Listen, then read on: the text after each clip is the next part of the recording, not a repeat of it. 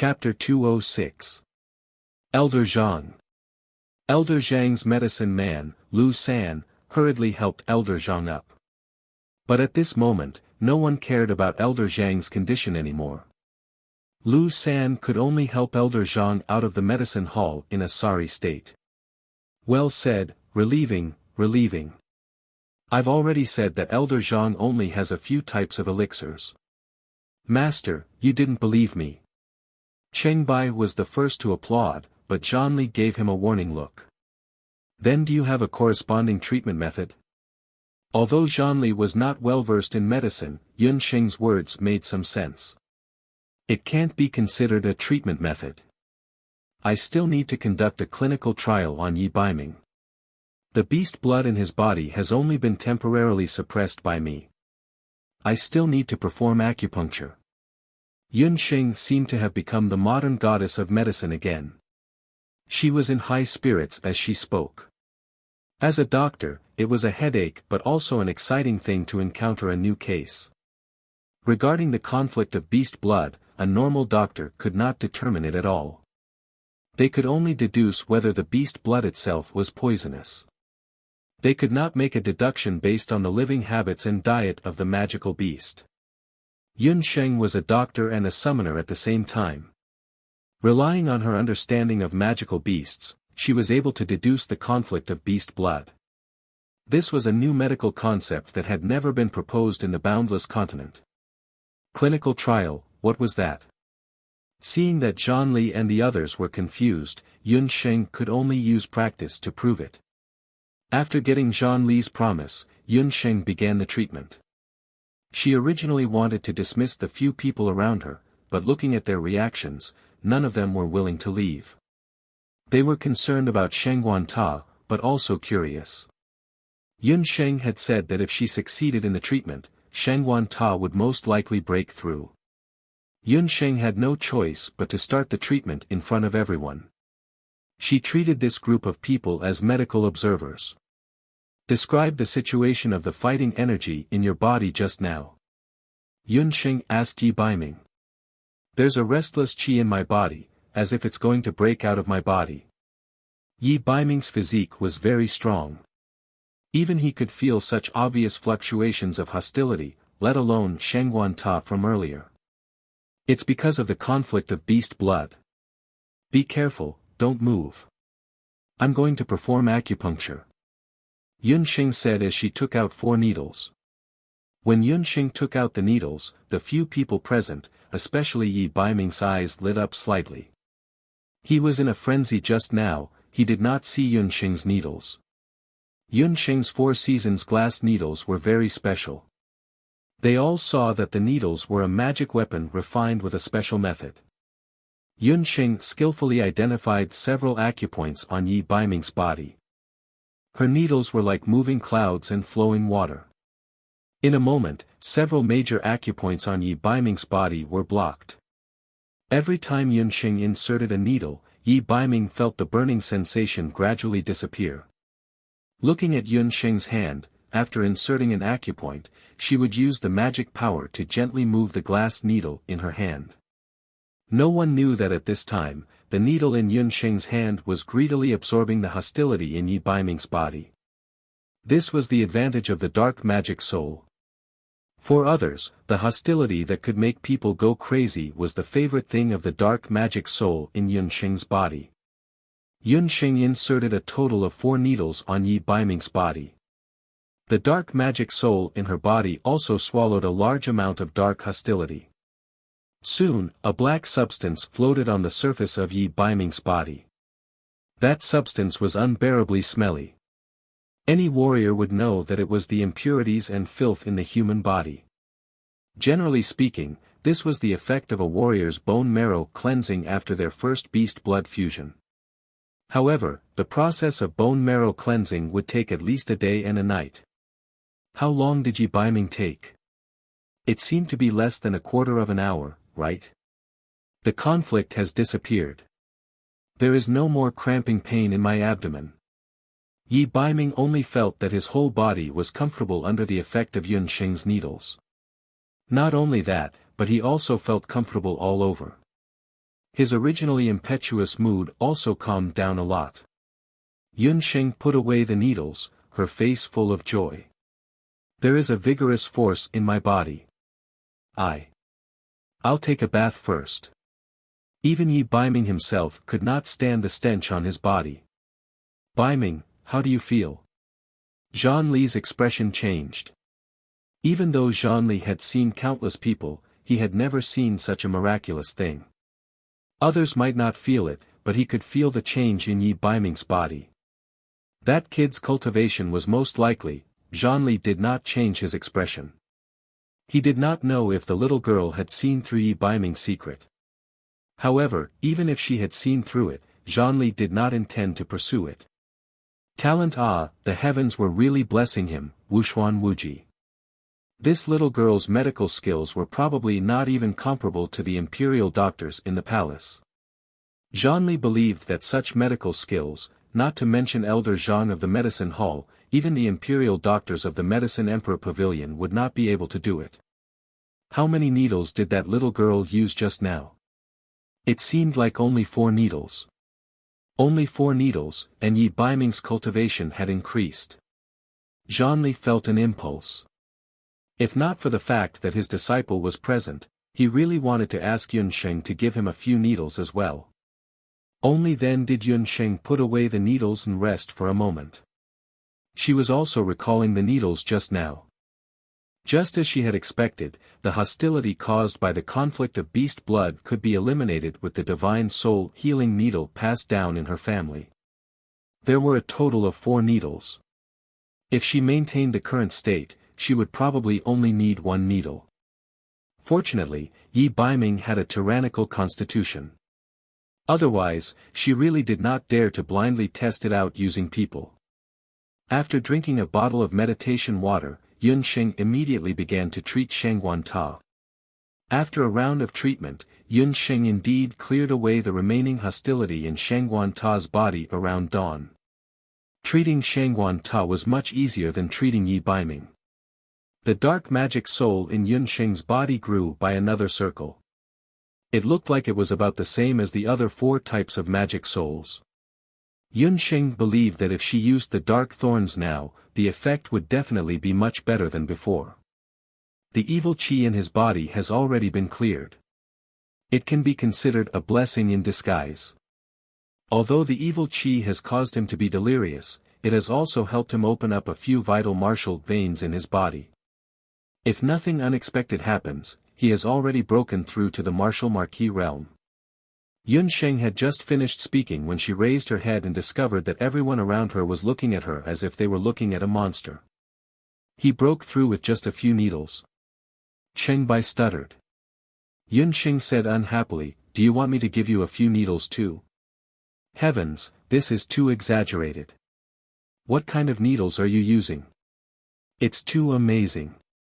Come, give me a few needles. Chengbai's face was drooling as he moved closer. I think you don't need needles, but a beating. Yi Baiming, who had changed his clothes, narrowed his eyes and walked in. As he ridiculed Chengbai, his gray eyes darkened. He looked at Yunsheng with an indescribable expression. Chapter 207. After being scolded by Yi Baiming, Chengbai instantly turned from a ruffian to a little white rabbit. He shrank to the side and did not move at all. Yunsheng, who originally thought it was very funny, was stared at by Yi Baiming like this. She felt a chill in her heart. She couldn't have been exposed, right? However, she still had a calm expression on her face. She prescribed a few herbs for the medicine hall's herbalist to decoct the medicine. Seeing Yunsheng's indifferent expression, Yi Baiming's heart became even more suspicious. Just now, when Yunsheng was performing acupuncture, he had an illusion that the young girl in front of him was the little wild cat from Banana Leaf Village. The same stubborn temper, the same arrogance. Was it her? Yi Baiming thought to himself. Just now, when Yunsheng was performing acupuncture, Yi Baiming felt a sense of familiarity. If he remembered correctly, the little wild cat was also good at using needles. However, when he looked at Yun Xing's figure and age, as well as her voice, they were all different from the little wild cat in his memory. It was no wonder that Yi Baiming was able to recognize Yun Xing. Not to mention that his eyesight was not good before, the Yun Xing in front of him, because she had experienced a breakthrough, her figure and appearance had changed quite a bit. During this period of time, she had undergone a period of cultivation in Wushuan Limitless School, and her figure and appearance had changed. Just now, Yi Baiming also hugged Yun Xing. He weighed her in his hand, and the feeling was completely different from the little wild cat that was a little clumsy in the past. It seemed. She was a lot heavier, and also a lot rounder. The feeling was quite good, but, no matter how he looked at it, she looked like she was 11 or 12 years old, and definitely not 8 years old. On the boundless continent, there were many doctors who used needles. Thinking of this, Yi Baiming could not help but sigh in his heart. Just at this time, Shangguan Ta woke up and interrupted Yi Baiming's thoughts. Seeing that Shangguan Ta had woken up, Yun Xing took the initiative to get up and leave. Inside the medicine hall, a storm was brewing. Although Shangguan Ta had woken up, Zhang Li's face was as black as the bottom of a pot. It was time to settle old scores. Yun Xing walked out of the medicine hall and walked toward the inner hall unhurriedly. Zhang Clan's father and son, you're on your own now. Master, senior brothers, why are you all here? Shangguan Ta had experienced life and death after the beast blood conflict. Bu Jiu Xiao told Shangguan Ta the whole story. After Shangguan Ta heard it, he knew that he had gone mad. Shangguan Ta was filled with regret when he learned that he had injured many of his junior brothers from the other martial arts school. He also told Combat Strength about Elder Zhang's promise that the blood cloud beast's blood was absolutely harmless, how he had spent 10,000 gold coins to exchange for a portion of the beast's blood, and how several of the inner hall disciples had also bought the beast's blood. After Combat Strength learned that Elder Zhang had disregarded the safety of the martial artists in the martial arts school in order to amass wealth, he ordered people to find the martial artists who had bribed Elder Zhang and punish them severely. As soon as Combat Strength gave the order, there was a commotion outside the medicine hall. Walking out to take a look, he saw Luo Qing leading more than 100 female martial artists in front of the medicine hall. After they learned that Elder Zhang had lost his power, those female martial artists who had been humiliated by Zhang Zipo also told Combat Strength about their humiliation. Luo Qing even told Combat Strength about Lianxiang's humiliation in the early years. For a moment, the cries and wails of the female martial artists gave Combat Strength a headache. Combat Strength did not know that Zhang Clan's father and son dared to be so reckless. He flew into a rage and immediately sent people to capture Elder Zhang and Zhang Zipo. The martial artists who went to capture them quickly returned and reported that Elder Zhang had already fled to the Jade Capital's Medicine Emperor Pavilion with Zhang Zipo. Master, Elder Zhang and Medicine Emperor Pavilion's Qing Sihai are said to be related by marriage. I think Elder Zhang must be thinking of borrowing the Medicine Emperor Pavilion's power to avoid the martial arts school's pursuit. Bu Jiuxiao was very familiar with the situation in the Jade Capital. With a little deduction, he knew where Elder Zhang had gone. Martial artists outside the Medicine Emperor Pavilion were like magicians outside the temple. In order to respect the Medicine Emperor Pavilion's treatment of martial artists over the years, there was an unwritten rule in the martial arts schools of the continent that no one could disobey. No martial artist could force their way into the Medicine Emperor Pavilion. Elder Zhang was sure that Combat Strength would not dare to bring people into the Medicine Emperor Pavilion, which was why he had fled there. Old man, he really thinks that by hiding in the Medicine Emperor Pavilion, I can't do anything to him. Jiuxiao, use the sect order. No matter what method you use, you must capture Zhang Clan's father and son, dead or alive, Combat Strength said sternly. Yi Baiming, Cheng Bai, and Bu Jiuxiao looked at each other. It seemed like Combat Strength was really angered this time. Once the sect order was issued, it meant that hundreds of thousands of sect disciples in Zhou State had to listen to it. If there were sect disciples who could complete the mission given by the sect order, they could also request Wuxia Limitless School for a matter in the future. These sect disciples, from peddlers to hunters and merchants, added together, they were a powerful force. From the moment combat strength issued the sect order, Zhang clan's father and son were no different from dead people. A few days after the news of combat strength issuing the sect order spread, there was news very quickly. Zhang Zipu was dead. This guy was also not afraid of death. He hid in the Medicine Emperor Pavilion and did not change his lust. When he went out to sleep, he was found dead on a woman's stomach. A few days after Zhang Zipu's death, Elder Zhang went crazy, and because of this, he even alarmed the medicinal fragrance of the Medicine Emperor Pavilion. In just a few days, the Zhang clan's father and son had died and gone crazy. This kind of result surprised Yunsheng, and also allowed her to experience the strength of Wuxia Limitless School. However, Yunsheng did not take this matter to heart. After saving Shengguan Ta, the dark magic soul in her body had absorbed too much evil qi, so she needed to meditate and fuse with it. Once she fused with it, a day and night unknowingly passed. She even forgot about her morning, afternoon, and night training. After a while of breathing in and out, Yunsheng slowly opened her eyes and exhaled a mouthful of turbid qi. The sky outside was already bright. She looked at the hourglass and saw that a day and night had already passed. She got up and walked out of the dormitory. Just as she opened the door, she was shocked by the scene outside. What was going on? Big sister, you're finally out. It wasn't easy for us to stop them. These people are all here for you. Lei Hu and Gufeng, one on the left and one on the right, were like door gods, blocking the people outside. Because there were too many people, Gufeng had no choice but to use the light ball of heaven to barely stop the crowd from rushing in. Outside Yunsheng's dormitory, there were many eager martial warriors. With a rough count, there were no less than a few hundred people.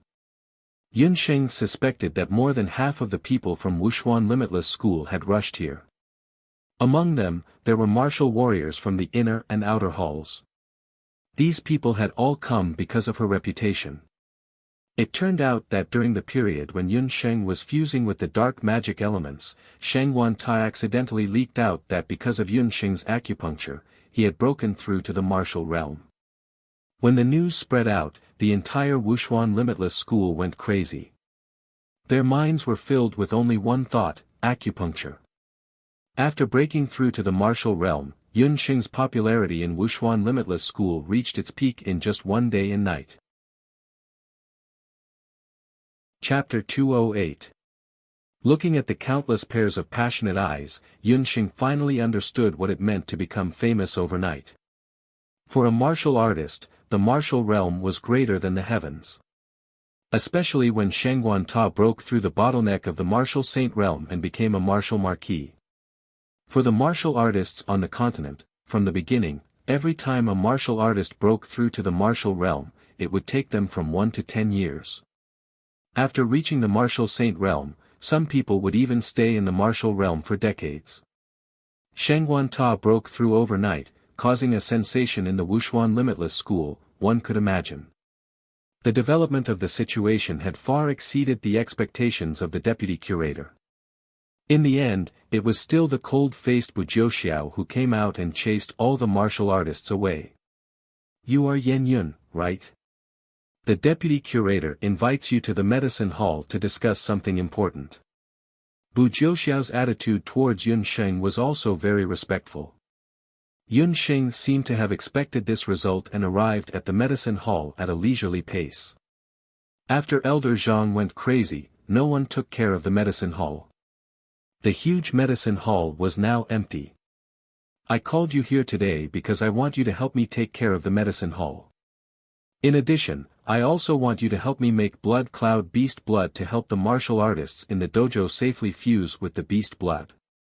Today, battle strength could be considered to have completely put down his position as the deputy curator. He earnestly discussed with Yunsheng. In his eyes, Yunsheng was no longer an ordinary devil apothecary. If it was in the past, Battle Strength would never believe that a 7 or 8-year-old girl could take care of the dojo's medicine hall. However, Yun Xing's performance that day had broken the restriction on her age. Deputy Curator Qi, I'm not a member of the dojo. I'm afraid I can't accept your appointment. What a joke. There were no less than 500 people in the Wuxia Limitless School. If she were to treat everyone with needles and wash their bones, wouldn't she die of exhaustion? Don't worry, I won't treat you unfairly. Other than giving you the same remuneration as Elder Zhang, all the medicinal herbs you use in the medicine hall will be free. This time, Battle Strength could be considered to have put in a lot of effort. This condition was very attractive. For the current Yun Sheng, the reward was not the most attractive thing, but the fact that she could use the medicinal herbs for free was very tempting. The Wu Profound Limitless Hall had a long history of thousands of years. Other than the various battle skills stored in the hall, there were also various precious medicinal herbs. Among them, there were some precious and saint-rank medicinal herbs that Yun Sheng had never come into contact with before. Yun Sheng pondered for a moment. In the end, she could not resist the temptation of combat power. In addition to this, I also need to have absolute freedom. I don't need to participate in the morning, afternoon, and night training. Other than that, I have another condition. Apart from the remuneration and herbs, I also need a sect token. Combat power could not help but suck in a breath of cold air. This little girl was so black-hearted, the moment she opened her mouth, she asked for the sect medallion. That was the sect medallion of the Wu Profound Limitless School. She thought that it was a rotten cabbage on the street. Once the order was issued, the entire sect would have to listen to her orders. You're asking for too much. Combat power was unwilling. Deputy Curator Qi, it's just a sect medallion. I promise that I won't use it to commit crimes. But you can obtain hundreds of students who are one level above the martial realm. That's hundreds of people, not just a few. Yun Xing blinked her eyes. Her small mouth seemed to be smeared with honey. The words that came out of her mouth made people like Combat Power, who were shrewd, unable to help but be moved. If all the martial artists could go one level above the martial realm, the Wu Profound Limitless Hall would definitely be able to win by surprise in the exploration of the divine artifact in a few years. Combat Power pondered for a moment. Finally, he clenched his teeth and agreed to Yun Xing's request. After successfully obtaining a sect medallion, Yun Sheng was also in a good mood. At the same time, she also told Combat Power that not all martial artists in the martial realm could rely on the blood of the blood cloud beast and acupuncture to break through the martial realm. According to each martial artist's martial realm and physique, she still needed to examine each martial artist's body before she could determine whether or not she could help them fuse. Yun Xing also checked Combat Power's body while she was at it. It was a pity that with Combat Power's cultivation, he was already unable to break through the martial realm through ordinary beast blood fusion. With his strength at the peak of martial ancestor, Yun Xing's 4 seasons colored glass needles were still unable to pierce his body. However, Yun Xing still used acupuncture to treat some of Combat Power's old injuries that he had left behind on the battlefield in his early years. Combat Power saw that Yun Xing's formations were truly exquisite and felt even more respect in his heart. This old man is already so old, but I don't want to break through the martial realm. Instead, your acupuncture technique is very strange. I would like to ask you for a favor. Combat Power hesitated for a moment, then suddenly opened his mouth to ask. Deputy Curator, you only need to instruct me. Since I've received money, I'll help you eliminate disasters. However, the remuneration for saving people will be calculated separately. Yun Xing blinked her eyes. Combat Power helplessly smiled. This little divine doctor was truly not easy to fool. Then, Dr. Yen, please follow me to a place. Combat Power did not hesitate and immediately ordered people to prepare a carriage. After inviting Yun Xing onto the carriage, they rushed towards a certain place in Yujing City. When the carriage landed, Yun Sheng looked out and could not help but be stunned. She did not expect that Zhonli would bring her to this place. Wuning Alley, Marshal Saint General's residence. Seeing Yun Sheng's astonished expression, Combat Power explained, "This is Zhou State's Marshal Saint General's residence. I invited you here today to treat an old friend of mine. That old friend is, someone from the Yun family." Yun Sheng still had some grudges against the general's residence. Yun Sheng clearly remembered and Yun Songhai opposed her parents' marriage and chased Yun Ba out of the house. At the same time, he swore a heavy oath. A large part of the reason why her father was in such a miserable state was because of the general's residence's heartlessness. Yun Sheng had once said that as long as her father did not wake up, she would not enter the general's residence. "You are a citizen of Yujing City, so you should have heard of my old friend's name. He was the same as me in the early years, a valiant general of Zhou State's battlefield. He is the second son of the Marshal Saint General Yun Ba, Yun Songlang." To men, the camaraderie formed during the war was the strongest. Before Combat Power left the imperial court and entered Wuxuan Limitless School, he was sworn brothers with Yun Songlang. The two of them could be said to have eaten and lived together, and were extremely close. During their last battle, they were ambushed by the enemy. Yun Songlang broke through the enemy's encirclement and let Combat Power escape first. However, he was ambushed and almost died. After that, even though Yun Songlang was saved, his hands were crippled. Even the Medicine Emperor Pavilion's reclusive Wen de Guo was helpless against Yun Songlang's hands. It was also because of his crippled body that Yun Songlang was unable to recover from the setback and rarely appeared in public. The Yun residents had two outstanding talents, but in the end, one went missing and the other became crippled. Every time the citizens of Yujing City brought up this matter, they would sigh endlessly. After Yun Sheng came to Yujing City, she gradually learned about this matter from Dr. Fan. Yun Sheng did not have much feelings for this second uncle of hers, but he was still her second uncle. She heard from her father that her second uncle had the best relationship with him when they were young. If her father was still awake, he probably would not wish to see his second brother unable to recover from the setback and be dispirited for the rest of his life. With such thoughts in mind, Yun Sheng temporarily put away her hostility and followed Combat Power to the Marshal Saint General's residence. **** Thank you for egg and 7 treasures for your tips. It's a new month, and I have some monthly votes at home. Remember to spread them around. ****** Chapter 209. The last time Yun Sheng came to the general's residence was more than a year ago. At that time, her clothes were ragged and she had just left Banana Leaf Village. She was just a poor little sorcerer who came to seek refuge in the general's residence. When she arrived at the entrance of the Marshal Saint General's residence, she was ridiculed by Tang Yu's dog. But now that she had entered the general's residence again, she was already a respected elder of the Wuxuan Everlasting School's medicine hall. This was something that Yun Songxue and her son would never have dreamed of. The guards at the door were obviously very familiar with Zhonli. When they saw him, they respectfully greeted him as the deputy director. "Second brother, are you all right? There is a new doctor in the martial arts school's medicine hall. Her medical skills are very high.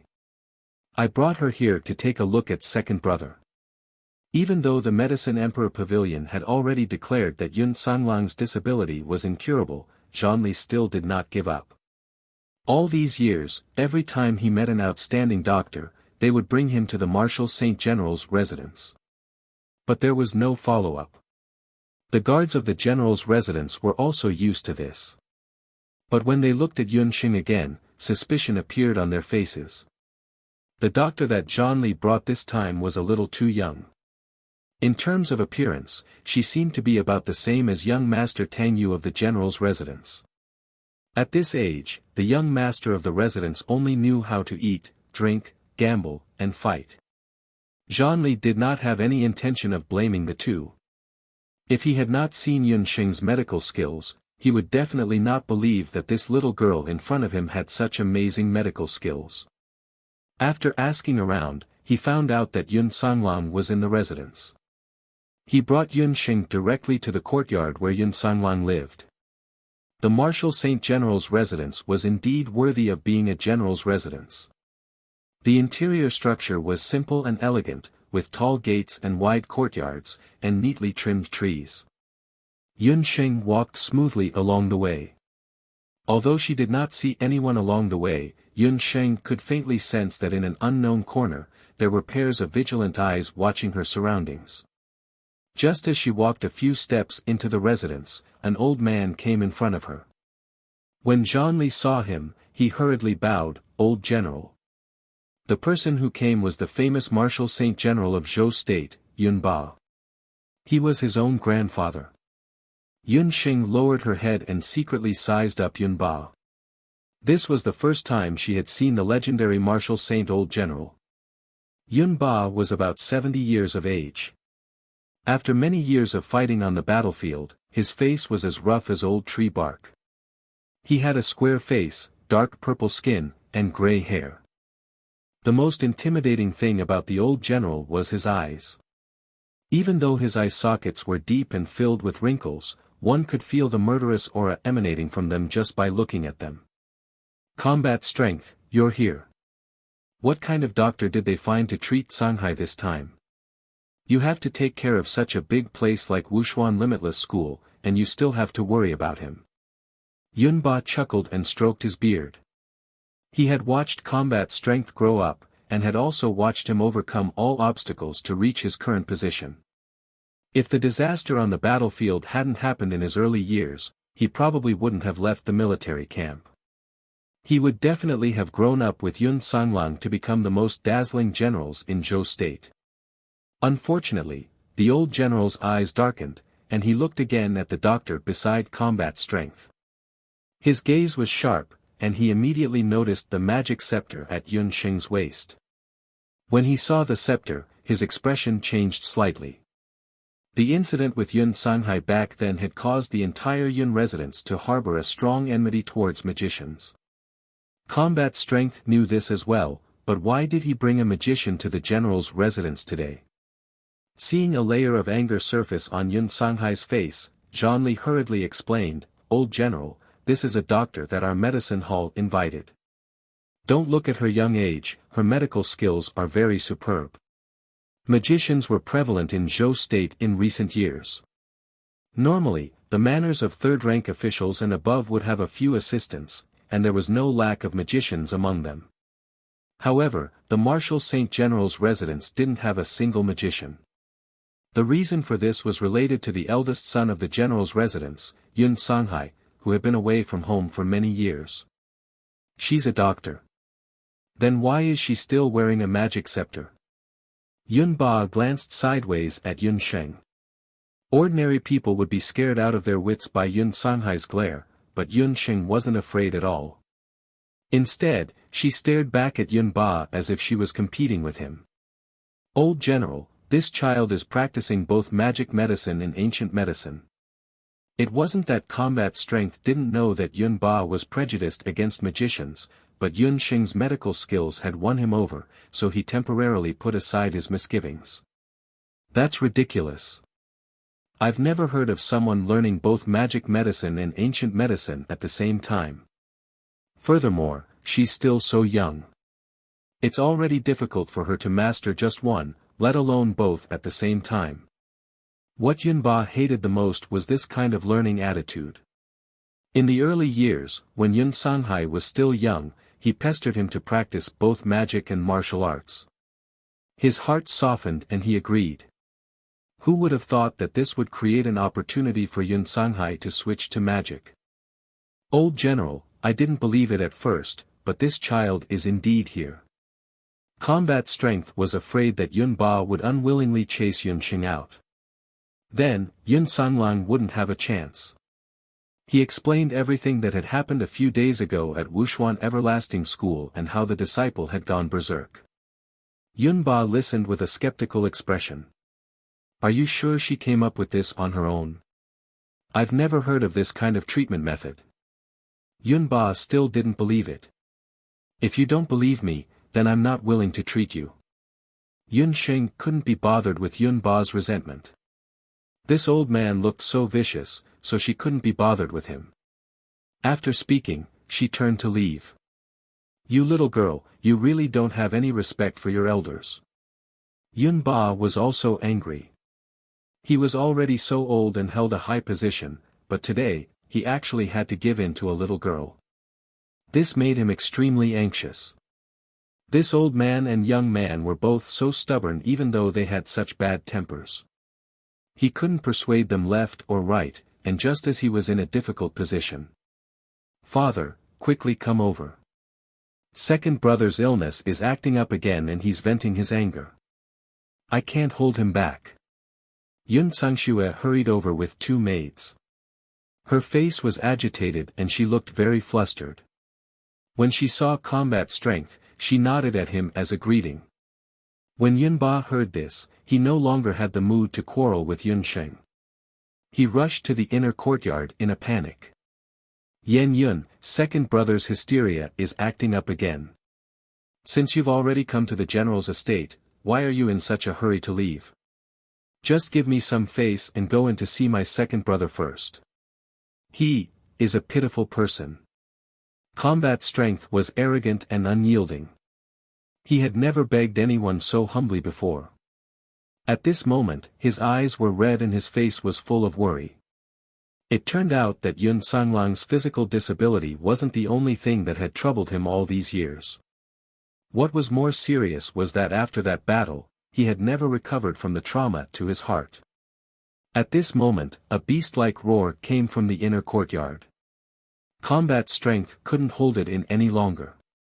He didn't care if Yun Sheng agreed or not, he grabbed Yun Sheng and rushed to the courtyard where Yun Sanglang lived. Chapter 210. Yun Sheng was unwillingly brought to the courtyard where Yun Sanglang lived. The courtyard was in a mess. The guards and maids of the Yun residence were all hiding far away. Even Yun Sangxue only dared to watch from afar. Only Yun Ba rushed into the room with an ashen face. The bestial roar came from Yun Sanglang.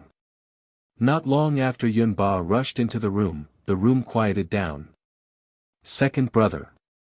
Zhanli also followed him into the room. Yun Sheng was also brought in by him. I won't treat someone who doesn't trust me. Yun Sheng was also a little annoyed. However, the moment she entered the room and saw the man who had been restrained by Yun Ba, she suddenly felt a lump in her throat and couldn't say a word. It was as if a storm had passed through Yun Sanglang's room.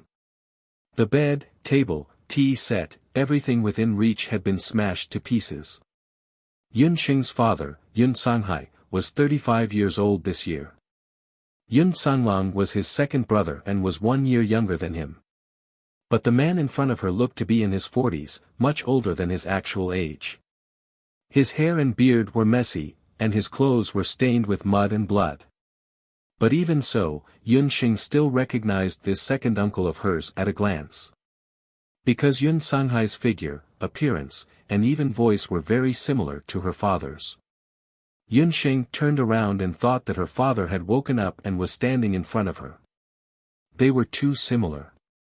In front of someone who looked almost exactly like her father, Yun Sheng couldn't bear to be ruthless.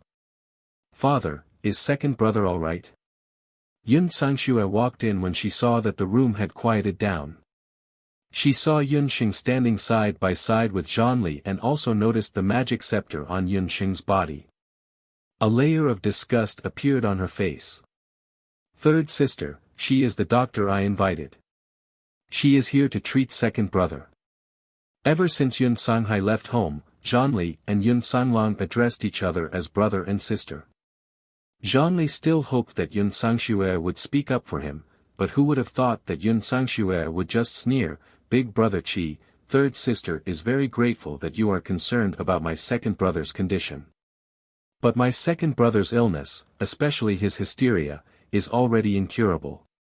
Even when Daiguoshu can only ensure that it does not worsen over the years. The little girl in front of you has an unknown background. She's both a sorcerer and a healer. She's neither fish nor fowl, so how can she treat my second brother? Yun Sangshue's tone revealed a strong hostility. Yun Sangshue didn't recognize Yun Sheng, but she subconsciously felt hostility towards Yun Sheng. In other people's eyes, Yun Sangshue's words sounded like she was concerned about her second brother and worried that Yun Sheng was some kind of Mongolian doctor. But the meticulous Yun Sheng heard another layer of meaning. Yun Sangshue was extremely unwilling for someone to treat Yun Sanghai's illness. She even hoped that Yun Sanghai's condition would worsen. In the general's estate, the old Marshal Saint General was aging day by day because of his two sons. Yun Sanghai's whereabouts were unknown and Yun Sanglang was in this state. As long as he didn't recover, Yun Sangshue would be able to monopolize the general's estate. Yun Ba was probably the only one who couldn't see through her ambitions. They were siblings from the same father and mother, but Yun Sangshue actually had such wild ambitions. Yun Sheng couldn't help but feel bitterly disappointed. Since Yun Sangshue didn't want to treat him, Yun Sheng had to treat him. Moreover, she could also see that Yun Sanghai's illness wasn't simple. The national physician couldn't treat him because he mistook Uncle Yun's illness for hysteria. Using the methods and herbs used to treat hysteria naturally wouldn't be able to treat him. As the saying goes, prescribing the right medicine for the illness. If one couldn't even accurately judge the illness, how could they treat it? That was why Yun Sanglang's illness had been repeated over and over again all these years without any progress. When Yun Sheng said this, everyone in the room was dumbfounded. Even Zhanli couldn't help but break out in cold sweat because of Yun Sheng's words. This lassa's tone was so arrogant. She actually said that the national physician of Zhou State had misjudged the illness. He was the national physician of the Medicine Emperor Pavilion and had stopped practicing medicine for many years. Back then, he had reluctantly agreed to treat Yun Sanglang because of Yun Ba. Yet, Yun Sheng said that he had misjudged the illness.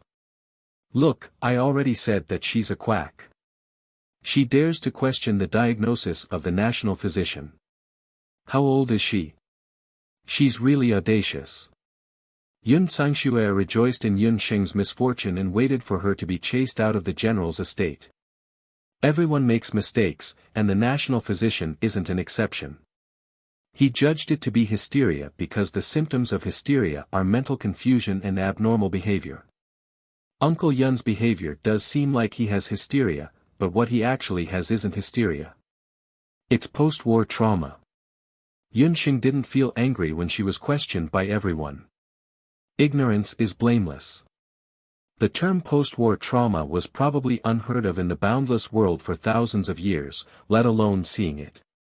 When Yun Sheng saw Yun Sanglang, she initially thought that he had hysteria because his symptoms were too similar to hysteria.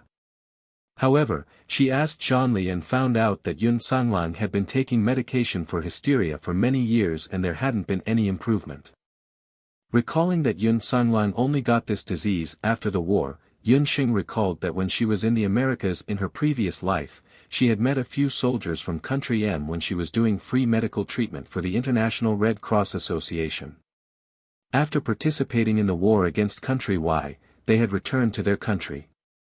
Even though they were healthy, they had all shown symptoms similar to hysteria. Yun Sheng's final diagnosis was post-war trauma. Father, quickly chase this liar out. What post-war trauma? I've lived for 30 years and I've never heard of it. Yun Sangshue ordered someone to chase Yun Sheng out. Zhanli tried to dissuade her, but he was reprimanded by Yun Sangshue instead. It doesn't matter if you don't believe me, but I can tell you with certainty that post-war trauma is more or less present in any soldier who has participated in a war, especially one where there were heavy casualties. However, Uncle Yun's condition is more serious because of the double blow to his body and mind. Yun Sheng glanced at Yun Ba. On the battlefield, corpses littered the ground. Sometimes, even the innocent women and children of other countries were killed. Anyone who saw this scene would definitely be traumatized. He definitely knew about Yun Ba, who was once a general of Zhou State, and Zhanli as well. Therefore, Yun Sheng's words caused the two of them to sink into deep thought. A few guards from the Yun residence had already rushed over. They pushed and shoved Yun Sheng, wanting to chase her out of the courtyard. At this moment, Yun Ba suddenly said, "Wait, let her see, take a good look. Little girl, if you can't figure it out, don't blame this old man for being impolite." Although Yun Ba's words were still very strict, his gaze had faded from the initial disgust and harshness. His attitude towards Yun Sheng had also improved. Yun Sheng's words just now had touched on a secret that he had hidden in the depths of his heart for many years. Chapter 211. Since even Yun Ba had spoken, there was nothing Yun Sangxue could do even if he wanted to chase Yun Sheng away. Yun Sanglang was still in a state of delirium. He had a crazed look on his face and could only be forcefully restrained by Yun Ba to ensure that he did not harm anyone else. Let me make this clear first. I am a dual practitioner of magic medicine and ancient medicine. When I treat him later, I will use a combination of magic and ancient medicine. There is no need to make a fuss. Yun Sheng knew that magic could not be used in the Yun residence. This was very similar to Wushuan Wuji school. But now, for Yun Sanglang's illness, Yun Ba had no choice but to break this precedent. Taking out the bewitching bone scepter, Yun Sheng began to chant. Her lips moved and a gentle light shone on the scepter. Elementary water magic, cloud dream ice slumber. Yun Sheng needed to check on Yun Sanglang's condition, so she had to calm him down first. A light blue, ice-cold water vapor enveloped Yun Ba and Yun Sanglang. Father. Yun Sangxue was afraid that Yun Sheng would hurt his father and wanted to stop her. Don't worry, she has no ill intentions. Due to his prejudice against magicians, Yun Ba had almost never used any magic to heal his injuries. Usually, even if he was seriously injured, he would only swallow some pills. This was the first time he had faced a healing magic. Being surrounded by this slightly glowing water vapor, Yun Ba felt much calmer. Yun Sanglang, who was originally restrained by him, also stopped roaring and moving. Yun Sheng took the opportunity to let Yun Ba release Yun Sanglang. She walked in front of Yun Sanglang and looked at him at eye level. A golden light flashed across Yun Sheng's eyes. Young General Yun, tell me what you saw. Tell me. Yun Sheng's voice was very gentle and her words were also very slow. Modern medical technology was much more advanced than the boundless world. Especially mental illnesses, medicine could only alleviate them, but it was very difficult to cure them completely. The reason why Yun Sanglang was hallucinating and losing control was because his memory was still stuck on the war from several years ago. The purpose of Yun Sheng using Yun Meng's ice sleep was to calm him down first. Then, she could use the real treatment method. The best treatment for post-war syndromes was hypnosis. Under the effect of Yun Sheng's frozen dream, Yun Sheng was able to make full use of Shenong's pupil. It was as if Yun Sanglang had fallen into a dream. His entire body trembled violently, and his voice was filled with regret and pain. Dead, they're all dead. The brothers of the Yun family army, more than 1,000 people, are all dead.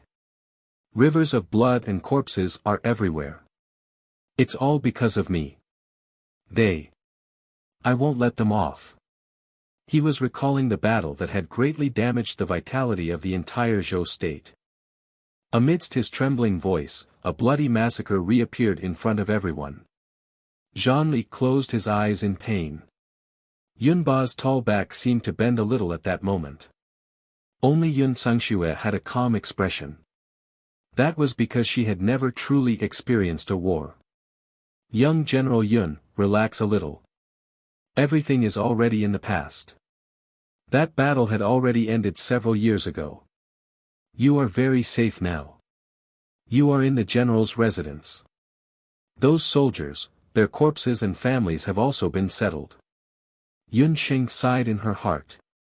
Shenong's pupils shrank, and a golden light flashed again. Yun Sanglang only felt a heavy blow to his head. It was as if someone had woken him up from his long slumber. His originally turbid eyes gradually regained their clarity. The moment he regained consciousness, Yun Sanglong saw several pairs of caring eyes. "Father, big brother Jean, third sister, why are all of you here?" Yun Sanglong was usually clear-headed, but this time, when he woke up, he felt that his head wasn't as heavy as before. He felt much more relaxed. He breathed in and out and felt a wave of comfort in his chest. It was as if he had gotten rid of a heavy burden. "Second brother, how do you feel?" Zhang Li's face was full of disbelief. From his perspective, Yunxing didn't do anything just now. She only said a few words to Yun Sanglong, and then Yun Sanglong gradually regained consciousness. He didn't use a single drop of medicine, and he regained consciousness without a single needle. This was too incredible. Who is this? Yun Sanglong only just realized that there was an unfamiliar girl in the room. In her hand, she was holding a magic scepter. A magician? Father and third sister actually allowed a magician to enter the general's residence. This was really unprecedented. Yun Sanglong carefully looked at Yunxing. He realized that Yunxing looked very familiar, as if he had seen her somewhere before. "Third brother, this is the newly invited elder of our dojo. Don't be fooled by her young age. Her medical skills are very miraculous. Her views are also very different from others. Just now, she said that your illness wasn't hysteria, but some kind of war trauma syndrome. Let her take a look at your hand again." Zhang urged. "Big brother Jean, thanks for your kindness. My hands have long been crippled. Why do you have to go through so much trouble and waste so much manpower and resources?" Yun Sanglong understood his father's temper very well. Every time a magician was mentioned, the old man would explode. It was already a miracle that this female magician could stay in the Yun residence. "There is no way to treat your right hand, but your left hand is still there. The veins in your left hand are only injured. If there is a chance to open them up, even if you can't practice martial arts, you can at least live a normal life." Zhang Li sighed. He knew that for many years, Yun Sanglong's heart had died. Coupled with his hysteria, he had long given up on his hands. Now that the hysteria that had troubled him for many years had been resolved, the next step would be to treat his hands. Yunxing's gaze fell on Yun Sanglong's hands. With one look, she understood why Zhang Li said this. It was rumored that the second son of the general's residence, Yun Sanglong's hands were injured by the enemy and his body was crippled. However, in reality, only Yun Sanglong's right hand was chopped off. His left hand was still hanging by his side. However, Yunxing also noticed that although his left hand was still there, it was hanging limply by his side. His skin was loose and sickly white. Due to not using it for many years, Yun Sanglong's left hand was already showing signs of wilting. Compared to his body size, it was one size smaller. According to Yunxing's experience, if a cure was not found soon, once the veins and nerves atrophied, Yun Sanglong's left hand would really be crippled. "Uncle, can you let me take a look at your hand?" Yunxing took the initiative to step forward. She had originally wanted to leave, but now she suddenly changed her attitude. "Little girl, didn't you say that you wanted to leave? The Marshal Saint General's residence does not welcome you." Yunba's temper flared as he stomped his feet. "Shut up, you're so noisy. When a doctor is treating a patient, the patient's family should not interrupt." A sullen expression appeared on Yunxing's delicate face as she rolled her eyes at Yunba. "Hey! What kind of tone is that?" Yunba's hair stood on end. His gray hair almost stood on end, making him look like an angry old cat. But Yunxing just ignored him. This made Yunba feel as if he had punched cotton. He was completely at a loss for words. Zhang Li, on the other hand, couldn't help but laugh.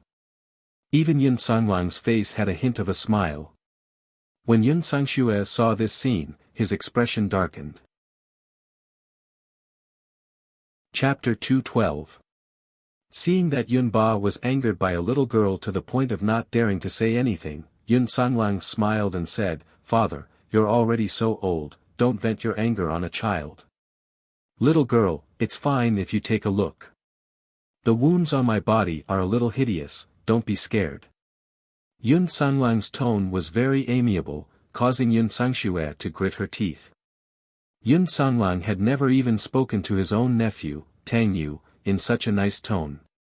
Second brother and Zhonli really looked down on them. Yun Sangxue secretly cursed, and her hatred for Yun Xing grew. Even though it was their first time meeting, Yun Sanlang had a very good impression of Yun Xing. He couldn't explain why, but he felt that although this little girl's temper was a little fiery, her personality was very frank and cute. He thought of his eldest brother whom he hadn't seen for many years. At that time, his eldest brother had left the residence in a hurry, and his sister-in-law was already pregnant with the Yun family's flesh and blood. If that child was still alive, he would probably be as smart and likable as this little girl in front of him. Yun Xing first looked at his right hand. Yun Xing originally thought that Yun Sanglang's right hand had been cut off by a sharp weapon, but after she examined it, she found that this wasn't the case. "Uncle, was your right hand directly torn off by some ferocious beast?" An expert could tell the truth when they made a move. Yun Sanglang's old injury had been there for almost 10 years, but Yun Sheng was able to make such an accurate judgment just by looking at the wound. This made Yun Ba very surprised.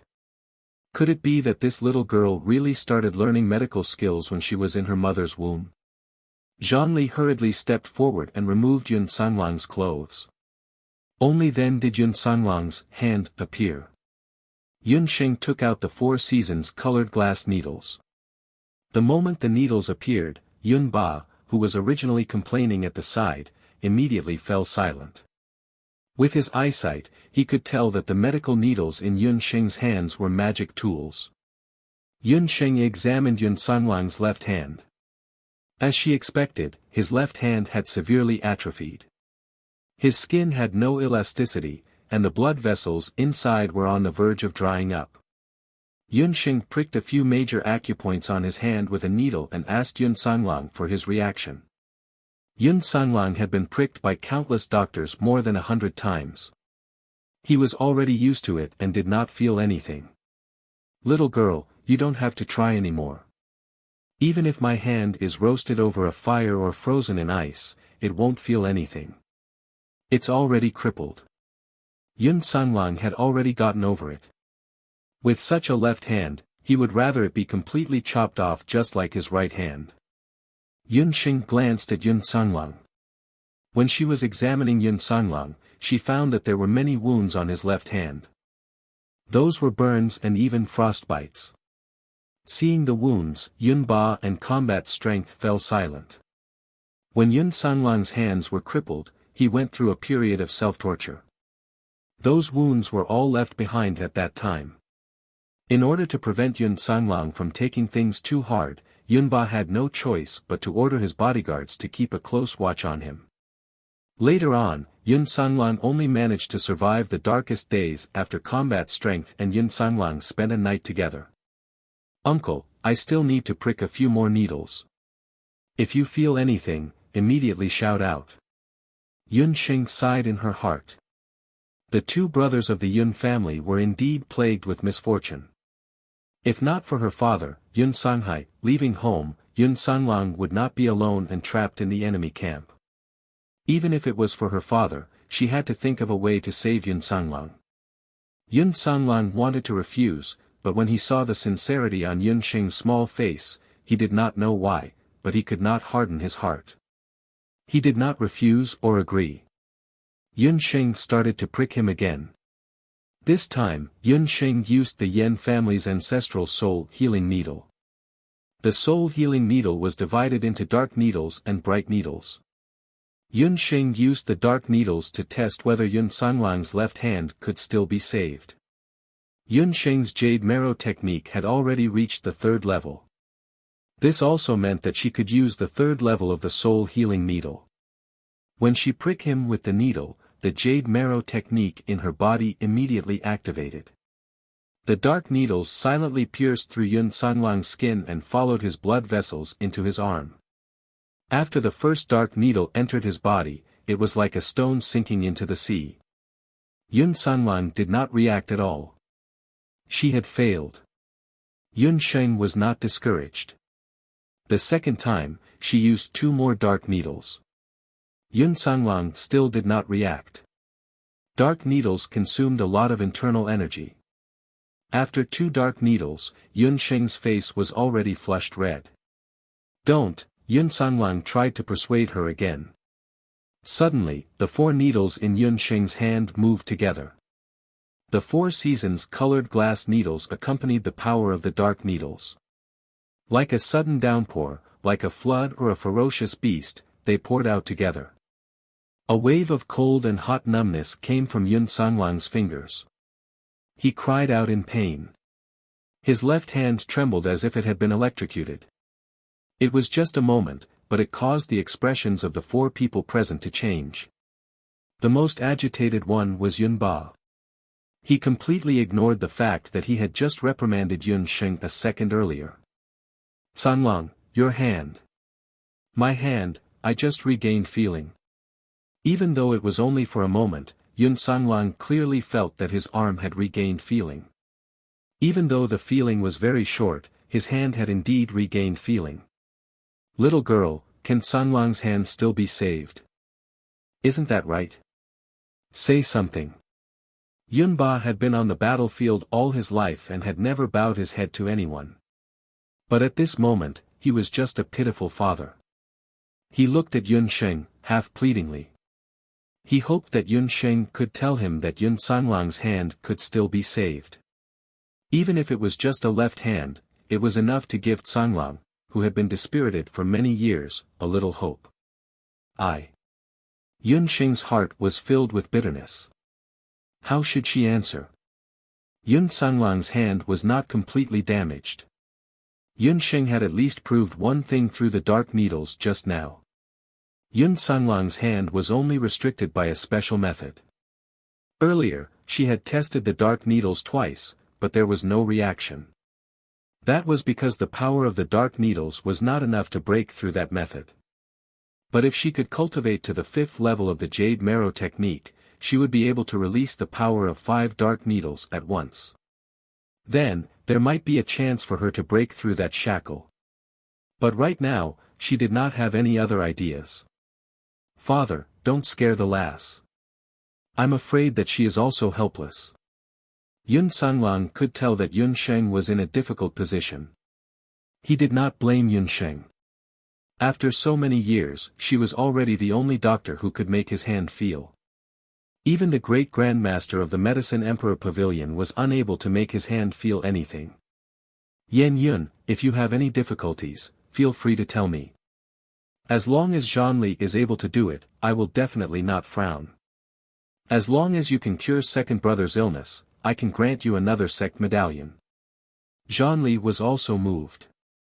He saw the hope of Yun Sanglang's recovery from Yun Sheng's body. Everyone, it's not that I don't want to treat him. It's just that I don't have any way to treat him right now. To be honest, young General Yun's hand is not really crippled. It's just that his battle chi has been restricted by a special method. In order to make it easier for everyone to understand, Yun Sheng simply drew a simple diagram of a human body on the ground. Thank you to Banksia, Laying Egg, and Amethyst Snow for their tips. Thank you girls for your crazy votes. Happy Chinese Valentine's Day.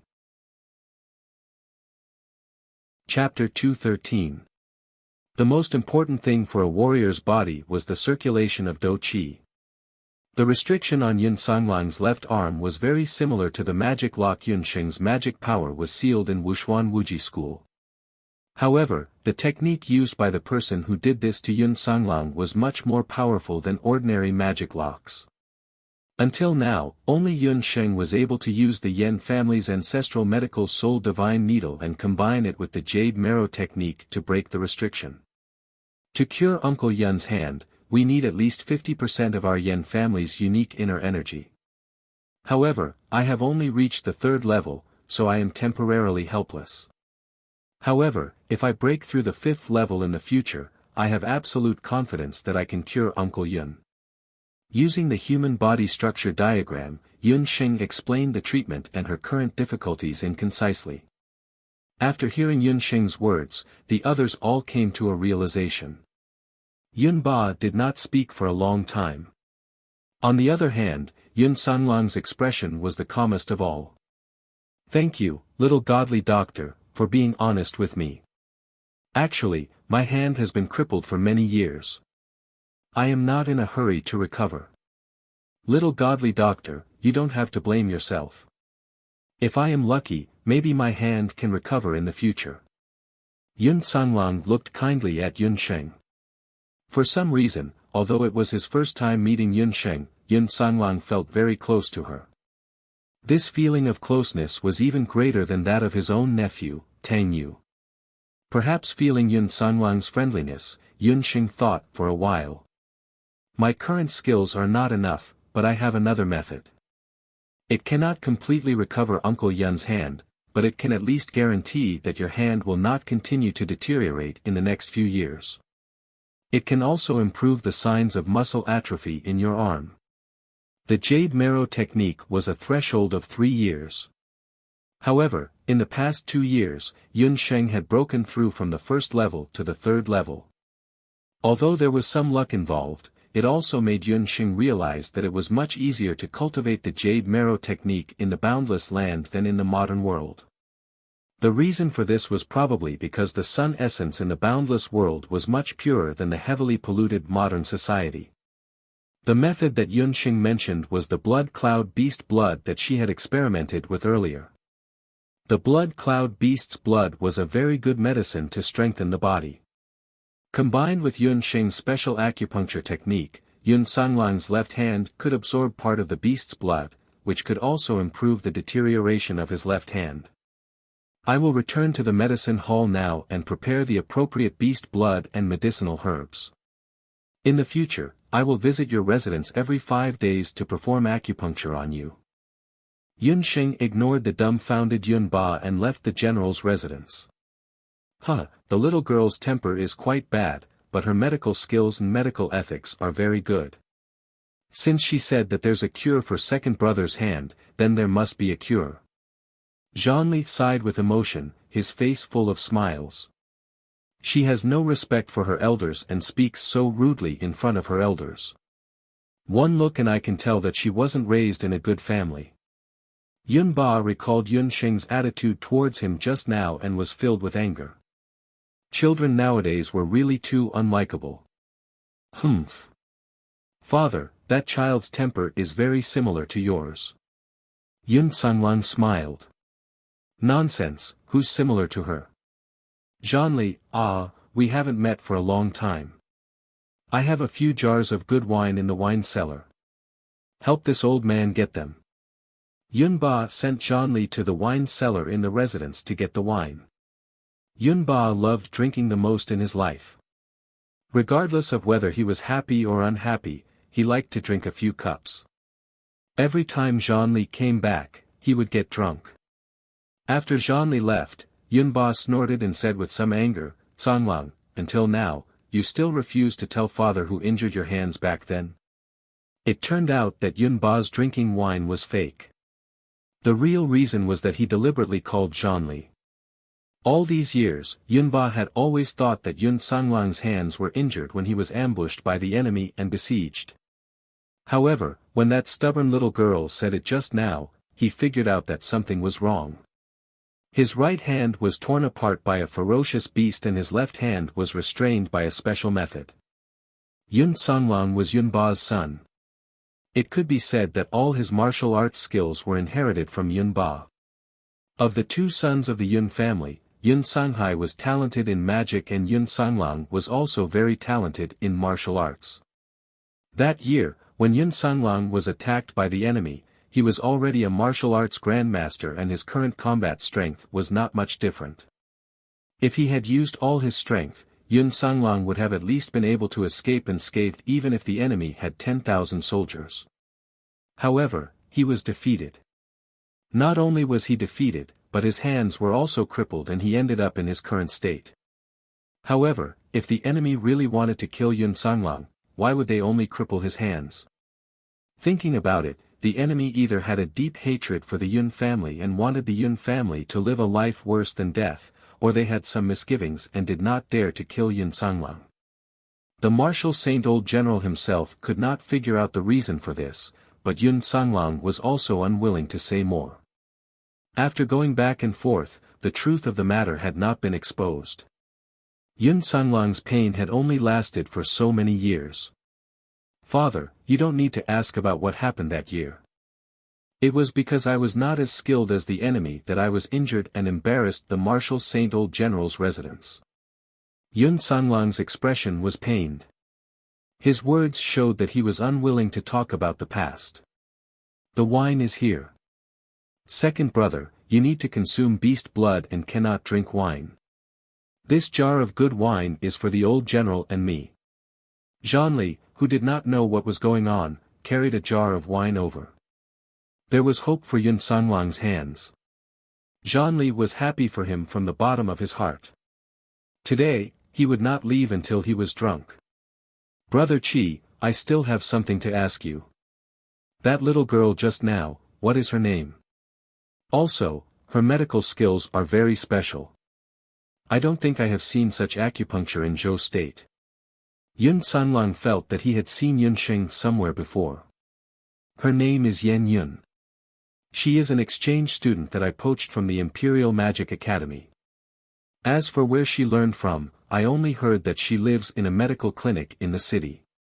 That was all that Zhanli knew. As they spoke, Yunsheng had already retrieved the beast blood. She instructed Yun Sanglang's attendant to bring it back to his room and began to tell Yun Sanglang the taboo of using the beast blood.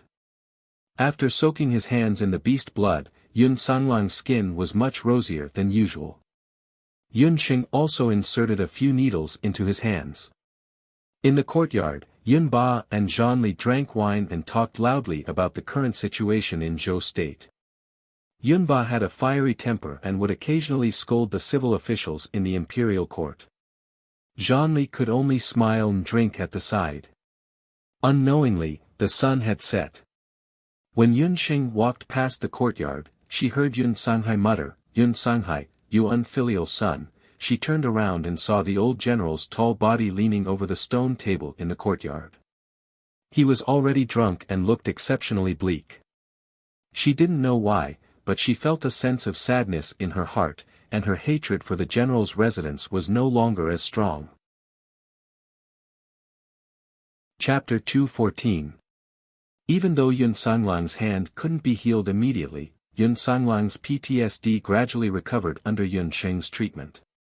His relapses became less frequent, from once every 10 days to once every month. In the end, he was completely healed. Yun Sanglang's hand also gradually regained feeling under the effects of numerous hidden needles. Even though he couldn't directly clench his fist, he could already feel the warmth and pain in his hand. This made Yun Ba, who originally had some opinions about Yunsheng, speechless. The entire Yun residence was overjoyed by this news, except for Yun Sangxue, who wasn't very happy. Yun Ba had no choice but to tacitly accept PTSD, a condition that had never appeared in the boundless continent. However, Yunsheng was still unwilling to go to the general's residence frequently, in case that old man would blow his beard and glare at her every time she saw him. Zhanli had a lot of trust in Yunsheng and trusted her even more. Unknowingly, more than half a month had passed. On this day, Yunsheng went to the general's residence to help Yun Sanglang with his daily acupuncture treatment. She also checked on him to see if his PTSD had recovered. After spending some time with Yunsheng, Yunsheng's opinion of the martial saint general's residence changed slightly. Originally, Yunsheng thought that Yun Sanglang was as unreasonable as Yun Sangxue and could get along with him. Only then did she realize that Yun Sanglang was a very easygoing and knowledgeable person. Even though he was bathed in blood on the battlefield, there wasn't a trace of hostility around him. When his hands were still healthy, he still liked to play the flute and drum and was a rare talent among Zhou State's generals who excelled in both the pen and the sword. He also told Yun Sheng a lot about Zhou State's local customs and practices, which broadened Yun Sheng's horizons. Yun Sanlang and Yun Sheng also got along very well. He originally thought that Yun Sheng was just a precocious doctor and was at most a little smarter than ordinary people. However, the more he interacted with her, the more Yun Sanlang felt that her speech and understanding were extraordinary. This lad is not a fish in a pond. Big brother Jean has found a treasure this time. Yun Sanlang secretly praised. Uncle Yun, your PTSD has been cured. Your left hand has also improved recently. Your atrophied muscles have also recovered quite a bit. In the future, you only need to pay attention to your diet and rest, and your body will gradually recover. Although you can't directly cultivate Do Qi, you can do some simple martial arts training. Yun Sheng put away the Four Seasons colored glass needles and discussed the illness with Yun Sanlang. Because the veins in his left hand were blocked, Yun Sanlang could not directly circulate his Do Qi. However, his body's foundation was very good. If he recovered properly, even if he could not return to his original condition, his body would be healthy and pain-free. Yun Sanlang retracted his thoughts. He only thought that Yun Sheng was comforting him. With his half-crippled body, how could he return to his original peak condition? He thought for a while, then suddenly said, Yen Lass, Uncle Yun wants to ask you for a favor. During this period of time, Yun Sheng and Yun Sanlang had already become familiar with each other. Yun Sanlang was a forthright person, and he did not call Yun Sheng Divine Dr. Yen. Instead, he directly called her Yen Lass. Yun Sheng was quite used to this intimate form of address. Uncle, just say what you want. However, let me say this first, it's best that this matter has nothing to do with that stubborn father of yours. Yun Sheng curled her lips. Forgiving Yun Sanlang was one thing, forgiving Yun Ba was another. Even now, every time Yun Ba saw Yun Sheng, he would always make a strange snorting sound. In return, Yun Sheng would always roll her eyes at him. When he heard Yun Sheng's angry tone, Yun Sanlang had the urge to laugh. In reality, Yun Sanlang did not reject the childish bickering between his father and Yun Sheng. Instead, he liked it. This gave Yun Sanlang the illusion that his grandchildren were happy together. Compared to his incompetent nephew Tang Yu, who only knew how to cause trouble for the general's estate, Yun Sanlang would rather Yun Sheng be his niece. I want you to help me take a look at those brothers of the Yun family army. Yun Sanlang and Yun Sheng left the general's estate together. Zhou State revered martial arts, and the general's estate of the martial Saint General was in great favor for a time. The previous emperor of Zhou State allowed the Yun family army to form their own personal army. The Yun family army that Yun Sanlang mentioned was the Yun family's private army. The army only belonged to the Yun family, and they received their salaries directly from the Yun family's treasury. They were mainly responsible for patrolling and inspecting the Yun family's territory. After Yun Sanlang was injured and returned to the estate, he had not gone to the Yun family army for many years. The matters of the army were all handed over to his third sister, Yun Sangxue, to manage. Bringing Yun Sheng to the Yun family army was because after Yun Sanlang was defeated many years ago, a group of soldiers who were lucky enough to survive with him were all placed in the Yun family army. These brothers had accompanied Yun Sanlang through fire and water, but because of their family background, they were unable to receive the same treatment as Yun Sanlang. It was said that these brothers had not been living well these past few years. Yun Sanlang had always wanted to visit his old comrades, but he was suffering from a strange illness and could not go out. Now that his body had recovered, he could not wait to see his old comrades. In the past, he did not know about the war trauma syndrome. After being reminded by Yun Sheng, he realized that other than him, there were probably many other brothers in the Yun family army who had suffered from this strange illness. The uncle and niece walked together on the streets of Yujing. Facing the crowds, carriages, and horses coming and going, as well as the streets of Yujing that were no longer the same as they were many years ago, Yun Sanlang felt a little afraid for a moment. He was like a lost child, tossing and turning, not knowing how to face the crowd. After Yun Sanglang suffered from the hysteria, in order to prevent him from hurting others, Yunba had always forbidden him from going out. This was the first time in many years that he had left the general's estate alone. Just as Yun Sanglang was hesitating, a warm feeling came from his left hand. Looking down, he saw Yun Sheng's soft little hand holding Yun Sanglang's large hand. Although the feeling was very weak, Yun Sanglang could see the consolation in Yun Sheng's encouraging eyes. He smiled and strode into the crowd. After walking a few steps, Yun Sanglang felt a wave of hunger.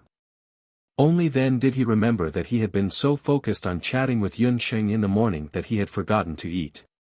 It was Uncle Yun who neglected it. It should be time for lunch. You are at the age where you are growing. The big pots of rice in the Yun family army camp are not very nutritious, Yun Sanglang said with an embarrassed smile. He chose a famous and old restaurant in the city and wanted to bring Yun Sheng to eat their fill. When the uncle and niece of the Yun family entered, they did not notice that there were 3 pairs of eyes looking at them from above the restaurant. That's strange. Am I seeing things? Isn't that the little girl from the martial arts center? Why is she walking with a middle-aged man? It can't be. In a private room in the restaurant sat Yi Baiming, Cheng Bai, and Bu Jiuxiao. The 3 of them frequented this restaurant on a daily basis. They did not expect to meet Yun Sheng and Yun Sanglang here. Yun Sheng and Yun Sanglang walked in hand. This could easily cause misunderstandings. Yi Baiming's gaze darkened slightly as he looked at the smiling Yun Sheng. For some reason, he felt that the smile on Yun Sheng's face was very dazzling. Chapter 2:15. Bu Jiuxiao saw that Yi Baiming's expression wasn't good, so he looked over as well. With one look, he was so shocked that he immediately stood up. Yun Sanglang. The Marshal Saint General's Residence's Yun Sanglang. His hysteria has been cured. Bu Jiuxiao saw clearly that the thin man sitting opposite Yun Sheng was Yun Sanglang. He was different from Yi Baiming and Cheng Bai. Cheng Bai's ancestors were civil officials, while Yi Baiming was blind in his early years. The 2 of them had never seen the once prominent second young master of the Yun family, Yun Sanglang, in Zhou State. The Marshal Saint General's residence had many outstanding people in its early years. Yun Sanghai was the youngest sky magician in Zhou State, and his younger brother, Yun Sanglang, was also the youngest general in Zhou State. The Marshal Saint General was old, and the Marquis of Jiayuan guarded the Jade capital. Yun Sanglang rose to prominence at that time. He went to war when he was 12, and when he was 25, his battle skills were invincible. At that time, Bu Jiuxiao was only a 5 or 6-year-old child, but in his childhood memories, the name Yun Sanglang was synonymous with hero. Yun Sanglang was disabled and left Zhou State's military camp, which made the young Bu Jiuxiao sad for a long time. He originally thought that he wouldn't have the chance to see his childhood idol appear again in this lifetime, but a few hundred meters away, the person chatting happily was indeed Yun Sanglang. What? You said that middle-aged man is Yun Sanglang. Then isn't he Master's sworn brother? No wonder Master's mood was so good recently. So he introduced the little divine doctor to Yun Sanglang. When Cheng Bai heard that it was Yun Sanglang, he also looked over anxiously. Yun Sanglang had been away from the eyes of the people for too long, so long that most of the people in Jade capital already didn't recognize the Zhou State's general who once commanded the battlefield. So it's just to see a doctor. Yi Baiming unconsciously let out a sigh of relief. The restaurant Yun Sheng and Yun Sanglang were in was a famous restaurant in Jade capital. There were all kinds of people in it, and there were even some singers who were here to earn a living. When the 2 of them were halfway through their meal, a delicate and pretty singer of about 13 or 14 years old walked over shyly. She held a pipa in her hands and asked softly, 2 guests, the Oriole will sing a little song to liven things up. If the song is to your liking, can you give the Oriole a few copper coins as a reward? This female singer looked very young and inexperienced, and her voice was trembling a little. Her clothes were very ordinary, but her words and actions did not seem like an ordinary prostitute. Most of these women had no choice but to go out to perform for the sake of their family's livelihood because their family had declined. In a place like a restaurant, there were all kinds of people. A singing girl who looked like a little lamb must have a hard time here. Yun Sunlang nodded and took out 5 silver coins and gave them to Oriole. When Oriole saw this, she hurriedly knelt down to thank him and was pulled up by Yun Sheng. She gently plucked the strings, and a burst of pipa music that sounded like the tinkling of spring water slowly played in the restaurant. The singing girl Oriole's pipa skills were not very good, but her singing voice was very good. It was sweet and clear, and it was a naturally good voice. Yun Sheng had never heard of this kind of live performance in her previous life. Hearing it today, it had a different flavor. On Yun Sanglang's face, there was also a look of appreciation. When the song reached its climax, a few gold coins fell from the sky and landed at Oriole's feet. Oriole was startled and her singing stopped. The pipa in her hand also fell to the ground in fright. A rough voice immediately sounded, "Young lady's voice is not bad." Hearing it makes the young master's hearts tremble. "Come over here and sing a little song. The young masters have plenty of gold coins." After saying that, a burst of unbridled whistling could be heard. Yun Sheng raised her head to look. The window in the direction of the restaurant was wide open, and the sound was coming from the private room.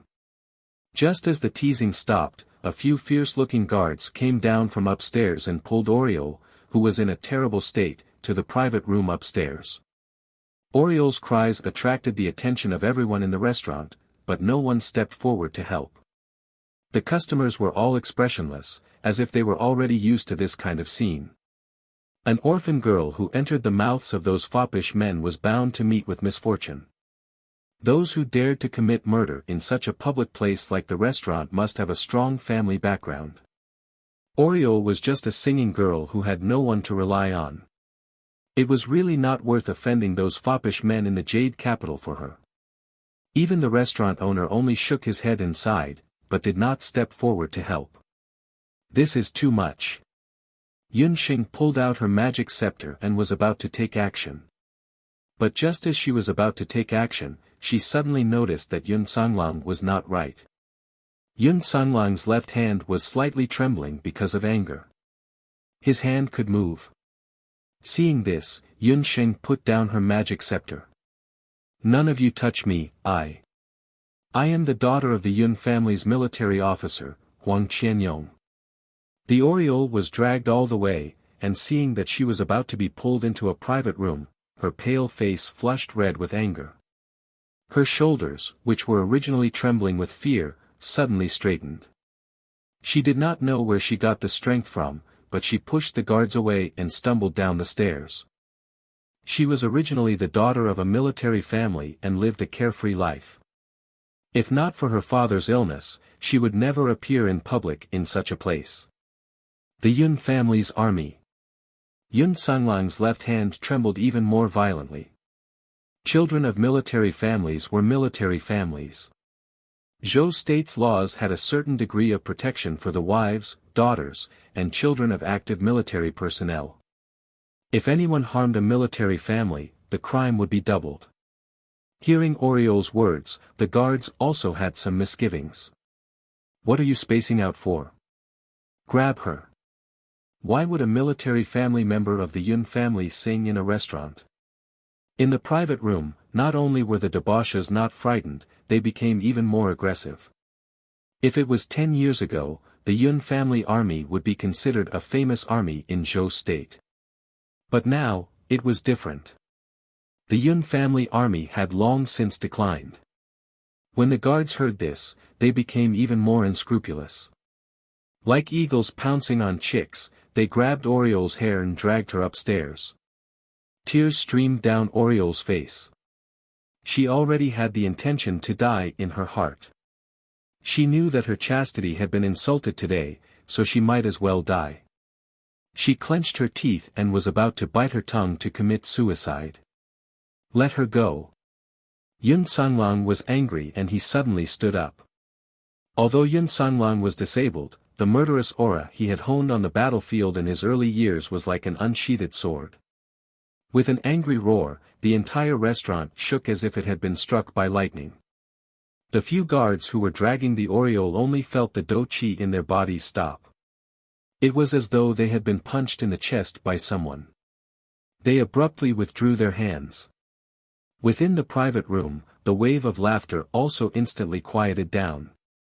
Where did these blind people come from? How dare they interfere with this young master's business?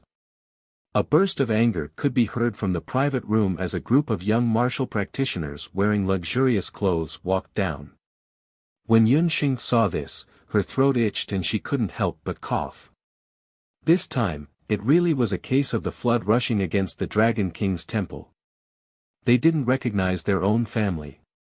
Among the luxuriously dressed martial practitioners, one of them looked very familiar. Wasn't that Yun Sanglong's good nephew, Tang Yu? Chapter 216. Just as Yun Sheng was lighting a candle for Tang Yu in her heart, Tang Yu still didn't realize that he had caused a huge disaster. After not seeing him for more than a year, not only did Tang Yu not improve, he had become even more mischievous. He was originally studying at Wuxia Limitless School. At that time, he had borrowed Yun Sanglong's relationship and combat strength had given him face to let him go. However, who knew that this brat would be beaten down by triple training in the morning, afternoon and night after entering the martial arts school for a few months. His mother, Yun Sangxue, felt sorry for her son and begged combat strength to find an easier training for her son. Combat strength hated this kind of backdoor behavior the most and simply persuaded Tang Yu to leave. Yun Sangxue had no choice but to send Tang Yu to the Marquis of Jiayuan's residence to learn martial arts with a few of his sons. After Tang Yu arrived, not only did he not learn his lesson, he even skipped classes and fooled around with the relatives of the Marquis of Jiayuan. After failing to loiter around the brothels of the Jade capital, he even forcefully snatched women in restaurants. Today, he was drunk in the restaurant when he suddenly heard sweet singing coming from downstairs. The hedonistic sons at the side were coaxing together and had the idea of grabbing the singer upstairs. Who knew that the aureole was someone who refused to submit to power? She reported her identity and when he found out that she was a soldier's wife, Tang Yu was shocked. However, he thought about it again.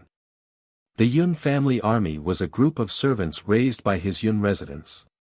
All these years, second uncle didn't leave the house and the Yun family army's salary was all arranged by his mother, Yun Sangxue. Regardless of whether the aureole was really a soldier's wife or not, even if she was, Tang Yu wasn't worried that she would really cause any trouble. A low-class soldier's wife who relied on the Yun family's salary to survive was at best worse than a beast. Since young Master Tang had taken a fancy to her, the aureole should feel honored. When Tang Yu came out, he didn't pay attention to Yun Sanglong. Today, Yun Sanglong had changed his clothes and shaved his beard when he went out. He was completely different from the second uncle that Tang Yu remembered seeing in the Yun residence, so Tang Yu naturally couldn't recognize him. Tang Yu's perverted heart never changed. When he took a closer look, he saw the aureole crawling on the ground with her face covered in rain. Her hair was messy, which made her palm-sized face even more alluring. Tang Yu only felt an unbearable itch in his heart. With a mischievous smile, he reached out to touch the aureole's face. "What are you crying for, little beauty? Didn't you just say that you're a soldier's wife? That's great. Do you know who I am? I'm the young master of the Yun residence, Tang Yu. Your father is a subordinate of my grandfather and second uncle. You just happen to be here to serve this young master." Tang Yu's words made the aureole even more embarrassed and angry. She did not expect that the one who caused her to end up in such a miserable state was the young master of the Martial Saint General's residence. The guests in the restaurant were also shaking their heads. The Martial Saint General's manner was unfortunate. In the third generation, not only did they not have a successor, their only grandson, Tang Yu, was actually such a bastard. The reputation of the Marshal Saint General's residence was completely lost by him. Tang Yu. What a good Tang Yu. What a good son Yun Sangxue raised. Yun Sanglong was also unbearably angry. If it wasn't for the fact that he could not move his hands, with his previous temper, regardless of whether Tang Yu was his nephew or not, Tang Yu would definitely have died with a single slap. How dare you? Who are you to insult my mother? Tang Yu's eyes were wide open as he glanced at Yun Sanglong. Only with this glance did he recognize the person. Tang Yu's calf cramped and he was so frightened that he almost fell to the ground. He stammered, Second uncle. Second uncle. This earth-shattering sentence caused Huang Ke to stop crying. The customers who were watching the show were all astonished. Tang Yu's second uncle was the Marshal Saint General's residence's Yun Sanglong. Young General Yun, are you the young General Yun that father often talks about? The Oriole looked as if she had seen her savior and knelt in front of Yun Sanglong. Good child, quickly get up. Your father is my battalion commander and I didn't recognize you just now. However, as a soldier's family member in the Yun family army has always enjoyed the Yun residence's salary, how did you fall to the point where you have to go out to sing? Hearing Yun Sanglong ask about the Yun family army, Tang Yu, who was frightened into a ball, couldn't help but reveal a trace of panic. Yun Xing noticed this. It seemed that during the period when Yun Sanglong was seriously ill, something must have happened to the Yun family army. General Yun, you don't know, but the Yun family army hasn't given out any salary for many years. After my father returned from the battlefield, in the first few years, he could still get some salary from the Yun family army. However, starting from 3 years ago, the Yun residence stopped everyone's salary.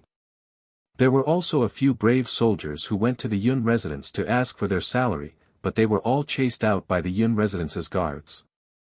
Seeing Yun Sanglong, the Oriole had the guts to spit out all the bitter water that had happened to the Yun family army all these years. There were many other Yun family army soldiers who had encountered the same situation as her. Because these people were the Yun residence's private army, after leaving the national army, they were unwilling to take up other jobs. Huang Ke's father was very unfortunate. He was injured on the battlefield and had been living in poverty all these years, muddling along. Huang Ke had also heard that singing in the city's restaurants could earn money, so she came here to sing. Who knew that on the first day she came here, she would be teased by Tang Yu and the others. When Tang Yu saw this, she secretly wanted to slip away. However, who knew that Yun Sheng, who had been silent all this time, would mock her, young Master Tang, where are you going? Are you going home to complain to your mother? Tang Yu was so angry that she almost fainted. However, Yun Sanglong's thick eyebrows raised, Tang Yu, come here. Yun Sanglong wasn't completely unaware that Yun Sangxue was cultivating her own power in the Yun residence. However, due to his terrible illness, the entire Yun residence was taken care of by his sister alone. He felt guilty and didn't pursue the matter. However, today's matter had touched his bottom line. There were more than 1,000 people in the Yun family army and all of them were good brothers who had followed him through life and death.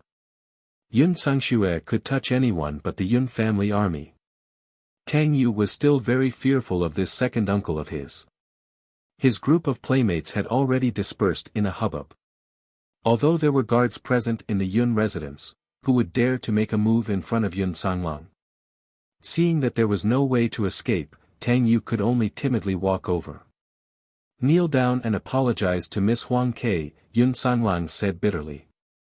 He had occasionally gone out today and encountered the matter of the Oriole. Who knew how many innocent commoners and girls had been defiled by Tang Yu? His father had no time to care about the matters in the Yun residence all these years, which was why Tang Yu had developed such a character. When Huang Ke heard this, she jumped in fright and hurriedly shook her head, General Yun, Huang Ke cannot accept this. I only beg young Master Tang not to bully other girls in the future. That's right, second uncle. Her father is only one of your subordinates. What right does he have to make me kneel down and apologize? Not only did Tang Yu not have any intention of repentance, he even continued to act like a young master. Seeing this, Yun Sanglang's face darkened. Tang Yu, come here. Tang Yu walked over without understanding. Just as he approached, he suddenly felt a sharp pain in his knees, as if someone had interrupted him. With a plop, he knelt on the ground. It was Yun Sanglang who had abruptly kicked him. Although he had lost his Do Chi, his battle skills were still there. This kick and retraction seemed to carry the power of wind and thunder. With one kick, Tang Yu's knees were actually forcefully dislocated, the sound of bones cracking clearly audible. User points, Destiny, Azure, Su Su and Chuya's rewards have been up for more than a month. Fortunately, there are still people looking. As long as there are people looking, I will persevere. Chapter 217. The sound of bones breaking entered the ears of everyone present. Even Yunxing felt her eyelids twitch. TSK, TSK, TSK. As expected of the former number 1 general of Zhou State, a ruthless character on the battlefield. His actions were both ruthless and fast. Yunxing secretly exclaimed, "Well done." The knees were one of the most important vital parts of the human body. Having the knees broken while they were still alive was like being bitten by thousands of ants. The pain was unimaginable. Tang Yu had completely sobered up by now. Only now did he know that second uncle was truly angry today. Second uncle, have mercy. Tang Yu was pampered in the Yun residence. His entire body was in pain as he hugged his knees and rolled on the ground. Second master, please have mercy. The guards were also anxious and hurriedly stepped forward to stop him. Scram! Whoever dares to stop me from teaching this little bastard a lesson today will be dealt with according to military law. Yun Sanglang's aura was completely exposed. Between his brows, there was a faint thunderous aura of the former young general. Yunxing watched from the side and nodded repeatedly. With Tang Yu's temperament, if he wasn't properly disciplined, the Yun residence would definitely be turned into a mess by him in the future. Yun Sanglang taught him a good lesson.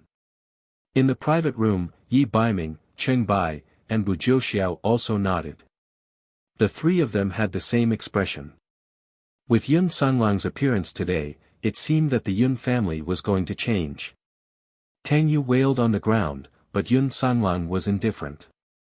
Second uncle, on account of the fact that I'm the only grandchild in the residence of Yun, please let me go. I'm the only descendant left of my mother's bloodline, Tang Yu pleaded recklessly.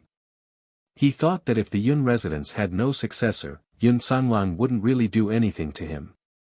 Tang Yu, if you don't apologize today, don't mention your mother, even if your grandfather came personally, I would still beat him up. If it was in the military camp, a piece of trash like you wouldn't be enough even if you died 10 times. Yun Sanglang couldn't help but sigh. The Yun residence was unfortunate to have a descendant like Tang Yu. If Big Brother was still alive, his children would definitely be hundreds or thousands of times stronger than this little rascal. Little Yen, I'll have to trouble you to help me tie up this brat and transport him to the Yun family army's encampment. I'll bring him to apologize to my old comrades. Yun Sanglang wanted to go to the encampment today to see clearly what exactly Yun Sangxue had done to the Yun family army all these years behind his back. Yunxing nodded. She waved her magic scepter, and several light blue water ropes spontaneously formed. They were like nimble vines, binding Tang Yu tightly. Yunxing was annoyed by Tang Yu's incessant yelling, so she simply used a ball of water vapor to block his mouth. She then used a levitation spell to lift Tang Yu's rather large body up. Wait! A group of guards rushed in from the entrance of the restaurant. They were all guards from the residence of Yun. Yun Sangxue was like a moon surrounded by a myriad of stars as he walked out in fury. It turned out that when the residents of Yun's guards saw that Tang Yu had been captured, they were afraid that Yun Sanglang would really hurt Tang Yu in a fit of rage. Thus, they secretly sent someone back to the general's estate to report. When Yun Sangxue heard that her beloved son was beaten by her brother in public because of a lowly singer, the rage in her heart soared. She immediately ordered a dozen guards to rush over. Mother's darling, what happened to you? Yun Sangxue took a closer look. Tang Yu's legs were hanging weakly on the ground, and his face was deathly pale from the pain. Her heart ached, and she was extremely angry at her second brother for being so heavy-handed. She cried as she pounced forward and hugged Tang Yu. However, Tang Yu's mouth was covered with a ball of water vapor and he couldn't speak. Yun Sangxue was even more furious. Who is it? How dare you treat my son like this? It's me. Yun Sheng also didn't expect that Yun Sangxue would disregard the Yun residence's face and directly bring a group of guards here. No wonder Tang Yu had developed such a personality. It was directly related to Yun Sangxue, his mother. It's you again, you little slut. See how I'll deal with you later. Yun Sangxue fiercely glared at Yun Sheng, then glanced at the black-faced Yun Sanglang. Second brother, is your nephew. He did something wrong, so you only need to bring him back to the residence. Sangxue will discipline him. However, if you directly break his knees, it will affect his future martial arts training. What will you do then? Yun Sangxue knew that her second brother had a fiery temper. She didn't want today's matter to reach her father, Yun Ba. Third sister, you don't need to say any more. I'll wait for Tang Yu to return to the Yun family's encampment. There will be military law as to how he should be punished. Yun Sanglang was unmoved. Second brother, don't force me. Yun Sangxue was anxious to protect her son. Seeing that Yun Sanglang was still unmoved, she also pulled a long face and slowly stood up. With just a glance, the dozens of guards beside her immediately moved and surrounded Yun Sanglang and Yun Sheng. All these years, Yun Sangxue had been in charge of the Yun family and she had nurtured a group of loyal soldiers. Although Yun Sanglang was the male heir of the Yun family, the guards all knew that his hands were crippled and his body was crippled. He didn't have the slightest bit of life left in his body. A person like this could never inherit the Yun family's business. On the other hand, third Miss Yun Sangxue had little young master Tang Yu and would definitely inherit the Yun family in the future. Since that was the case, they naturally had to listen to Yun Sangxue's orders. Yun Sangxue had also been forced into a corner. She knew that her father and second brother were stubborn. She knew very well that in a place like the Yun family's encampment, Tang Yu had done so many shameful things over the years. If they really wanted to punish him according to military law, Tang Yu's little life would be lost. Yun Sanglang's face also darkened slightly. He could see that Yun Sangxue was going to shed all pretense of cordiality today. Yun Sangxue was a fierce woman from a family of generals. Although her dou qi couldn't be compared to her father Yun Ba and second brother Yun Sanglang, she had also learned martial arts from a young age. Her martial skills had been taught by Yun Ba, and she was now a martial honorable. If Yun Sanglang still had his dou qi, he naturally wouldn't need to fear Yun Sangxue and the guards. However, his hands were crippled and his dou qi was suppressed. If they really fought, he would definitely not be a match for them. Moreover, the restaurant was chaotic and he still had Yun Sheng and Oriole, two weak women, by his side. Yun Sheng was a sorcerer and Yun Sanglang didn't know what her cultivation was like. However, if they really fought, she would definitely be at a disadvantage. Yun Sanglang's misgivings were exactly what Yun Sangxue had noticed the moment they entered the restaurant. That damned sorceress. If it weren't for her, why would Yun Sanglang have a conflict with her?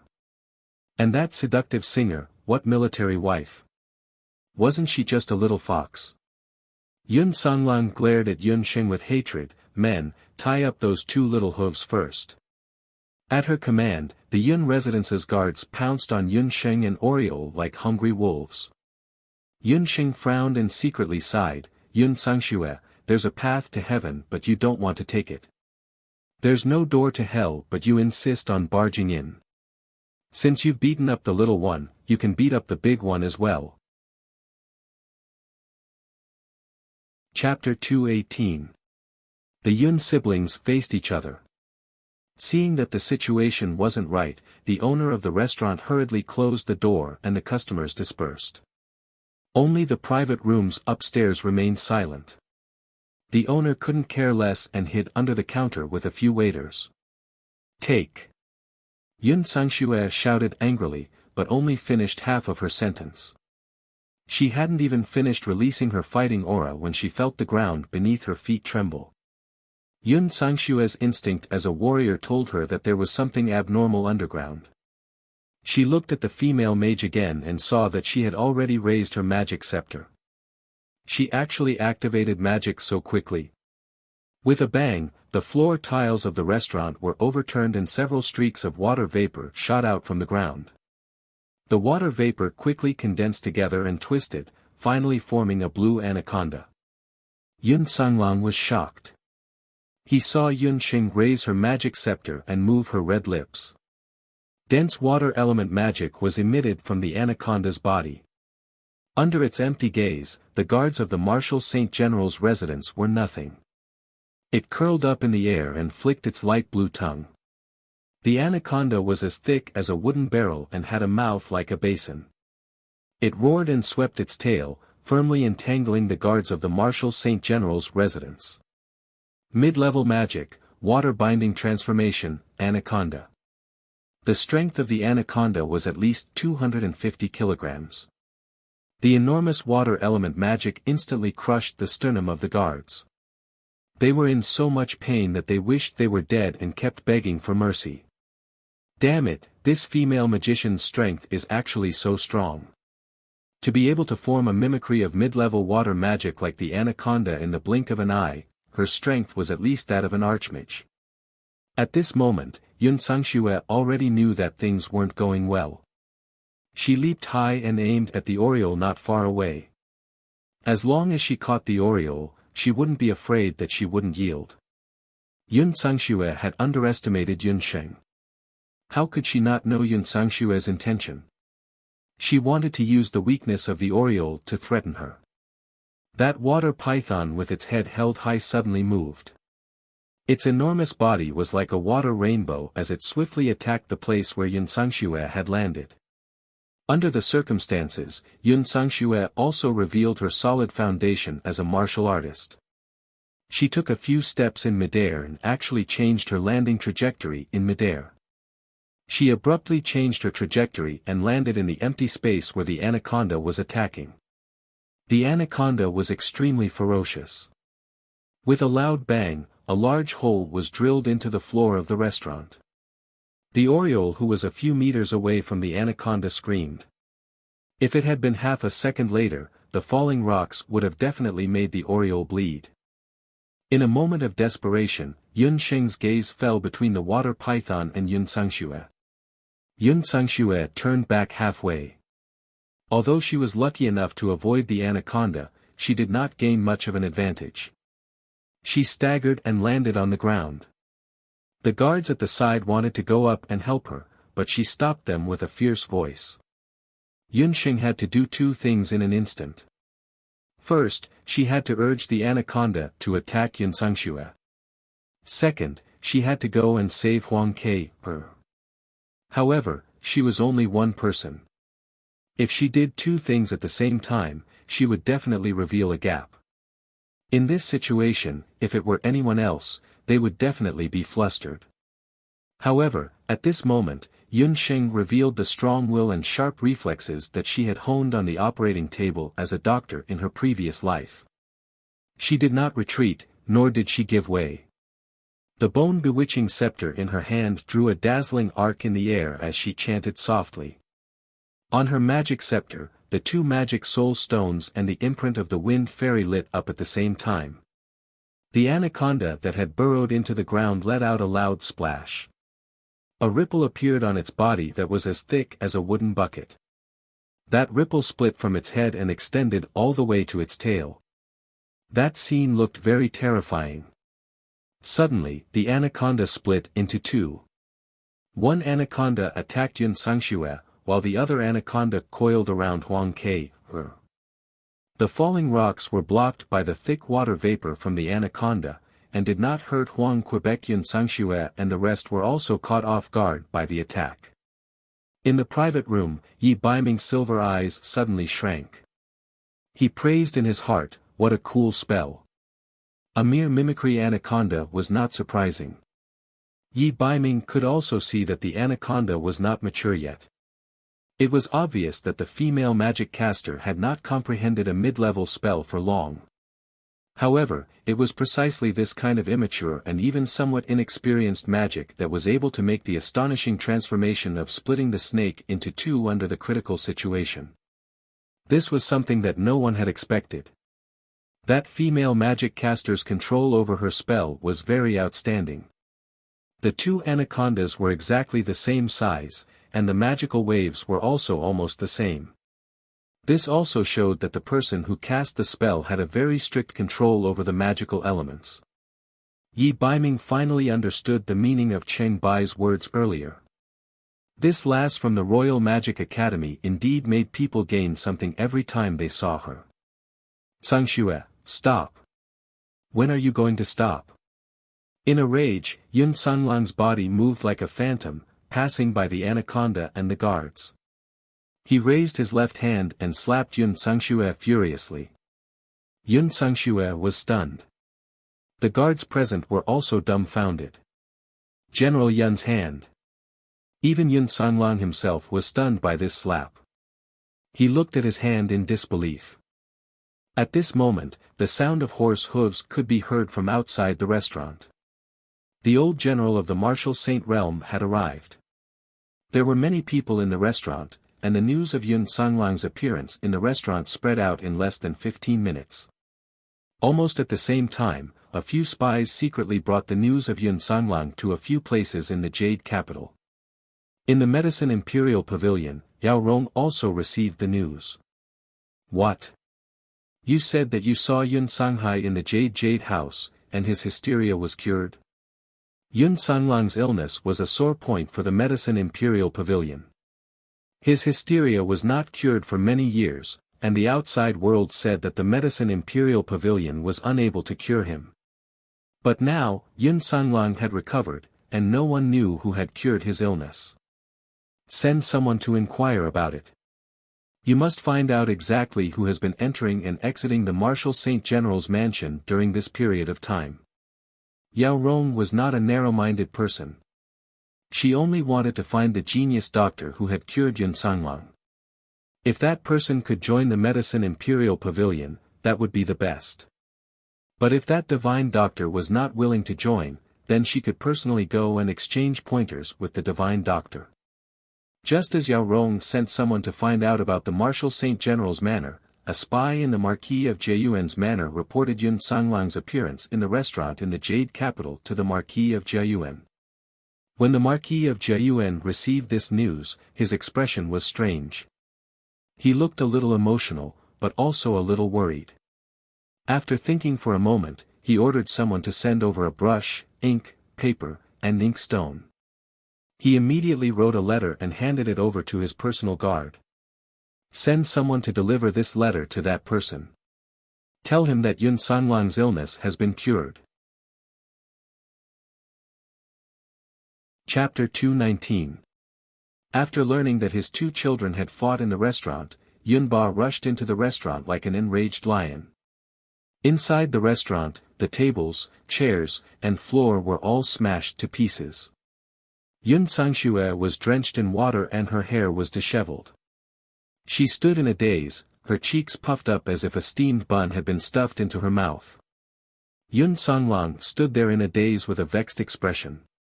When he saw Yun Sanglang's hand, Yun Ba was overjoyed. Sanglang could move his hand. But then he saw the frightened Oriole and indifferent Yun Sheng. This female magician again. Why did he run into her everywhere? The floor of the restaurant was filled with traces of magic being used, and the floor was littered with Yun family guards. This made Yun Ba feel even more upset. In Yun Ba's mind, if the Yun family made a mistake, even if they had to be punished, it was their own business. Yun Sanglang teaching Yun Sangxue a lesson was a family matter. But that female magician was an outsider. She had hurt Yun Sangxue and her son. That was unacceptable. Father, second brother hit me. He even wanted to kill you, Yun Sangxue seemed to have been beaten silly by Yun Sanglang. She cried when she saw Yun Ba. She pulled over Tang Yu, whose knees were broken, and knelt in front of Yun Ba, sobbing. She understood her father the best. Ever since her eldest brother, Yun Sanghai, left the residence, the Yun family's bloodline had become her father's top priority. Because her second brother was crippled, he refused to marry and have children. Although was a disappointment, he had become the Yun family's only hope to continue the family's bloodline. Sangxue, sigh. Yun Ba had a strong personality and was the most protective. When he saw the miserable state of the mother and son pair, his earlier dissatisfaction with the mother and son disappeared by 70 to 80%. He had heard about today's matter from his spies on the way here. The source of the truth was indeed Tang Yu's disappointment. Among his 3 children, the most carefree one was Yun Sanghai. Yun Sangxue was unruly and headstrong. His second son, Yun Sanglang, was more reserved. However, among the 3 of them, Yun Sanglang was the most loyal. Today, Tang Yu had almost insulted the family of the Yun family army. If Tang Yu didn't give a proper apology, Yun Sanglang would really punish her according to military law. But even if they failed to live up to expectations, Yun Sanglang and his mother were still part of the Yun family. Sanglang, Sangxue owes you an explanation for what happened to the Yun family army. However, these are all family matters and there is no need to use military law. You've already fought and broken Yu's knees. Let's just let this matter pass. As for you. Yun Ba's words suddenly changed as he glared at Yun Sheng. Little girl, you hit my daughter and injured my guards. If I, Yun Ba, don't get justice today, I'm afraid that my Marshal Saint General's estate will not be able to establish itself in Zhou State in the future. Yun Ba's words were filled with killing intent. No matter how well the news of the incident at the restaurant was kept under wraps, it was bound to spread throughout the entire capital. Tomorrow at the imperial court, Elder Chen and the other civil officials would definitely use Yun Ba's lack of discipline as an excuse to file a complaint. Since that was the case, Yun Ba had to find a scapegoat for today's incident and the most suitable candidate was Yun Sheng. Yun Sheng smiled mockingly as she couldn't help but feel a chill in her heart. Father, Yen is my savior. It can be said that my hand was healed by her. In order to protect Sangxue and her son, you took your anger out on Yen I will be the first to disagree with this. Yun Sanglang didn't expect his father to push all the blame onto Yun Sheng. Father, was he muddle-headed? Yun Sangxue and her son were overjoyed. Once Yun Ba made a move, that annoying female magician would definitely die. This old man hasn't finished speaking. Although you injured Sangxue and her son, you are indeed my Yun estate's great benefactor. This old man is extremely grateful that you saved my second son's hand. Yun Ba bowed slightly towards Yun Sheng. Yun Ba's actions startled everyone in the restaurant. Yun Ba was the martial saint of Zhou State and a first-rank official. The previous emperor had specially bestowed upon him the honor of not having to bow when meeting the emperor of Zhou State due to his meritorious service. His bow to Yun Sheng was an honor that even the imperial capital of Zhou State didn't enjoy. Yun Sheng was more than shocked. Yun Ba was her grandfather in terms of seniority. How could she accept this bow? She decisively dodged to the side and pushed the aureole out. Old general, I can't accept this bow. It's right and proper for a doctor to treat others. If the residents of Yun really owes someone something, then you owe the Yun family's soldiers and their families. Yun Ba had already investigated the situation of the Yun family army. Yun Sangxue had indeed withheld the Yun family army's salary. In the past 5 years, the Yun estate had never paid a single cent to the Yun family army. Many of the soldiers' families had suffered from hunger and cold because of this. The entire military camp was now like scattered sand, with many people freezing and starving to death every year. No, the Oriole doesn't dare. The Oriole was so scared that her face drained of color when she saw the gray-haired Yun Ba. She knelt on the ground and kowtowed repeatedly. Although the Oriole has complained about the Yun estate, she has never hated old General's family. The Oriole's mother suffered a hemorrhage when she gave birth to the Oriole. It was only because young General Yun personally invited a doctor that the Oriole was able to survive. Father once said that the Huang family will be servants of the Yun estate for the rest of their lives. The Oriole's forehead hit the ground like a chick pecking at rice. Soon, her forehead was covered in blood. Seeing this, Yun Sanlang felt even more guilty.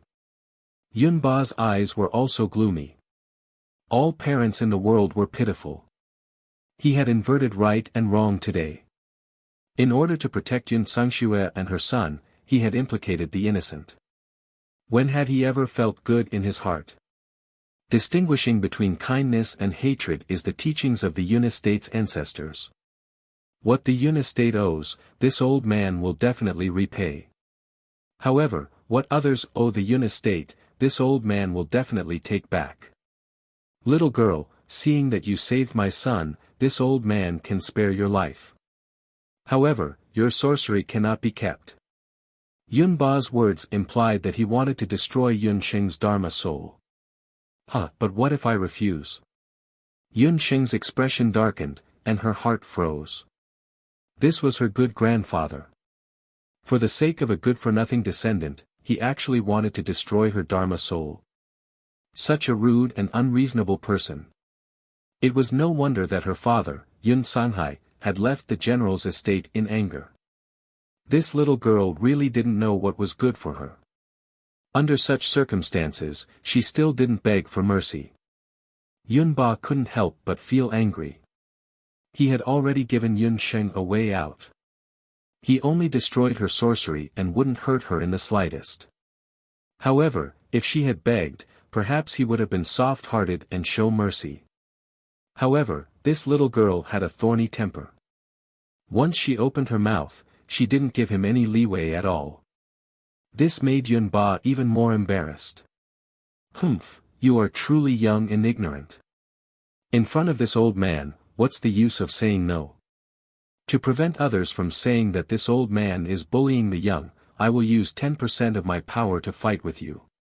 If you can withstand 3 moves from this old man will let you go. Yun Ba's gaze was piercingly cold as he stared sternly at Yun Sheng. When Yun Sanglong heard this, he was about to step forward but was stopped by a few secret guards of the Yun estate. It looked like she couldn't escape 3 moves from a martial saint. A faint trace of bitterness flashed through her heart. Yun Sheng smiled bitterly and walked forward. Then, old general, please show me your moves. Yun Sheng held the magic scepter in her hand and bowed with cupped fists. Chapter 220. Hiss, Bu Jiuxiao and Cheng Bai both sucked in a breath of cold air. Was this girl crazy or stupid? Was she really going to exchange blows with Yun Ba? That was Yun Ba, the famous martial saint of Zhou State. Although Yun Ba had faded from the public eye over the years, the legends about him had never stopped in the great Zhou Empire. What kind of realm was the martial saint realm? To put it simply, if Yun Ba didn't like the Royal Magic Academy, he could raze it to the ground with a single combat technique. Yi Baiming frowned as he looked at Yun Sheng. There was no trace of fear on her face. You! Yun Ba's anger was stuck in his throat. It was as if he was seeing his eldest son, Yun Sanghai, many years ago, using the same tone to break off relations with him. Why was it that none of them had any leeway to turn things around? Alright, watch carefully for the first move. Yun Ba hadn't fought with anyone in a long time. He didn't expect that this time, he would be fighting with a silly girl. Red-gold combat energy flowed on the surface of Yunba's body. After a series of crackling sounds like beans being fried, Yunba roared and a fierce burst of combat energy burst forth from his fist. The color of the combat energy was dazzling, just like the fireball that Yun Sheng had released. However, the speed of the combat energy was several times faster than the fireball. Yun Sheng had no time to dodge. Her body was thrown back with a bang and smashed into the wall. A 2 to 3 meter wide depression immediately appeared on the wall. Yun Sheng fell to the ground, a trace of blood at the corner of her mouth. In the private room, Yi Baiming felt a heavy blow to his chest. He felt a suffocating pain that instantly spread throughout his body. It was as if the one who had taken the blow wasn't Yun Sheng, but himself. Why did he feel this way? Yi Baiming couldn't help but feel suspicious. From the martial realm to the martial saint realm, battle techniques were usually only used at the very end. Yunba only needed to use the most basic moves, even if it was just a punch or a kick, to kill his opponent. His goal was very simple. He wanted to defeat Yun Sheng quickly. With the physique of an ordinary mage, a single hit like this would be enough to shatter all the bones in her body, shatter all her meridians, and leave her bedridden for half a year. It was fucking painful. The old man's speed and strength were indeed astonishing. Yun Sheng slowly stood up. She didn't even have the chance to recite a spell before she could do so. Little girl, you should just obediently let this old man cripple your Dharma soul. Yunba also sighed. From the Shenong medical bracelet, a stream of divine power quickly flowed out, desperately repairing Yun Sheng's shattered bones. Of his entire body, only those 3 strange tendons were still intact. Yun Sheng staggered and finally stood up straight. She licked the blood on her lips and squeezed out a smile that was uglier than crying. The second move. Good. The second move. Yunba couldn't help but tremble. He hadn't been on the battlefield for many years. Who would have thought that today, he would be so excited by a junior whose cultivation was so much lower than his own? Yun Sheng was actually able to stand up after taking that move. This in itself was quite a big blow to Yunba. Yunba's body seemed to swell with fighting aura revolving around him. He suddenly stomped his foot. The strength of this stomp was like a magnitude 9 earthquake, and the entire floor of the restaurant exploded. This century-old restaurant had suffered a calamity today. The restaurant owner's eyes turned black, and he directly fainted. Yunba stomped his foot with a force of 10,000 kilograms. But the strange thing was, the floor of the restaurant didn't explode because of this stomp. The ground split into several pieces, and countless rocks rose from the ground. Each one was 3 meters long and 2 meters wide, and each one weighed over 200 kilograms. They were like countless earth spikes, like a stone prison, surrounding Yun Sheng tightly. Everyone couldn't help but break out in cold sweat for Yun Sheng. With her delicate body, how could she withstand several huge boulders that weighed 200 kilograms? Even if Yun Sheng used earth magic, it would be very difficult for her to break through these huge rocks. The older the ginger, the spicier it was. Yunba had experienced countless battles in his life, from the battlefield to personal combat. The reason he was able to reach the martial saint realm today was definitely not because of simple hard work. He was very good at analyzing his opponents. From an army with thousands of soldiers and horses to a cultivator of the same level as him, Yunba could analyze his opponent's weakness in the shortest amount of time. Yun Sheng was a fire and earth magic master, which meant that she could use earth and fire magic, and at least one of them was at the same level. But even if she used earth spikes, it would be impossible for her to shatter the huge rocks. Yunba couldn't help but feel a little proud. He laughed loudly and said, "Little girl, you'd better beg for mercy. Otherwise, you'll be trapped to death under these huge rocks." Just as Yunba was feeling proud, a dark shadow that was hard to see with the naked eye quickly climbed up the huge rocks. Yi Baiming suddenly stood up. He leaned forward and looked at the huge rocks in disbelief. He could feel the soul in his body becoming restless. This feeling. It wasn't unfamiliar. It was as if he had found something that he had lost for a long time. The huge rocks trembled. Suddenly, there was a loud bang. Earth spikes that looked like the fangs of wild beasts instantly shattered the huge rocks with incredible strength and speed. The moment the huge rocks shattered, several flame bursts smashed towards Yunba like meteors. Yunba's face was filled with shock and astonishment. It looked very comical. How was this possible? What kind of earth spikes did she practice? They could actually shatter huge rocks that weighed thousands of kilograms in an instant. This was heaven-defying. Yunba naturally didn't know that ordinary earth spikes were able to shatter huge rocks that weighed thousands of kilograms. These were mid-level darkness spikes that Yunsheng had fused with the darkness thorns. With one stab, even the toughest ore could be pierced through instantly. When she pierced through the ore, she also instantly released several flame bursts. Courtesy was not reciprocated. It was definitely Yunsheng. However, Yunsheng had still underestimated Marshal Saint Yunba. Although the flame bursts were more than 10 times faster than fireballs, and their power was even more shocking, Yunba couldn't injure Yunba. However, how could Yunba be injured by a few mere flame explosions? A layer of pure gold battle chi floated on the surface of Yunba's body. His cheeks contracted as he forcefully inhaled a breath of air. Yunba inhaled and exhaled. The fighting aura in his chest was quickly compressed and spat out with a puff. That fighting aura was swift, fast, and sharp. In midair, it transformed into a fierce fighting aura tiger. Everyone said that magic was dazzling and battle techniques were simple. However, when one's fighting aura was trained to the extreme, it could also transform into a fierce beast like magic.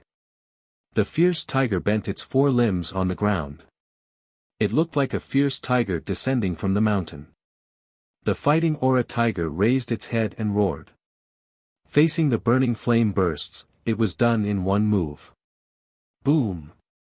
The fighting aura tiger swallowed the flame bursts. Its eyes were filled with murderous intent. After swallowing the flame bursts, it pounced even more ferociously. Aiming at Yunsheng, its claws slashed down like an axe. Thank you Shui Ren, Empty Lane of the City of Brisk, Yi Zi, and Yen Xiaoji for your tips. I won't say anything else. Tomorrow, the wild cat and the fox will reunite. On Monday, I'll make the ranking. Chapter 221. Not good. Yunba's face drained of color as soon as the fierce tiger appeared. Just now, Yunsheng's attack had been extremely fast, and he had reacted almost instinctively. This fierce fighting aura tiger had reached 50% of his usual strength. The fierce tiger descends the mountain, crushing an army of 1,000. His original intention was to cripple that little girl's Dharma soul, not take her life. But it was already too late to stop him now. At this moment, Yunsheng also knew that she was doomed. She didn't expect that she would die at the hands of her own grandfather.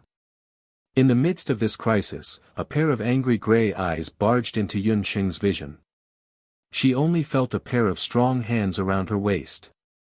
As the world spun, she saw Yi Baiming.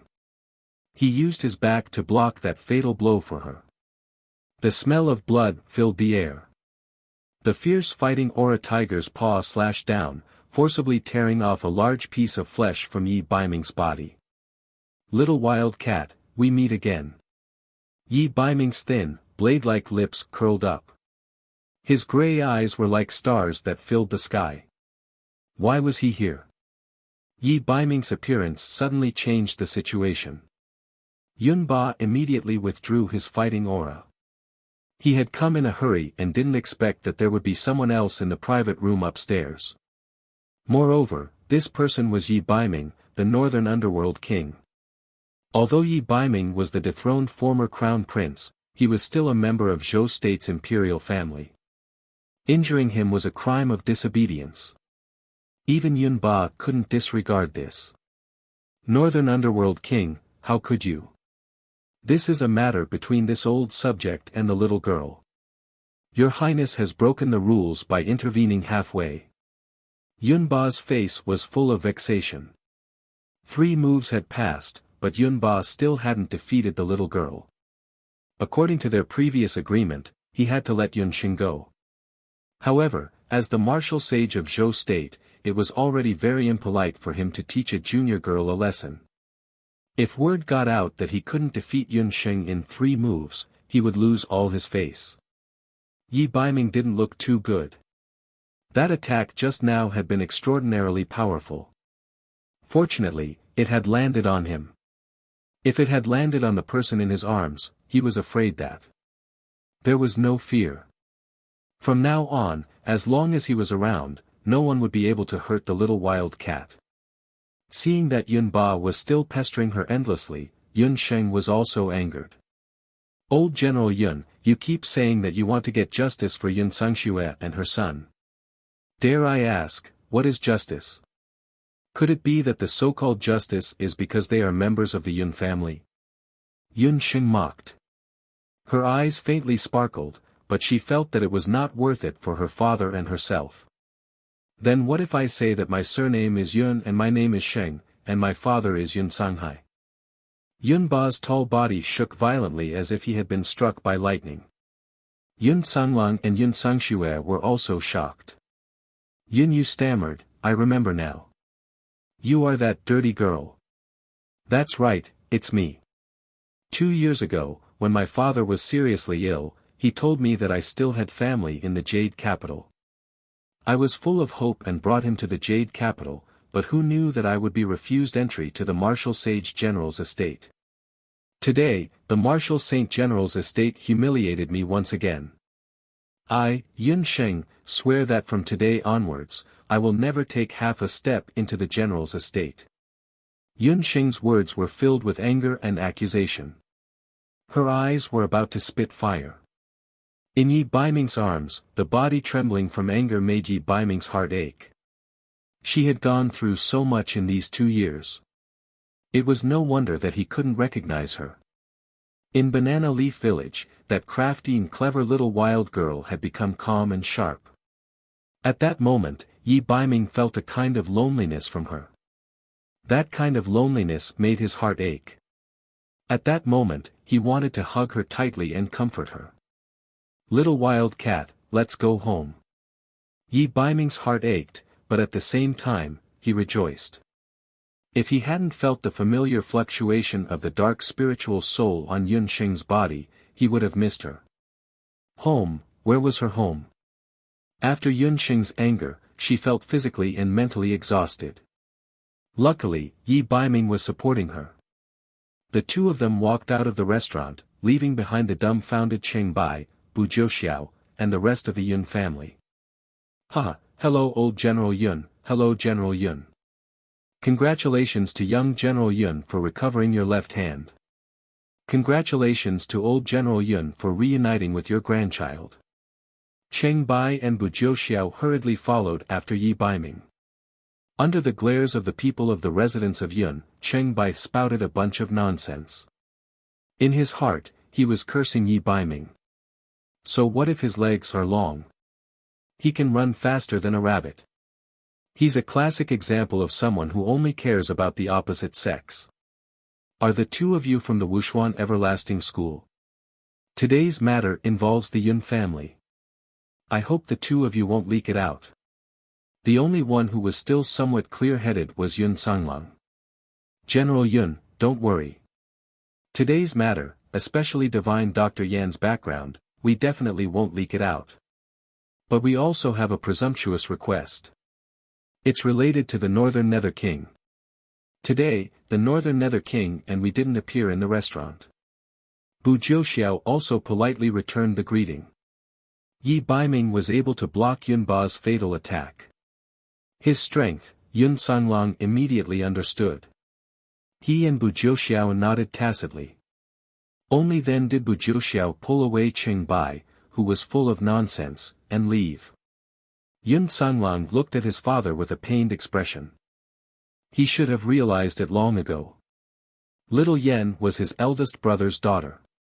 Her temper, her appearance, her shocking talent for magic, and her special magic scepter all proved that she was his eldest brother's daughter. Finally, his eldest brother brought his daughter back, but they were rejected by his so-called family. "Father, third sister, I'm too disappointed in the two of you." "Father," before eldest brother left, he said that you were stubborn. For the sake of the family's glory, you didn't hesitate to invert right and wrong. I even tried to explain it for you, but now it seems that it's true. Third sister, second brother doesn't object to you inheriting the family business. But if there comes a day when you disgrace the Yun family for your own selfish desires, I'll be the first to not let you off. After today, the Yun family army and I will leave the general's residence and have nothing to do with each other. Yun Sanglang finished speaking and walked out with Huang Ke. When Yun Ba regained his senses, the restaurant was already empty. "My surname is Yun Songhai. My father is Yun Songhai." That's right, that child's temper was exactly the same as Songhai's when he was young. The way she used the magic scepter and the way she used magic was exactly the same as her father's. That was because she was his granddaughter. She also knew medicine and could cure a strange illness that even the great doctors of the Medicine Emperor's pavilion couldn't. The girl's eyes were filled with determination and disdain. She was Songhai's daughter, his own granddaughter. She had returned, but because of his ignorance and protectiveness, she was rejected at the door. In a day, Yun Ba experienced the reunion of his family, but also the abandonment of his loved ones. Just now, she said that Songhai was seriously ill. What happened to Songhai? What happened to his son, the one he was proud of and the one who gave him the most headaches? Could it be that I was wrong? Yun Ba was on the verge of collapse. He closed his eyes in pain. Chapter 222. Yun Sheng supported Yi Baiming. Yun Sheng was petite while Yi Baiming was tall and handsome. In the afterglow of the setting sun, they appeared lofty yet harmonious. Yun Sheng also didn't expect that she would impulsively reunite with Yun Ba. She had always thought that the word impulsive did not apply to her. Feeling the burning gaze above her head, Yun Sheng's ears suddenly turned red. She pushed Yi Baiming away. This damned fox. Did he not have the slightest concept of propriety between men and women? He was like this when they were in Banana Leaf Village, and he was still like this even after reuniting after such a long time. Unexpectedly, just as Yun Sheng was about to push Yi Baiming away, she heard him cry out. "It hurts." Yi Baiming cried out, seeming to be in pain. "Did you pull on your wound?" Yun Sheng frowned. Yun Ba's tiger of fighting aura just now was very powerful. In order to save her, Yi Baiming was caught off guard and used his flesh and blood to block that attack. He was injured because of her. The two of them were still standing on the street, so it wasn't appropriate for her to check Yi Baiming's wound. After thinking about it, she could only support Yi Baiming and return to the martial arts center first. After returning to the martial arts center's medicinal hall, Yun Sheng took off Yi Baiming's clothes. Sure enough, there was a hideous wound on his back that was so deep that bone could be seen.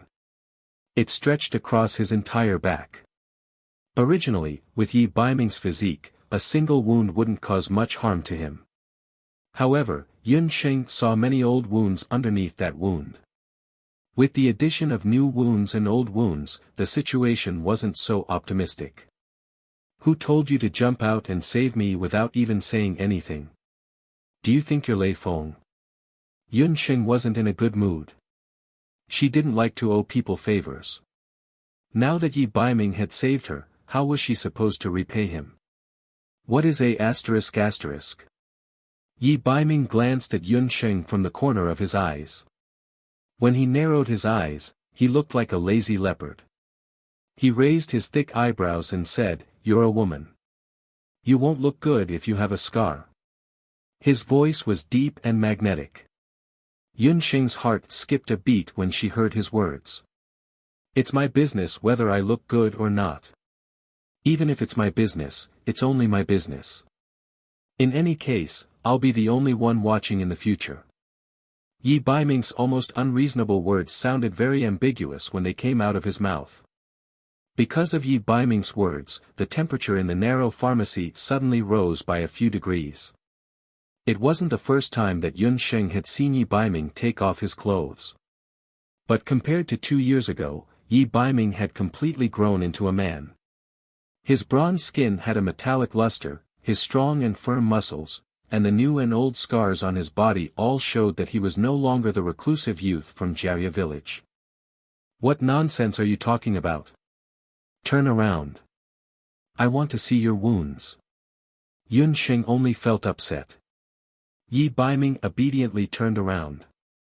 Only Yun Sheng could make the dignified Lord Baiming as docile as a little lamb. Why won't you acknowledge me? When they were in the restaurant, even though Yun Sheng had only explained what had happened in the past 2 years in a few words, Yi Baiming could not help but feel heartache when he read between the lines. In the past 2 years, how did she, as a child, deal with the blow of her father being seriously ill and being kicked out of the Marshal St. General's residence? Although he already knew that the little wild cat was very strong-willed when he was in Jia village. But she was just a child after all. Who knew that you were also in Yujing? What's more, you and I are neither relatives nor friends. Yun Sheng curled her lips. I once said that as long as you heal my eyes, I will be your retainer. Yi Baiming suddenly turned around and grabbed Yun Sheng's hand that was applying medicine. His suddenly accelerated heartbeat passed through his skin to the deepest part of Yun Sheng's heart. Retainer? Is this kid joking? If Yun Sheng remembered correctly, retainers came from the Penglai state. In order to let the summoners grow better, every summoner would have a retainer. They were either powerful warriors or powerful magicians. They would protect the summoner for the rest of their lives. Yi Baiming said that he wanted to be her retainer. If he was still the young man in the Dharma temple, it would be feasible. But his identity was the dignified Lord Baiming of Zhou State. You want to be my retainer? Did the Emperor of Zhou State agree? Don't forget that I am not the daughter of the Yun family. I am just an ordinary magician.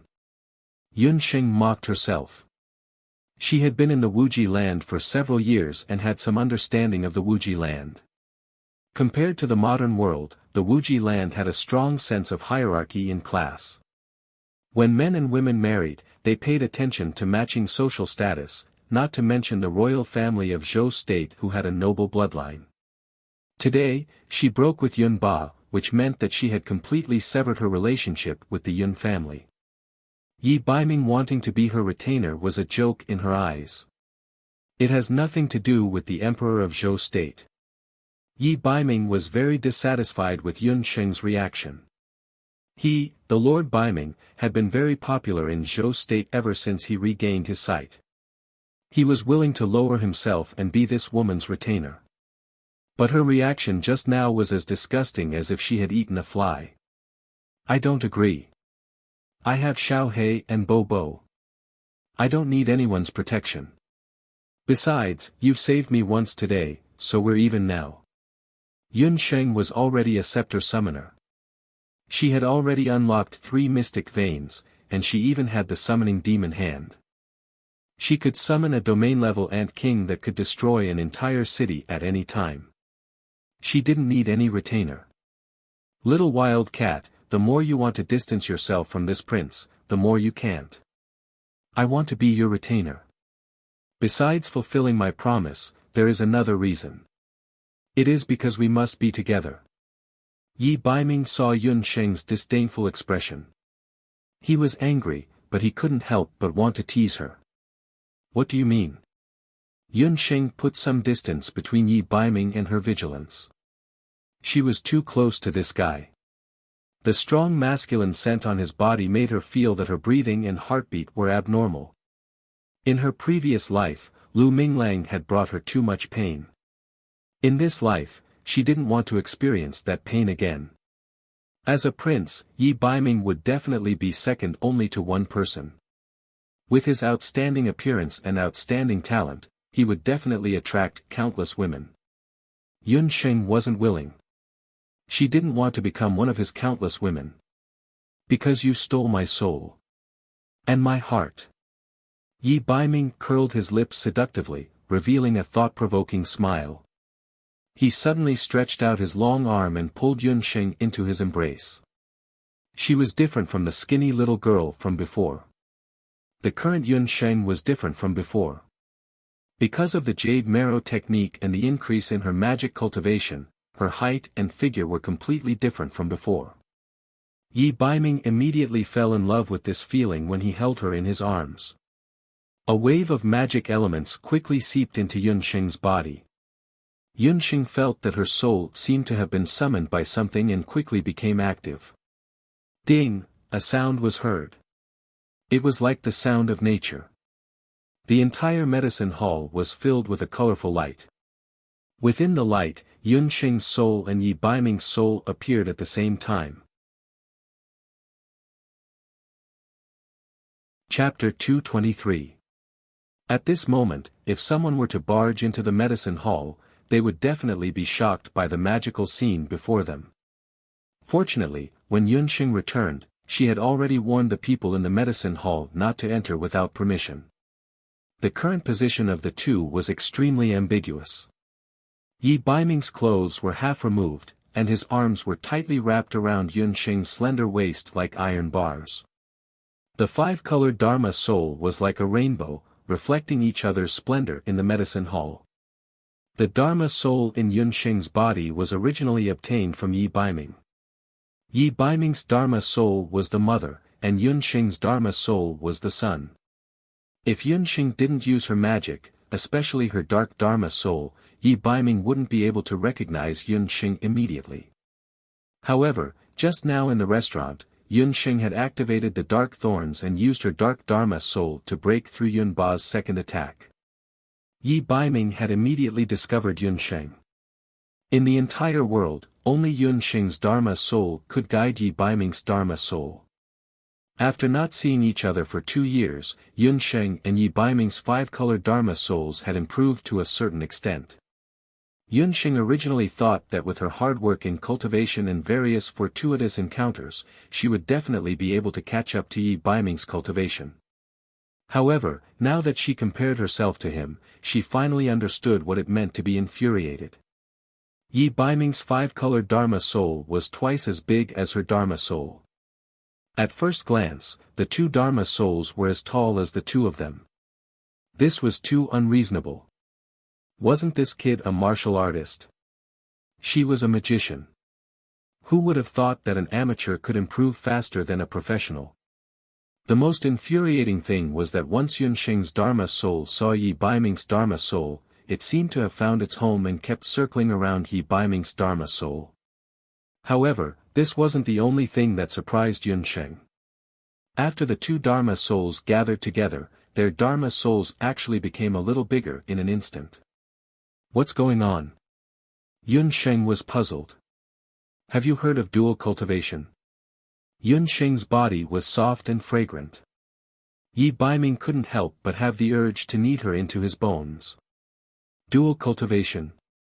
I've only heard of dual cultivation of magic and martial arts.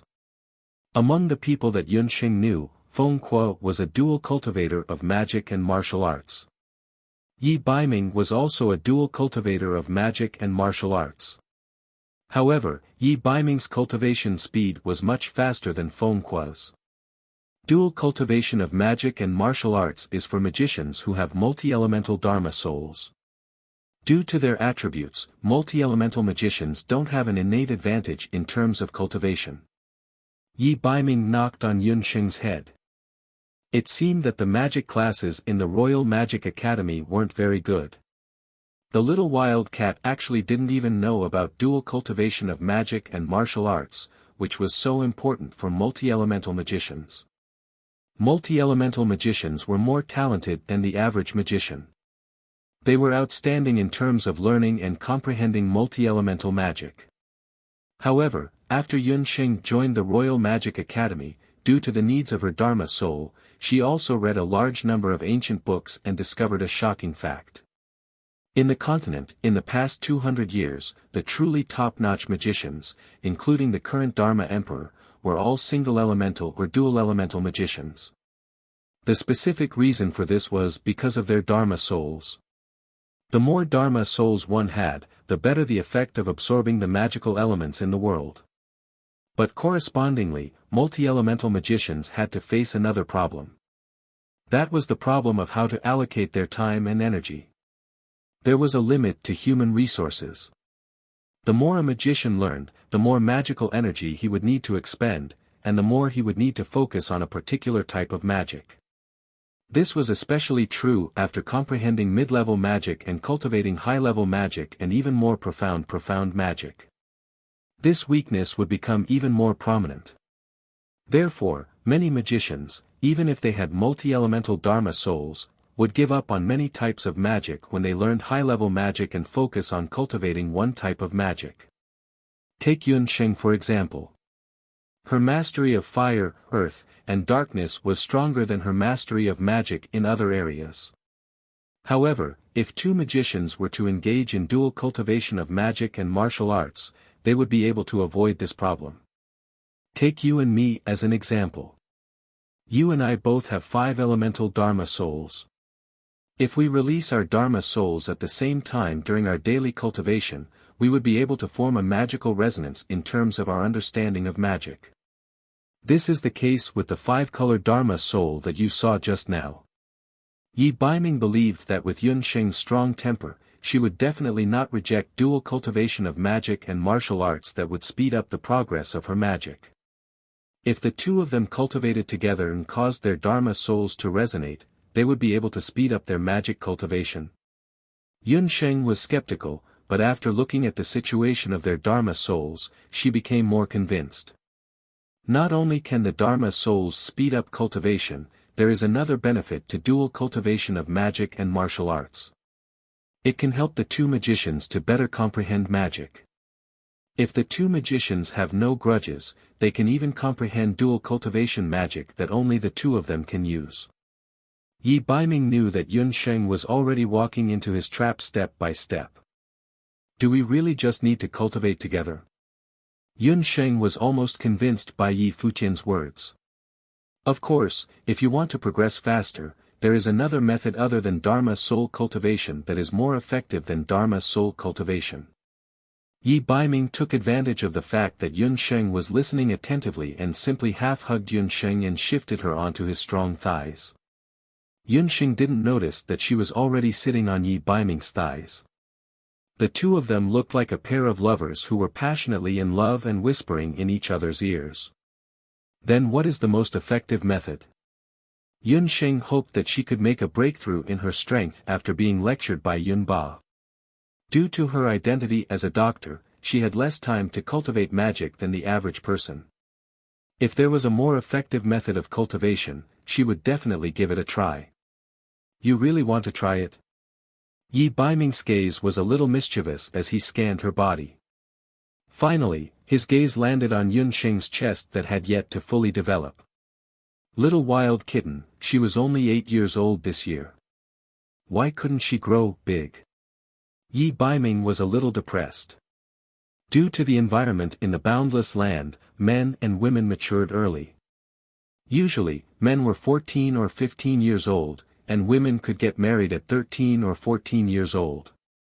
However, no matter how one looked at it, Yun Sheng was still a long way from the age where she could get married. Yun Sheng hadn't noticed Yi Baiming's gaze and was a little puzzled. What exactly is the method? You may not know, but on this continent, most of the multi-elemental magicians are husband and wife.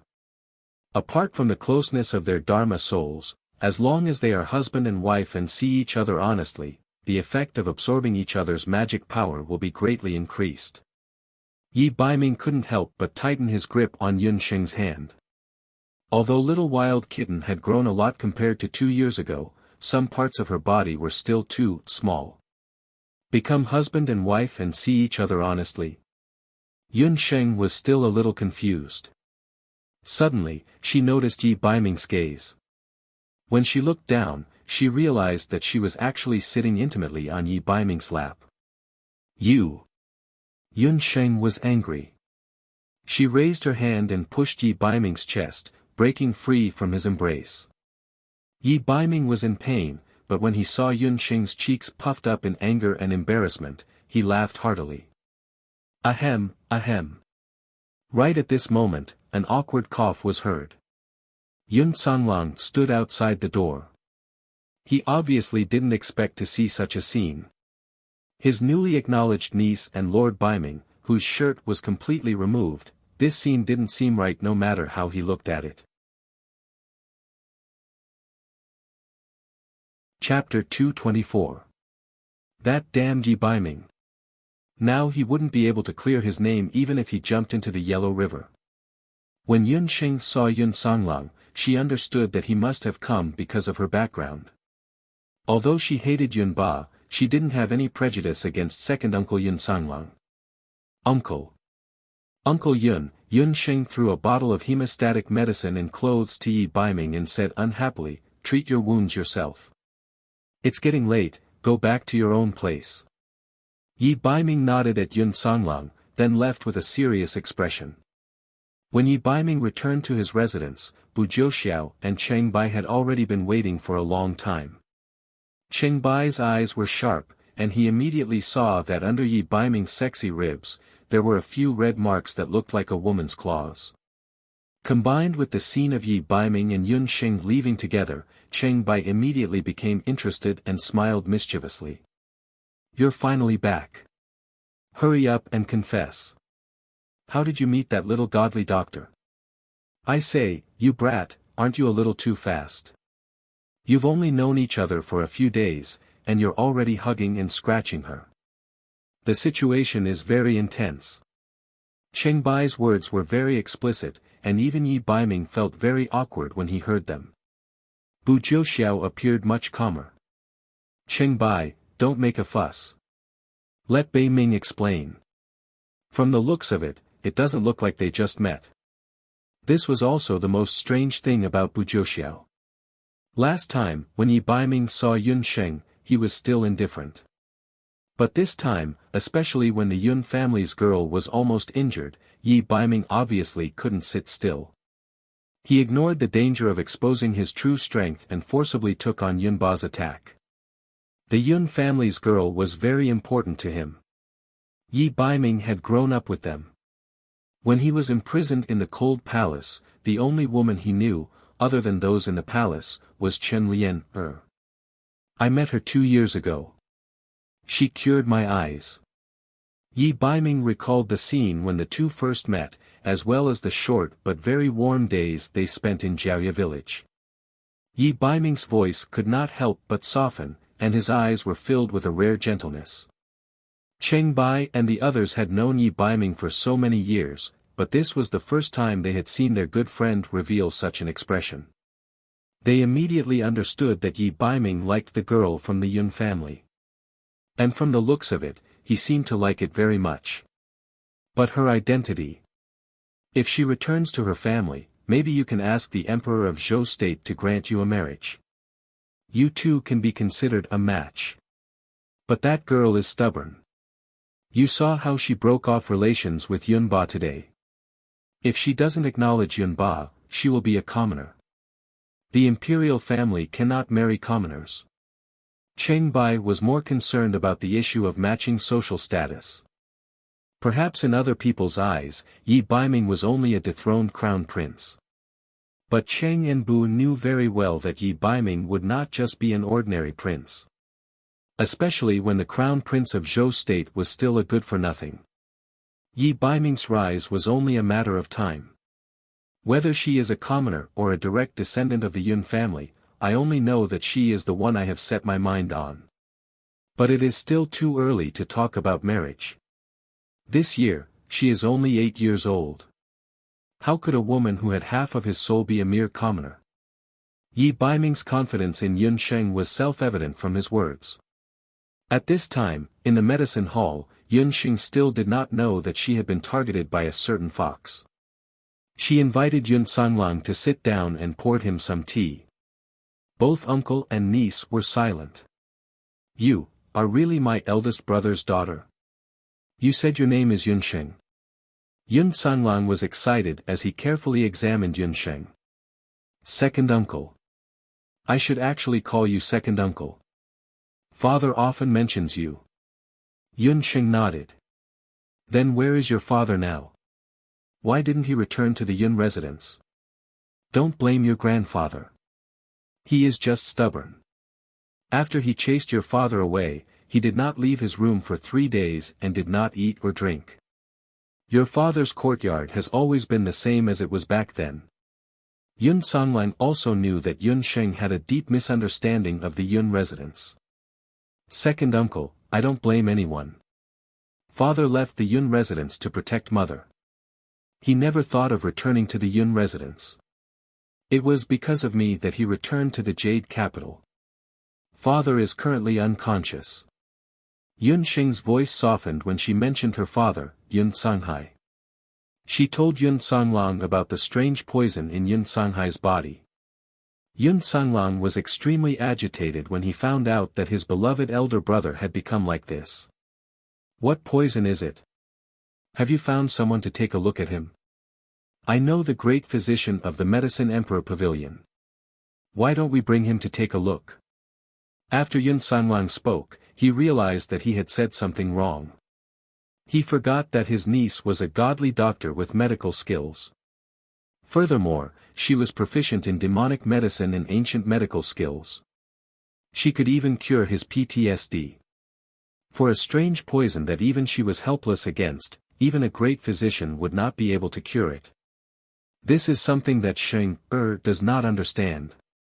When father was living in Banana Leaf Village, he was already poisoned. This proves that the poison was brought back from outside. Second uncle, do you know what kind of enemies father has? If we can find the person who poisoned him, it will be much easier to treat him. Yun Sheng did not want her father to remain unconscious. Your father is a forthright and righteous person.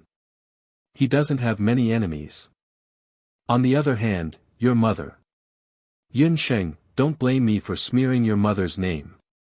Although I don't know why your grandfather insisted on rejecting the marriage between your father and your mother, I vaguely know that your mother seems to have killed an important person from the Zhao state. When Yun Songhai and Yun Ba fell out, Yun Songlang was not in the Jade capital. When he found out that his elder brother had left home, he immediately rushed back without stopping. However, his elder brother had already left. He had asked Yun Songxue about it, but Yun Songxue was not willing to talk about it. Mother actually killed an important person from the Zhao state. What kind of important person was he? Could he be one of the top few people in the Zhao state? Yun Sheng did not know anything about her mother, Hu Jiusheng. However, from the situation of the puffed egg and the fact that she had defeated her father, she was probably more powerful than her father, Yun Songhai. Hearing this, Yun Sheng finally understood why her grandfather was so against her parents' marriage.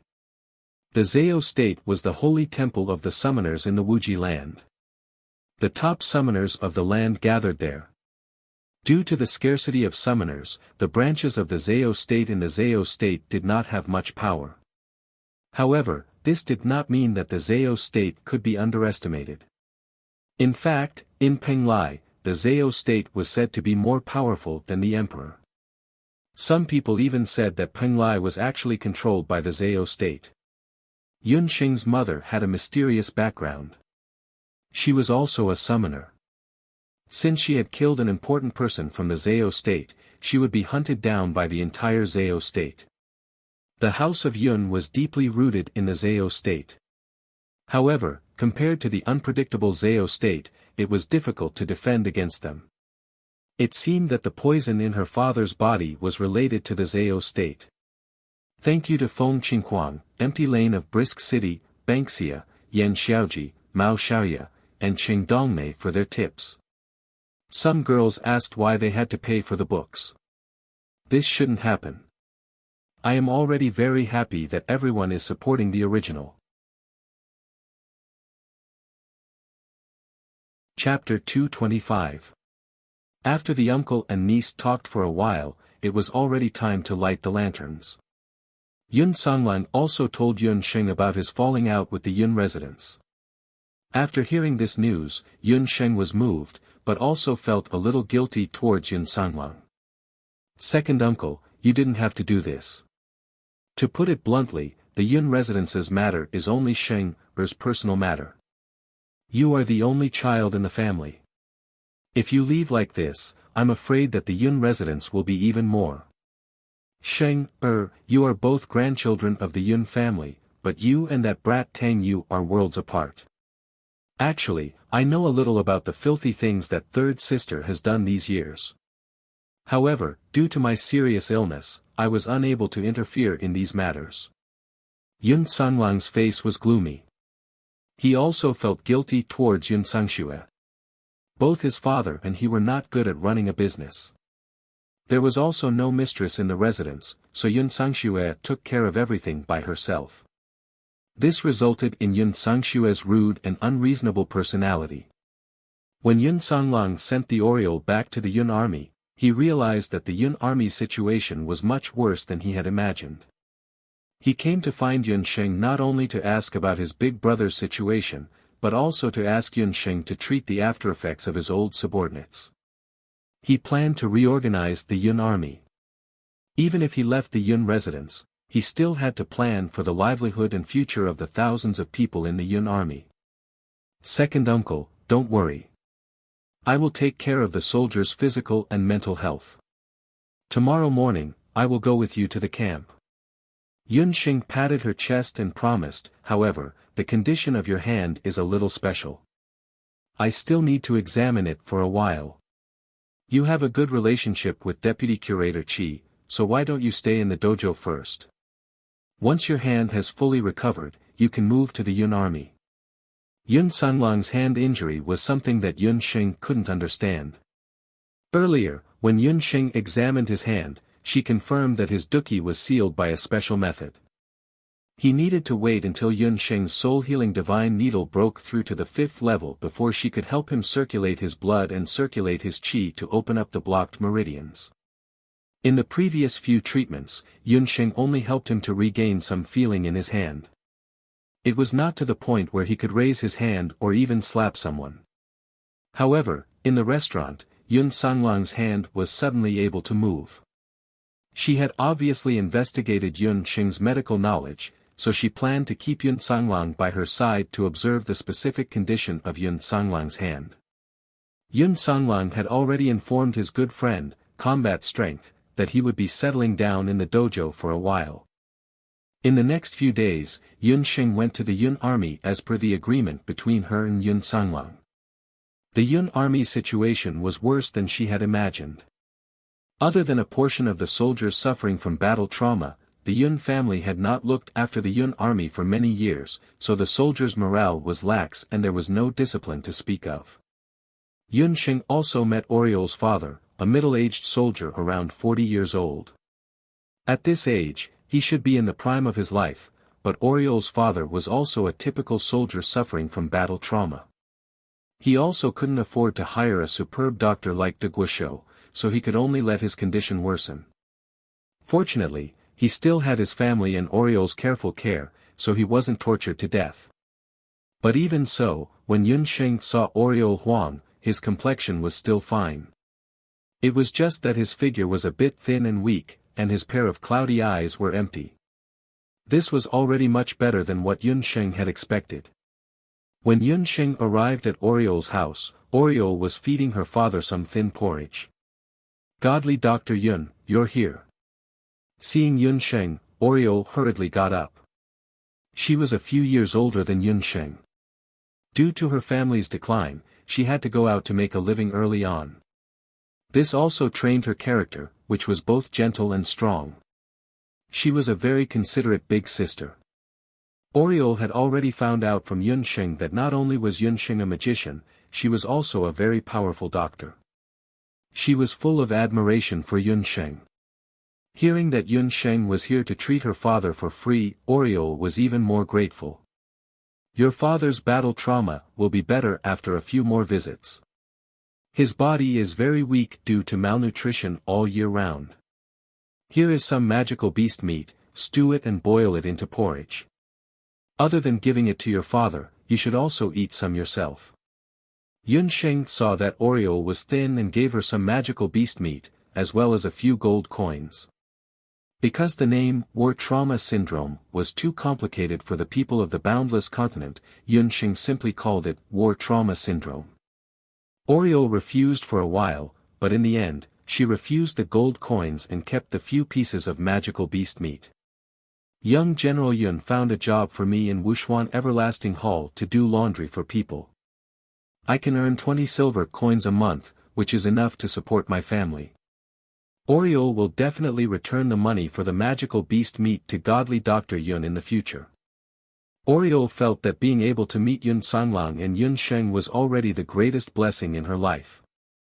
Before meeting them, she really thought that she would have to guard her sick father and starve family for the rest of her life. Seeing Oriole's insistence, Yun Sheng also couldn't insist. On the hospital bed, Father Huang let out a series of indistinct cries. Godly Dr. Yun, you should rest for a while. It won't be too late to stay and eat before leaving. Father probably wants to hear me play the pipa again. Oriole nodded apologetically towards Yun Sheng and took out her pipa. Oriole's pipa skills were not bad, but it was a pity that she was interrupted by Tang Yu's group of hedonistic sons last time. Yun Sheng only heard about 70 to 80% of it. Now that she was fortunate to be able to listen to it again, Yun Sheng also became interested and sat down to listen. Oriole tuned the instrument and plucked the strings. This time, she didn't sing, but only played the pipa. When Yun Sheng heard it, she didn't play the soft little tune that she used to sing in the restaurant earlier. The strings moved, and the pipa's silver color was full and bright, sonorous and clanging. When the sound of the pipa rang out, Field Officer Huang's turbid eyes on the bed had an additional trace of light. And Yun Sheng also felt that the jade marrow technique in her body had become active, as if it had encountered a violent storm. Yun Sheng only felt that the jade marrow technique in her body had rapidly increased by a large amount. What was going on? Yun Sheng hurriedly circulated her qi to regulate her breathing. She had never encountered such a situation before. The pipa music was like raindrops, from dense to dispersed, and gradually calmed down. When Oriole finished plucking the last note, her slender fingers pressed the pipa music. As the music lingered in the air, Yun Sheng only felt that the restless jade marrow technique in her body had gradually calmed down. She felt that her jade marrow technique had improved a little. On the bed, Field Officer Huang had also fallen asleep peacefully. Yun Sheng finally understood why Commandant Huang could still have a breath of life after so many years despite his illness. The reason was because of Oriole's pipa playing. Oriole, what was the name of the tune you played just now? Yun Sheng stood up and asked. Chapter 226. Oriole's pipa song was completely different from the song she sang in the restaurant. This song had a strong ancient flavor and was completely different from the folk songs. The feeling of the song was more like a war song. Even Yun Sheng, who didn't know much about music and could only dictate divine songs like Little Apple in the modern era, was filled with passion. According to the changes in her body's jade marrow art and magic soul, the reason why Yun Sanglang's hand was able to take a turn for the better was because of Oriole's pipa song. Yun Sheng was certain that while listening to the music, her magic power and jade marrow art could be said to have soared. Her magic power was at least at the peak of the Grand Magus realm, and her jade marrow art could reach the level of breaking through her fourth strange tendon. Is godly Dr. Yun talking about the song I played just now? I call it the nameless song. Yellow Sparrow was very embarrassed after being praised so much. Although Oriole was the daughter of a military general, due to her family's circumstances, she lost the qualifications to study and practice martial arts early on. In her early years, she had helped some rich families with laundry and chores. One day, when she was washing clothes by the river, due to the unbearable cold and hunger, she fainted by the bone-chilling river. The winter was bitterly cold. Just as Oriol's body was frozen stiff and on the verge of death, she heard the sound of a zither. At that time, my hands and feet were frozen stiff. I could vaguely see someone playing a zither on the frozen river. That zither sound made one's blood boil, as if one had drunk a large mouthful of pepper. My hands and feet gradually regained feeling. Oriol recalled the past. After listening to the zither sound, Oriol felt that her entire body was filled with strength and she wasn't as cold anymore. By the time she wanted to see who was playing the zither, that person had already left. Oriol only had time to vaguely see a back view. Although it was only a back view, Oriol was certain that it was a woman. That was 4 or 5 years ago. The river where Oriol washed her clothes was called Moon Washing River. It was a river not far from the Yun Army's encampment. Usually, there weren't many people here. Because the river water was clear and sweet, it was also the Yun Army's main source of water. Oriol's perception was not bad. After listening to the zither song that time, she remembered most of it in her heart and copied it down when she returned home. Oriol's mother, who had passed away early, was a musician in a music workshop. When Oriol was young and her family was still well off, she had learned some basic musical skills from her mother. She composed her own music and played it. Over time, the pipa song came to be. Using the sound of the zither to soothe her father, Captain Huang's illness, was also a clever trick that Oriol had unintentionally discovered. She discovered that every time she played the pipa, her father's dispirited spirit would improve a lot. Therefore, the Oriol consciously played a song for his father from time to time. As for the song in the restaurant, some of the notes were taken from this song. Unfortunately, apart from that one time when he met that strange woman by the river, he had never met her again. This song was also incomplete. The Oriol couldn't hear the entire song, and the woman didn't finish playing it. Therefore, the Oriol named this song as a nameless song. Oriol, have you ever learned Do Chi or magic? Yun Sheng already had a rough idea of the ins and outs of the matter. The woman that the Oriol met must be an otherworldly expert. To have such a fortuitous encounter was already a kind of blessing. Just like how money was easy to get, fortune was hard to find. Whether or not he could meet that woman again was still unknown. What Yun Sheng was thinking now was that if an ordinary person like the Oriol could play such an effect, then what would the effect be if she learned Do Chi or magic, or if she played it herself? Father taught me some of the most basic fist techniques when I was young, but it has already been many years. I'm afraid that it has already been abandoned.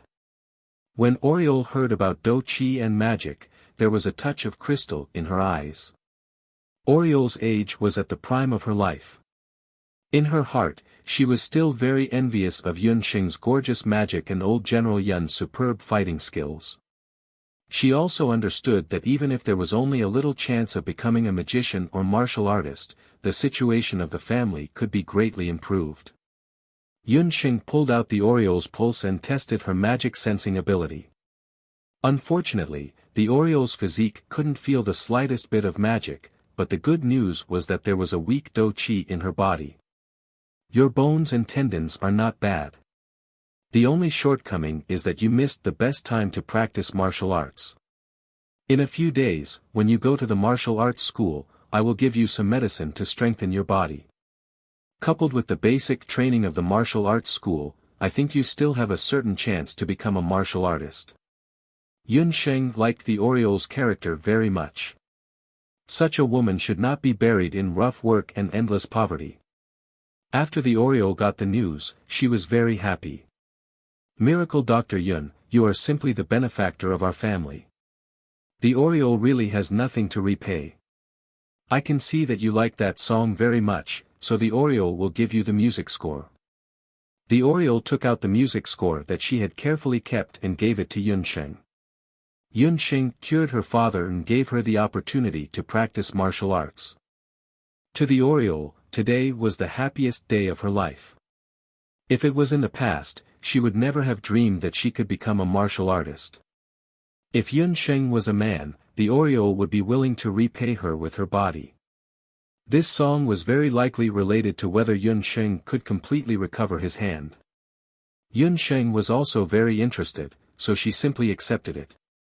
After Yun Sheng left the Huang family, she walked in the direction of the moon-washing river that the Oriole had told her about. The moon-washing river was located to the north of the Yun army's encampment. It was surrounded by fertile water grass. In this season, the water grass grew lush green and one could smell the fragrance of the grass from afar. Normally, the shape of the moon-washing river was like an eyebrow-shaped crescent moon. However, because it had rained a few days ago, the surface of the river was much wider. The crescent moon had become a full moon and the water was full. The water grass and Artemisia selingensis in the surroundings were also very lush. Yun Sheng walked along the river for a while, but she did not find anything suspicious or noteworthy. When she turned over the river bank and was about to walk back, Yun Sheng saw a lonely figure standing on the slope beside the river. That person's back was tall and his right arm was empty. He stood from afar, exuding the unique majesty of a soldier. He stood alone on the slope and looked at the gurgling moon-washing river. He was in a daze and did not even react when Yun Sheng approached him. Even though it was just his back, Yun Sheng recognized him at a glance. Second uncle. Yun Sheng did not expect to see Yun Sanglang here. Chapter 227. Hearing the movement behind him, Yun Sanglang turned around. He obviously didn't expect to bump into his niece, Yun Sheng, here. The moon-scouring river was secluded and there weren't many people around. In the early years, only the Yun family army would come here to get water. After Yun Sanglang went to the Yun family army's encampment for inspection today, he recalled some old things from the past and unknowingly came here. He didn't expect that Yun Sheng would also come here because she heard the zither music. Yun Sanglang's ears turned red like a guilty youth who had been caught red-handed doing something wrong. Sheng, why are you here? Yun Sanglang's complexion was much better recently. He had already gone to see his elder brother, Yun Sanghai, earlier. Seeing that although Yun Sanghai was unconscious, everything was normal, he was relieved. Second uncle, you used to come here often. Have you met a mysterious woman here? Yun Sheng pretended to be indifferent and carefully observed Yun Sanglang's reaction. Sure enough, when Yun Sheng asked about the mysterious woman, Yun Sanglang's face showed a hint of astonishment. However, he quickly concealed this obvious astonishment and said indifferently, "This is the Yun family army's encampment. It's an important military area. How could there be a woman here?" He was still stubborn. An old man in his 30s staring blankly at the river. If he wasn't thinking about love, could it be that he wanted to jump into the river like Chu Yuan? Yun Sheng snorted in her heart. She had heard that Yun Sanglang had always been unwilling to marry. On the surface, he said it was because of his hand disease and he didn't want to implicate others. However, who knew if there were other hidden reasons? It's fine if you don't know her. I just went to Yan Kei's house to see Officer Huang's illness. Yan Kei also gave me a zither piece. Second uncle, I remember that you are very proficient in music. Why don't you take a look at it for me? Yun Sheng had a good memory. She only took a glance at the piece and remembered it all. When Yun Sanglang heard that it was a piece of music, he was somewhat interested and took a look. This is... Sheng, Yan Kei gave you this piece of music. Where did she get it from? A crack appeared on Yun Sanglang's calm face. This was completely different from his usual good manners. He gripped the paper tightly with his left hand. The song was written down by the Oriole herself. A few years ago, when she was washing clothes by the river, she chanced upon an unfamiliar woman playing music here, so she wrote it down. After listening to this song, I discovered that this song is extraordinary. It can stir up the dou qi and magic elements in a person's body. When Yun Sheng saw Yun Sanghai's appearance, she knew that he must know the mysterious woman. She, actually still remembers that promise. Yun Sanglang's eyes began to heat up. It's said that men don't cry easily, but it's only when they are sad. This piece of music that Yun Sheng inadvertently got touched a regret that Yun Sanglang had buried in his heart for many years. Second uncle, what are you regretting? Do you know this song? Yun Sheng struck while the iron was hot and asked Yun Sanglang. This song is called the Di Hong song. It's the sacred song of the Di Hong city and Shenyuan clan. It's a divine song that can only be learned by the direct bloodline of the Di Hong clan. It's very beneficial to a person's cultivation. Legend has it that this battle song is divided into 9 chapters, and it has an extraordinary and shocking effect. Yun Sanglang seemed to have made a huge decision before he decided to tell Yun Sheng. Could that mysterious woman by the river be the successor of the Di Hong city? Yun Sheng had never seen the name Di Hong in any ancient books. However, looking at Yun Sanglang's expression, it wasn't hard to guess that it must be a hidden place. The boundless continent was vast and boundless. The 5 major countries and the eastern capital were only a small part of the forces that surfaced. There were many powerful ancient tribes that were hidden from the eyes of the world. However, it was also these hidden tribes or clans that secretly controlled the movements of the powerful countries in the continent for thousands of years. The Di Hong clan was one of these tribes. They vaguely lived in a place called the Di Hong city, and the Di Hong and Shenyuan clans were connected to the Di Hong clan for generations. The people of the Di Hong city didn't often interact with the outside world. However, it was known that the Di Hong city would send some direct descendants to travel the continent every few years. According to historical records, these people of the Di Hong city were either powerful magicians or warriors with astonishing strength. Yun Sanglang only said this about the Di Hong city. As for how he got to know the people of the Di Hong city and the identity of that mysterious woman, Yun Sanglang wasn't willing to say anything more. Yun Sanglang only said that he was lucky enough to gain the favor of a person of the Di Hong city. That person passed on 3 chapters of the Di Hong song to him without telling the people of the Di Hong clan. The Di Hong song was originally a battle song. When played by an ordinary person, it had the effect of promoting blood circulation and replenishing energy. However, if played with a combination of battle energy or mana, the effect would be even better. It was rumored that the ancestor of the Di Hong clan had once used the Di Hong song to expel an army of tens of thousands of magical beasts by himself and his zither. Of course, that was only a legend. Since the Di Hong song had been passed down until now, there were very few people who could unleash the power of the ancestor of the Di Hong clan. Yun Sanglang also told Yun Sheng that the Di Hong song could be played as long as it was played with a musical instrument. It wasn't limited to any musical instrument. It could be played with any musical instrument. Right now, I have no battle energy and have lost my right hand. I no longer have the chance to play the Di Hong song. I can only pass on 3 chapters to you. You can try to comprehend it yourself. As for Huang Ke, you can also pass it on to her. However, you have to remind her not to easily demonstrate it in front of others.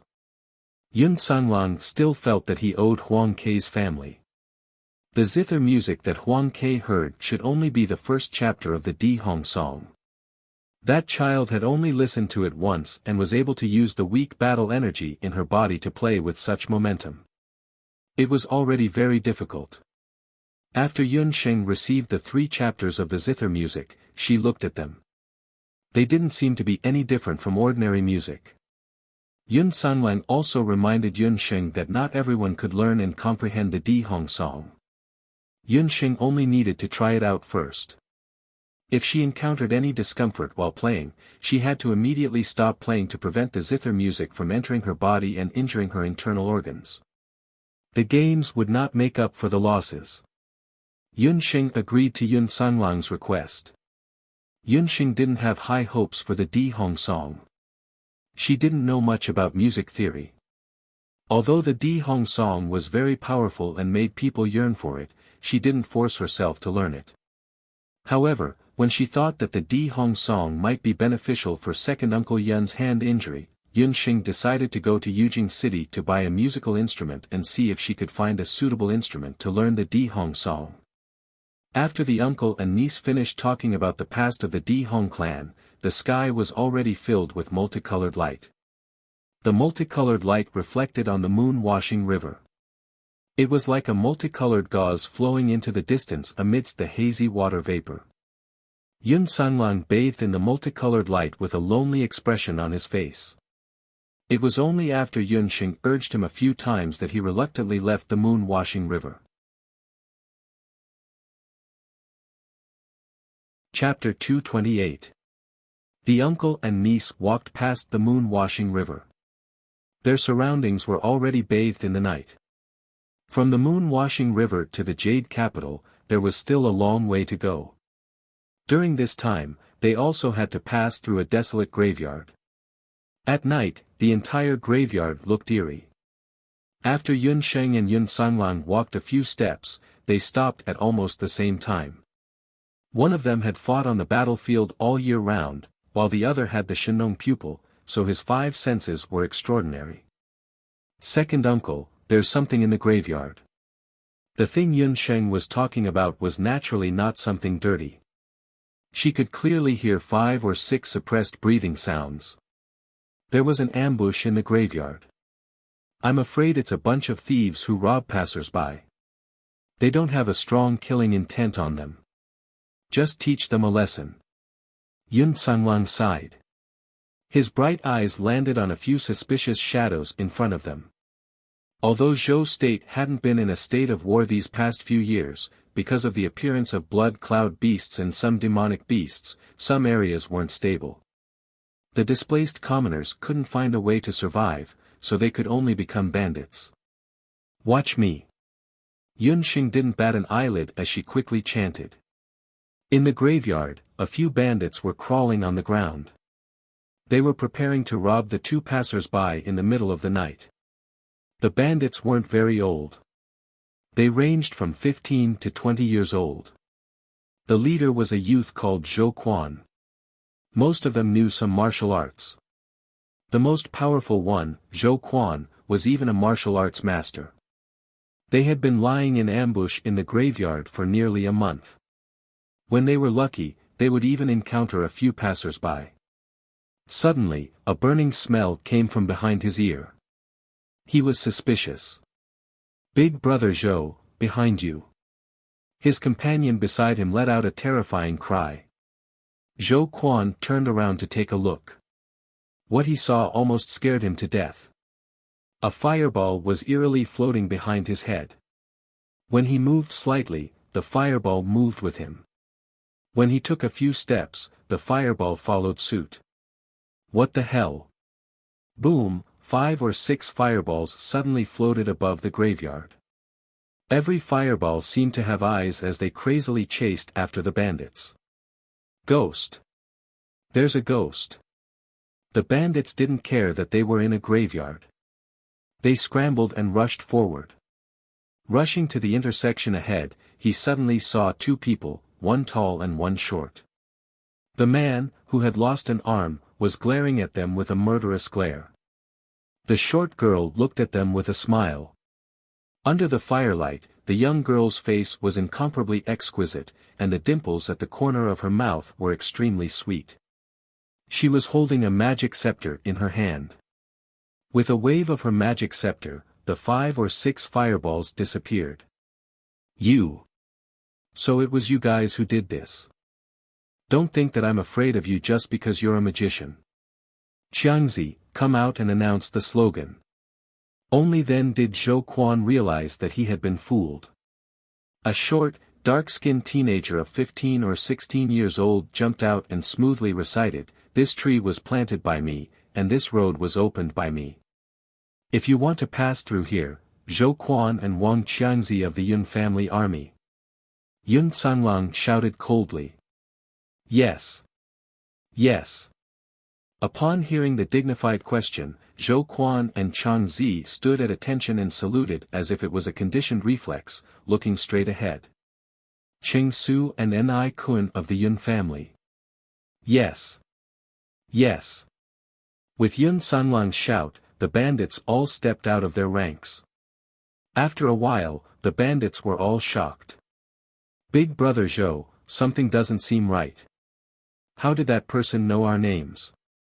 It was dark just now, so we didn't see what the man looked like. Why don't you go up and take a look? The bandits were frightened out of their wits by Yun Sanglang's powerful shout. They pushed and shoved, and in the end, Zhou Quan was pushed to the front. If it wasn't dark, Yun Sheng would definitely see that Yun Sanglang's face was as black as the bottom of a pot. He was a member of the Yun family army, yet he was actually committing a robbery on the side of the road, and it was in front of his own niece. Zhou Quan dawdled and walked in front of Yun Sanglang. This guy was still afraid of death. He actually lit a match and moved closer to Yun Sanglang to take a look. That face, that expression, Zhou Quan's mind was suddenly struck by lightning. His legs went soft, and the match almost burned his eyebrows. General, it's young General Yun. 4 to 5 uncouth men, all of whom were no less than 1.75 meters tall, uniformly knelt on the ground. Their knees went soft, and with 5 thuds, they all knelt on the ground. All of you don't have to play dead. Speak, who gave you permission to rob here? How many robberies did you make? How much money did you rob? Tell me everything.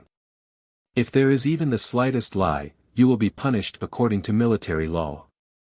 The news of Yun Sanglang's return to the Yun family army was only spread among a small group of soldiers and generals.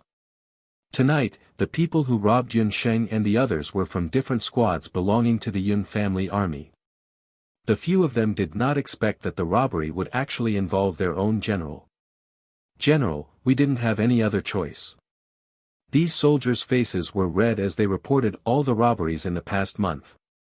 Ever since Yun Sangxue cut off the Yun family army's salaries, they were all so poor that they couldn't afford to eat. Yun Sanglang also didn't appear. These people were all Yun Sanglang's former subordinates. They weren't willing to betray the Yun family army, nor were they willing to change jobs. However, every soldier had parents, wives, children, and children. Helpless, they could only become unorthodox. Nonsense, you violated the imperial law. After Yun Sanglang learned the truth, his face became gloomy. He led the army strictly, and what he disliked the most was the soldiers' misdeeds.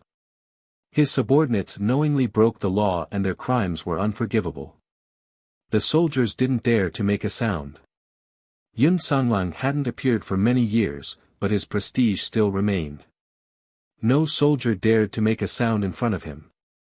Second uncle, although these soldiers were in the wrong, they also said that they only robbed some money and never harmed anyone's life.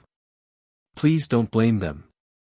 Yun Sheng was touched by the soldiers' persistence. Sheng, you don't know how to manage an army. Knowingly breaking the law is a serious crime. If their actions are reported to the imperial court, only death awaits them. Yun Sanglang was dissatisfied with his niece's soft-heartedness. Second uncle, civilians have no choice but to break the law because they're starving. Only death awaits them. Is it not illegal for the military to sit idly by and wait for the families of these soldiers to starve to death? Yun Sheng didn't agree with Yun Sanglang's pedantic way of doing things. She walked in front of the soldiers.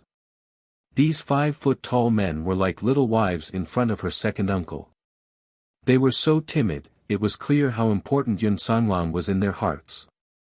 Uncle, you're called Zhou Quan, right? Let me ask you, did you go to the Yun residence to ask for your salary when you didn't receive it? We did, but we were chased out. Zhou Quan sighed. Then did you go to the military to seek help? According to Zhou state's laws, soldiers in the military could go to the military to seek help if they were hungry.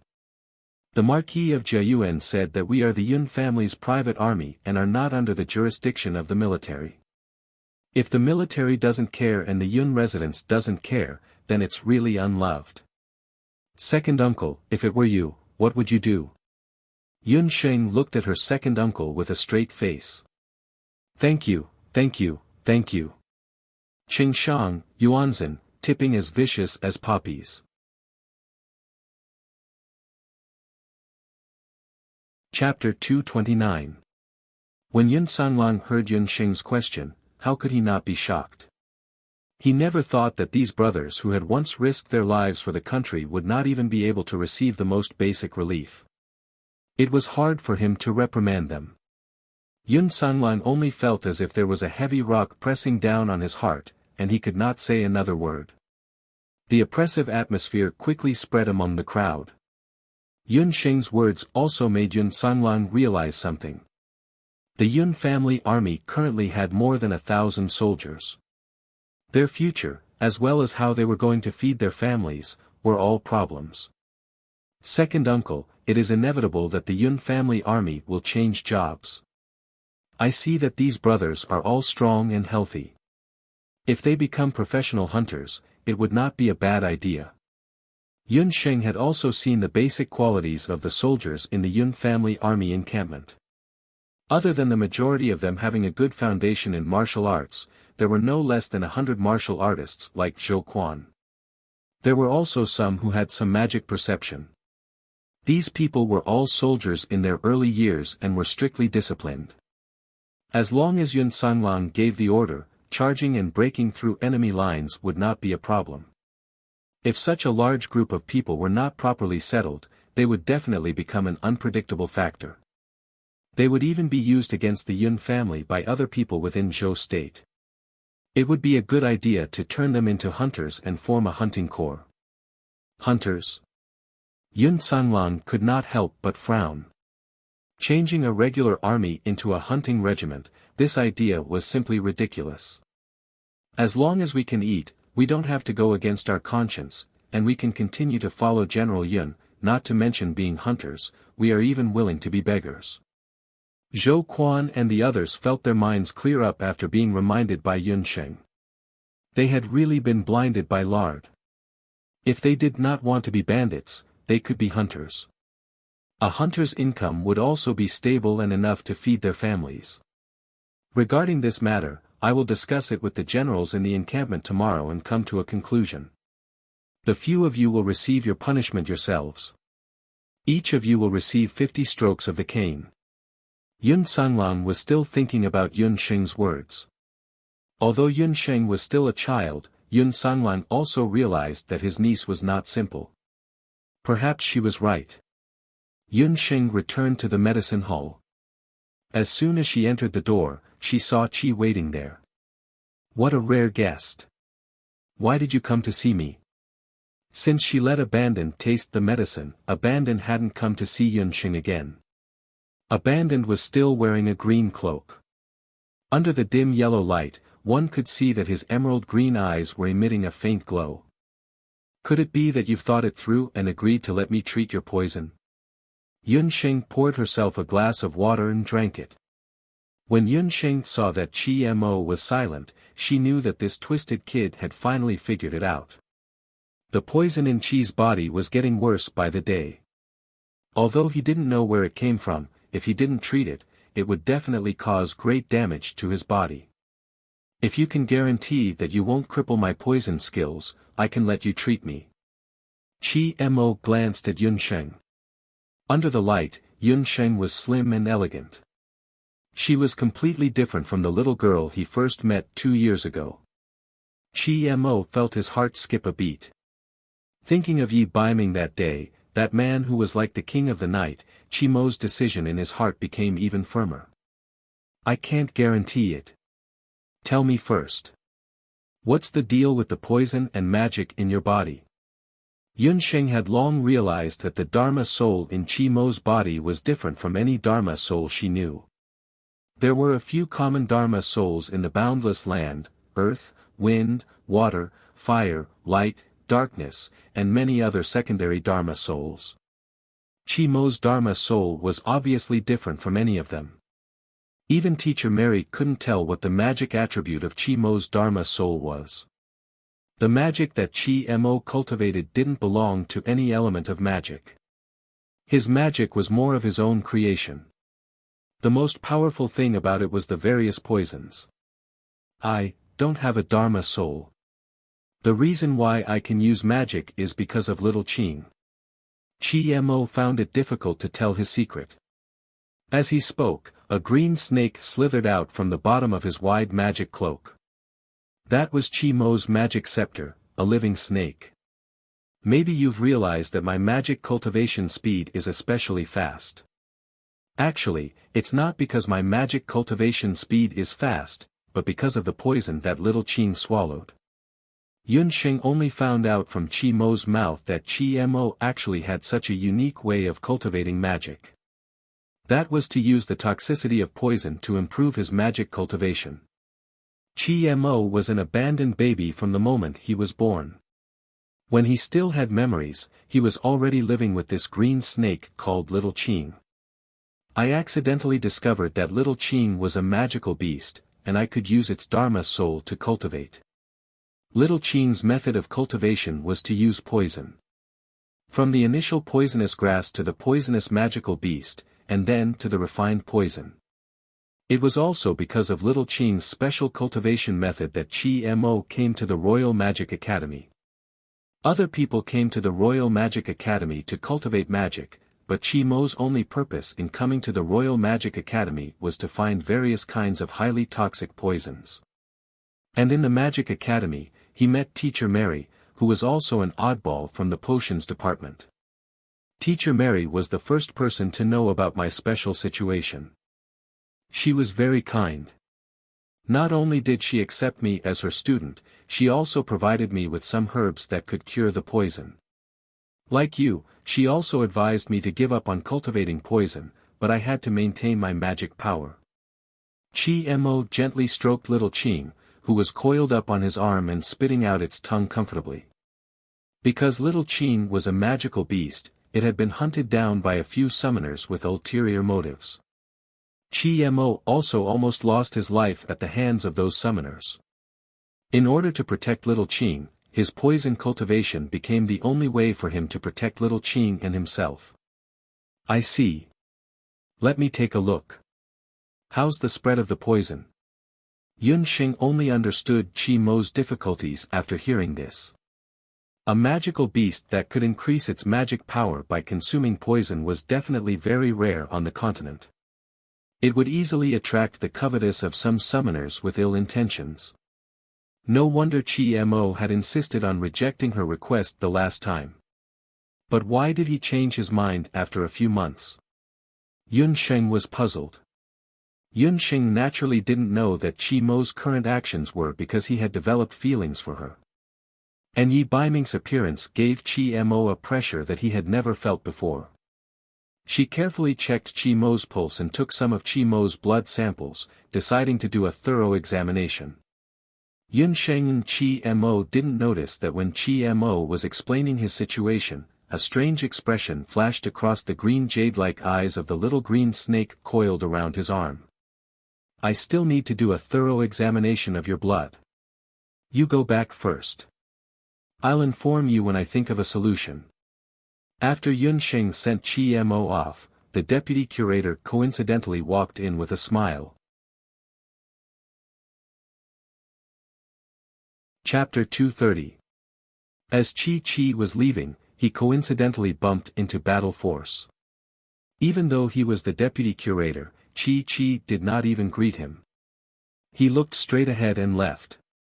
In reality, other than his companions in Group 13 and his mentor, Mei Li, Qi had never looked at anyone. This could be related to the fact that he was an orphan since young and was not very close to others. That kid is your companion? I remember that he is also from the Royal Magic Academy. He looks quite evil. Battle Force took a few more glances at Qi. Even if he met this youth, he would feel a chill run down his spine. That feeling was as if he was being stared at by an extremely powerful demonic beast. There were very few people who could make Battle Force, a Wuzong, feel this way, so Battle Force had some impression of Qi. He is my companion, Deputy Curator Qi. It is not a good habit to speak ill of others behind their backs. Yunsheng did not like to hear other people criticize her friends. Pretend I didn't say anything. Miracle Dr. Yun, the inventory of the medicine hall has been completed. Here are some ledgers, please check them first. Battle Force knew Yun Sheng's temper. He had already found out from Yun Sanghai that Yun Sheng was Yun Sanghai's daughter. It had to be said that this girl's temper was typical of the Yun family. Once she set her mind on someone or something, even 10 carriages would not be able to pull her back.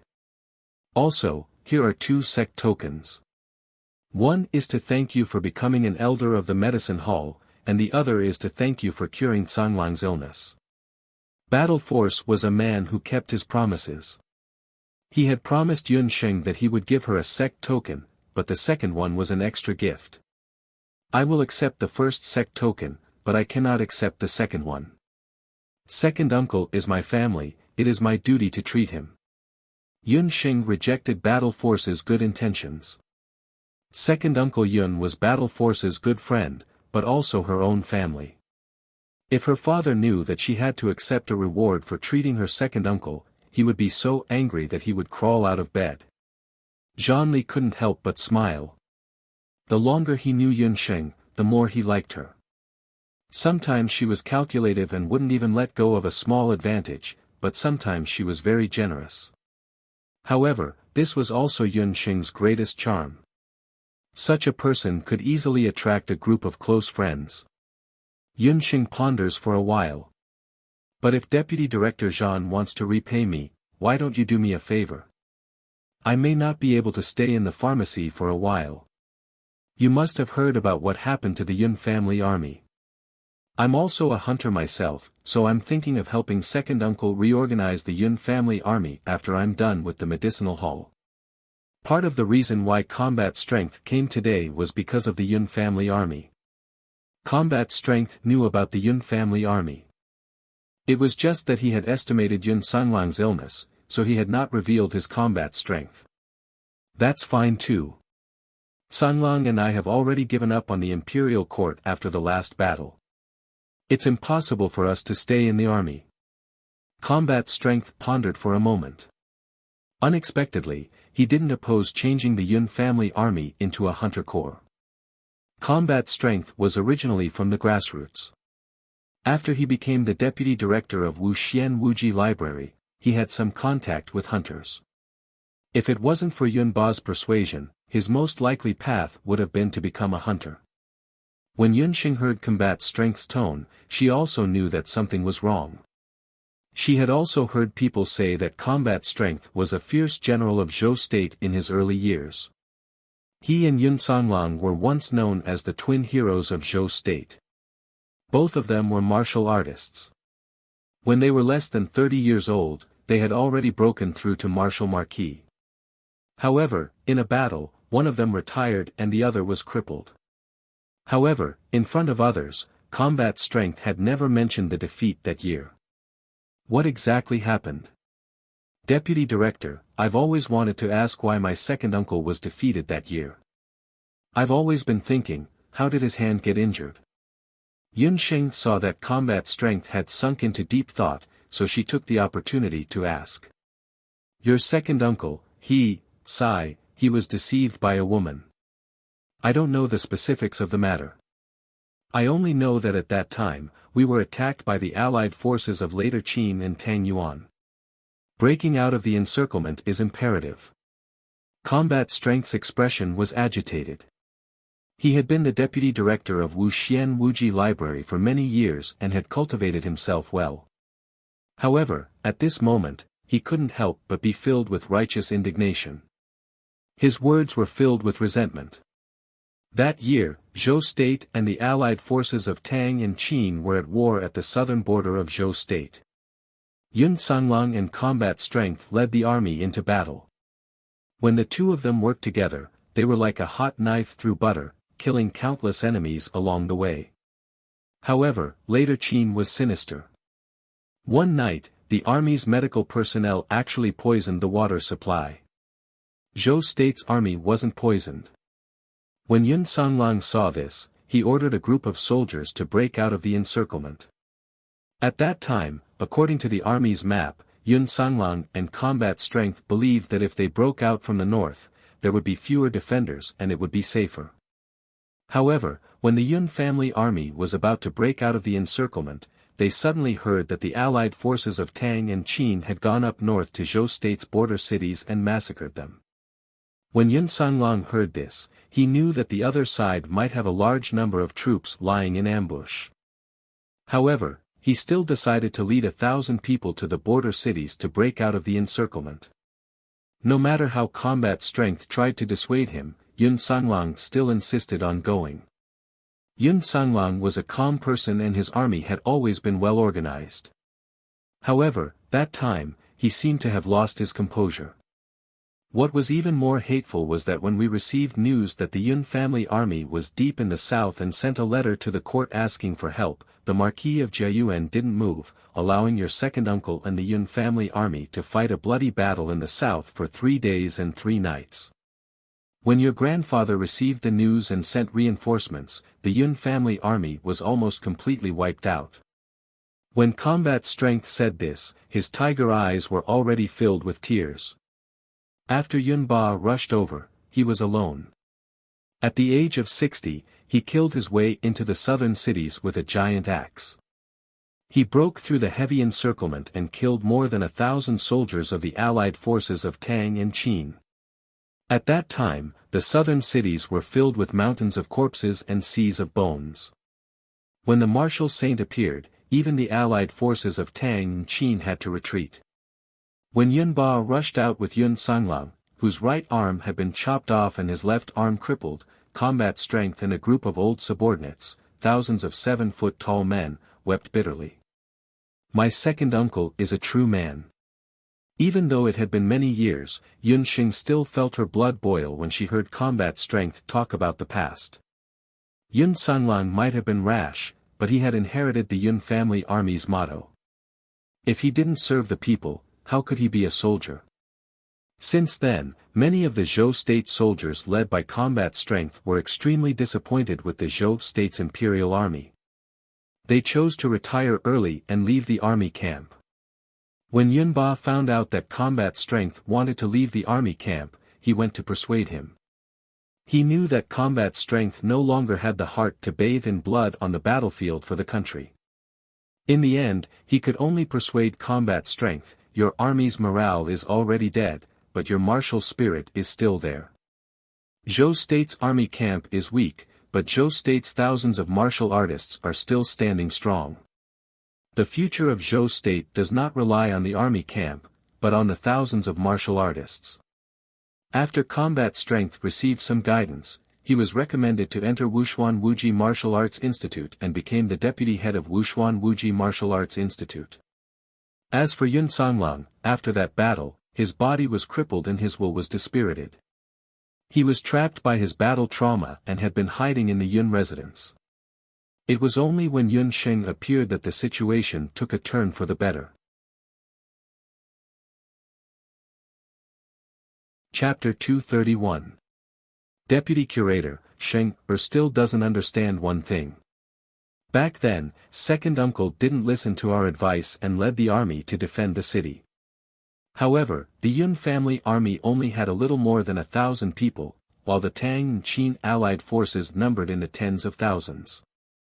How did second uncle survive those 3 days and 3 nights before old General Yun arrived? Yun Sheng was also somewhat puzzled. Later Qin and Tang Yuan were both tigers and wolves. They were fully prepared, so how could they not take down the city for so long? Not only me, but even your grandfather. Old General Yun is also puzzled about this. Yun Ba and Zhanli both thought that Yun Sanglong had died in battle. Now that you mention it, I remember that when I led my former subordinates to break out of the encirclement from the north, I heard a faintly discernible sound of a zither in the south. That sound was faintly discernible and lasted for 3 days and 3 nights. Many years had passed, so Zhanli's memory was not that clear. As for whether that sound was real or fake, Zhanli wasn't sure either. The Di Hong song. Yun Sheng was certain that someone must have been playing the Di Hong song at that time. Look at me. Why am I telling you all these old stories? I'm here today mainly for the medicinal hall. Zhonli coughed. Half a month had passed since Elder Zhang's fall from power. The medicinal hall had also completed the most preliminary inventory. Zhonli had come to give Yunxing an inventory list, which listed most of the medicinal hall's assets, medicinal herbs, and some of Elder Zhang's personal wealth. Although Elder Zhang's character wasn't very good, it had to be said that as a person, he definitely had his good points. The old man's ability to accumulate wealth was unparalleled. When he fled that day, he was in a hurry and left the huge amount of wealth that he had accumulated over the years in the medicinal hall's secret chamber. After Zhonli led people to search, they took away the gold coins and some of the more expensive medicinal herbs. However, they also found 10 storage rings in the secret chamber. There was a personal seal placed on the storage ring. Looking at combat strength, other than Elder Zhang, no one else could break it. If he forcefully broke the seal, the things inside the ring would be destroyed. Thus, combat strength casually threw the storage ring to the side. After exchanging a few more words with Yunsheng, Zhonli suddenly remembered something. Since we're going to establish a hunter corps, we definitely need manpower. How about this, I'll assign Yi Baiming and Cheng Bai to you. If you need anything, just let me know. There's no need to inform me. It's getting late, so I'll take my leave first. When Yunxing heard this, she did not refuse. After all, Yi Baiming and Cheng Bai were two great generals. She had to make good use of them. Seeing that Zhonli had left, Yunxing immediately took back the few storage rings that he had casually thrown away. To other people, the seals on the storage rings could not be broken. However, this was not the case for Yunxing. She had the puffed egg in her hands. The puffed egg could break all magical seals and restrictions. Yunxing summoned the puffed egg and very smoothly broke the seals on the 10 storage rings. She then looted a lot of things from the rings. Looking at the pair of items, Yunxing instantly felt a sense of ecstasy, as if she had become rich overnight. Among the 10 storage rings, there were 10 anonymous limitless gold cards. Each card had 50,000 limitless gold coins. These were all obtained by Elder Zhang when he accepted bribes from the students or embezzled money from the medicinal herb suppliers. In addition, there were 2 limitless purple gold cards. There were 200,000 limitless purple gold cards each. If converted to the continent's gold coins, that would be 2 million gold coins. However, the gold coins were not the most important thing. Yunxing also found a large amount of precious medicinal herbs. Among them, there were even saint-grade medicinal herbs. It could be seen that Elder Zhang had put in a lot of effort to get these things. Yunxing was not polite. She stuffed all the limitless gold cards and medicinal herbs into her beast language ring. After the establishment of the Xiantong, they needed to purchase a large number of medicinal herbs. As a result, the wealth in the 10 storage rings was particularly precious. After carefully examining the 10 storage rings, Yunxing found a prescription in the last storage ring. That prescription was placed together with the limitless purple gold card. It looked like a very ordinary prescription. However, if it was placed together with the limitless purple gold card, then it must not be an ordinary prescription. Yunxing carefully looked at it. The words, Sage 10,000 Golden Pill, entered her eyes. 10,000 Golden Pill. The implication was that a 10,000 golden pill was worth 10,000 gold coins. Moreover, it was very likely that it was worth 10,000 purple gold coins. Yunxing's eyelids jumped. On the continent, even high-grade and finished products were only worth 1,000 gold coins.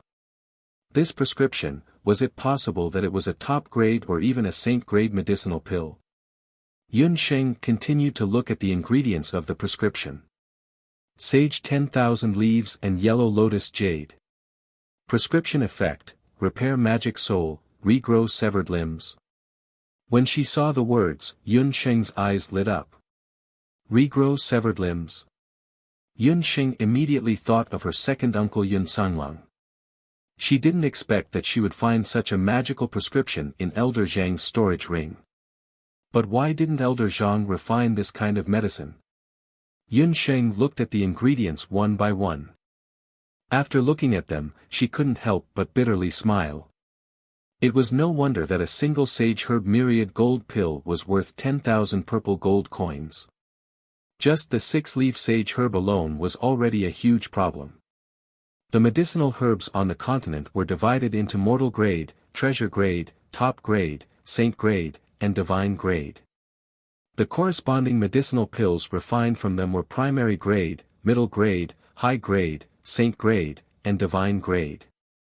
Treasure grade medicinal herbs weren't hard to find in Jade Capital. The medicinal hall of Wuxia Limitless building that Yun Sheng was in also had the corresponding medicinal herbs. However, medicinal herbs above saint grade, or even saint grade, were rarely seen.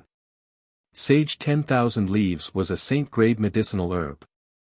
Legend had it that sage 10,000 leaves gathered moonlight and water elements in a cold place to form a magical medicine. It took 100 years to germinate, and after that, it would grow a leaf every 100 years. A sage 10,000 leaves that was used to refine sage 10,000 leaves would have at least 6 leaves. That meant that only sage 10,000 leaves that were 600 years old and above could refine sage 10,000 leaves. Yun Sheng had also inquired about it before. In the past few years, sage 10,000 leaves that were above 6th grade had appeared in the vicinity of later Qin's Sunset City. Furthermore, it was already over 100 years ago. Elder Zhang had also obtained this prescription by chance. It was also because he didn't have the ingredients that he didn't refine this kind of medicinal pill. Looks like I still have to look around and get Dr. Fan and Wanlong Gambling House to help. Yun Sheng could only put the prescription aside for the time being. In the next few days, Yun Sheng began to tidy up the medicinal hall.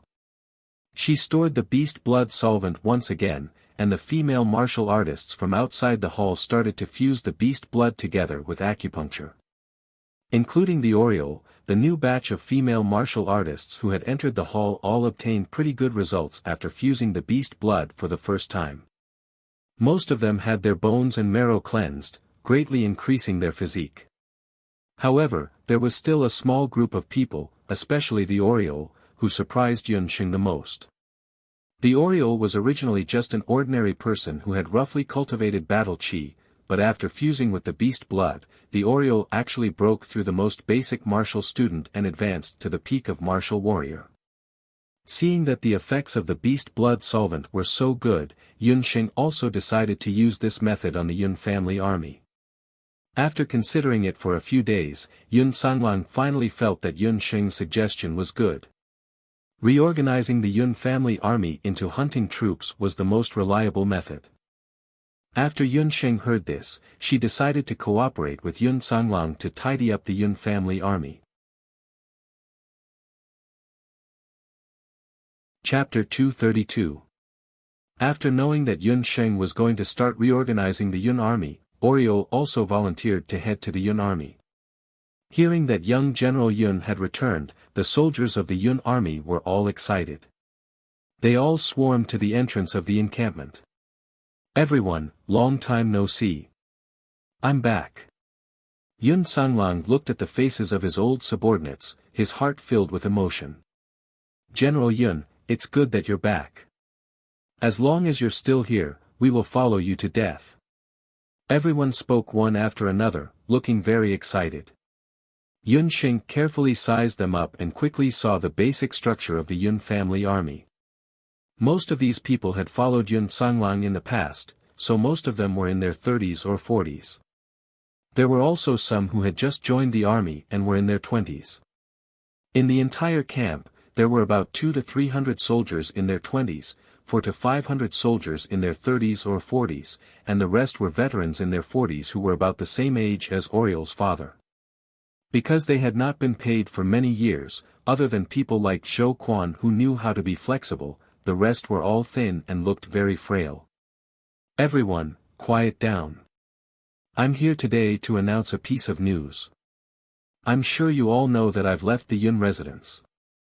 For everyone's future livelihood, I've thought about it and decided to disband the Yun army. Yun Sanlang's voice fell. The group of soldiers who were originally cheering were instantly dumbfounded. From the initial joy, it turned into fury. We don't want to disband. How can the Yun residents disband us? There were even more furious soldiers who wanted to step forward and question Yun Sanglong. It was no wonder that the soldiers were so agitated. Most of them had been soldiers for 3 generations and were all part of the Yun army. Back then, when they were defeated, many of their brothers and fathers had died on the battlefield. The reason why they never abandoned the Yun family army was because of the concept that had been formed over the years. They were born as members of the Yun family army, and they would die as ghosts of the Yun family army. These people came wave after wave, making it impossible for Yun Sanglong to finish his words. When Yun Xing saw this, she waved the magic scepter in her hand. In an instant, a fiery explosion smashed into the camp like thunder from the 9th heaven. Everyone was silent. Only then did they notice that there were 2 girls who came with General Yun. One of them looked unfamiliar, while the other was Huang Xiaowei's daughter, Oriole. Oriole, why are you with them? And what's the matter with that female magician? The soldiers were shocked by Yun Xing. But what surprised them even more was the Oriole. Most of the children who grew up in the military camp were very familiar with it. It could be said that many people here had watched the Oriole grow up. Previously, she was a sallow and emaciated girl from a poor family who had to go out to sing. However, after not seeing her for half a month, she had completely changed. She was taller and more muscular. The most surprising thing was that she was wearing a white warrior's robe. That was the martial arts robe of Wushuan Limitless School. Uncles, brothers, please calm down and listen to what General Yun has to say. Oriole was now a warrior. She was no longer the shy singer she used to be. She puffed out her chest and persuaded loudly. Brothers, I'm sorry. It's been hard on you all these years. Yun Sanglong bowed deeply to the crowd. General Yun, General, don't be like this. Brothers. The soldiers also choked with tears in their eyes. The Yun family army was once glorious, but they did not expect the Yun family army to fall to such a state. Everyone, there's no need to be sad. Second uncle said that he wants to disband the Yun family army, but it's not a true disbandment. We plan to change the Yun family army into a hunting corps. Yun Xing said. She suddenly opened her mouth. Everyone was stunned. Then they heard her call Yun Sanglong's second uncle. Change to a hunting corps. From soldiers to hunters, most of the people in the Yun family army were unable to accept this result. We don't want to be hunters. Hunters are bandits and hooligans. We are regular soldiers. How can we be compared to those hooligans? Someone muttered in dissatisfaction. Hunters earned money by doing missions. They were used to eating the food of the country. For a moment, they were unable to accept this change. Who said that hunters are bandits and hooligans? Do you know how much a normal D-rank hunter in Zhou State earns in a year? 50 gold coins. If you reach C rank, you'll earn at least 100 gold coins. If you join the hunting corps, you can even get bonus. Yun Sheng had been with Huang Tang and the other 2 for a while. She was very familiar with the market for hunters. Hearing that hunters earn such a high salary, some people hesitated. They had suffered in the Yun family army for many years. Which family wasn't poor? So what if the salary is high? Hunters can't get promoted. Being a soldier is different. It's something that brings honor to the family. Some people still disagreed. In the end, these soldiers were still not enlightened. Yun Sanglong frowned. This was a little tricky. If everyone disagreed, the plan to change the Yun family army into a hunting corps would have to be aborted. Brothers, Yun Sanglong said in a low voice. So what if I get promoted? You're all good brothers who have gone through fire and water with me. You've seen what happened to me. I, Yun Sanglong, was born in Zhou State's Marshal St. General's mansion. For the first 10 years, my career was smooth, but I've never felt that it was an honor. Because I know that the higher my rank, the more brothers' blood will be spilled on the battlefield. Yun Sanglan let out a long sigh. Everyone in the Yun residence and your brothers and uncles defended the city to the death. In the end, we didn't manage to wait for the reinforcements from Zhou State. My second uncle has been recuperating in the residence for many years. The Emperor of Zhou State has never visited him. The military has also never given any subsidies to the veterans. Yun Sheng took the opportunity to add fuel to the fire. Don't tell me that your sons and daughters will also be spilled on the battlefield for Zhou State in the future. Batch after batch, they shed their blood for Zhou State, only to end up with nothing in the end. Yun Sheng's words became the last straw that crushed the hearts of the Yun family army. Uncles, brothers, Oriol's father was injured on the battlefield and hasn't recovered. Oriol knows that many of my aunts and sisters can't go out to sing or even sell their bodies because of this. Oriol wiped the corners of her eyes. Yun Sheng, who was watching from the side, gave her a thumbs up. In modern times, Oriol's acting skills were definitely Oscar material for the Best Supporting Actress. Stop talking. Zhou Quan was the first to jump out. They say that a real man has to have a country first and a family second. Tui, F***K off. If you have a country and a family, if you can't even protect a small family, how can you talk about a country? Leave these pompous words to those dog-like officials and nobles who live in a drunken stupor. We're going to be hunters. General Yun is the commander. Everyone, don't you think so? Zhou Quan and the others shouted in unison. Thank you for Lanlan's tip ***.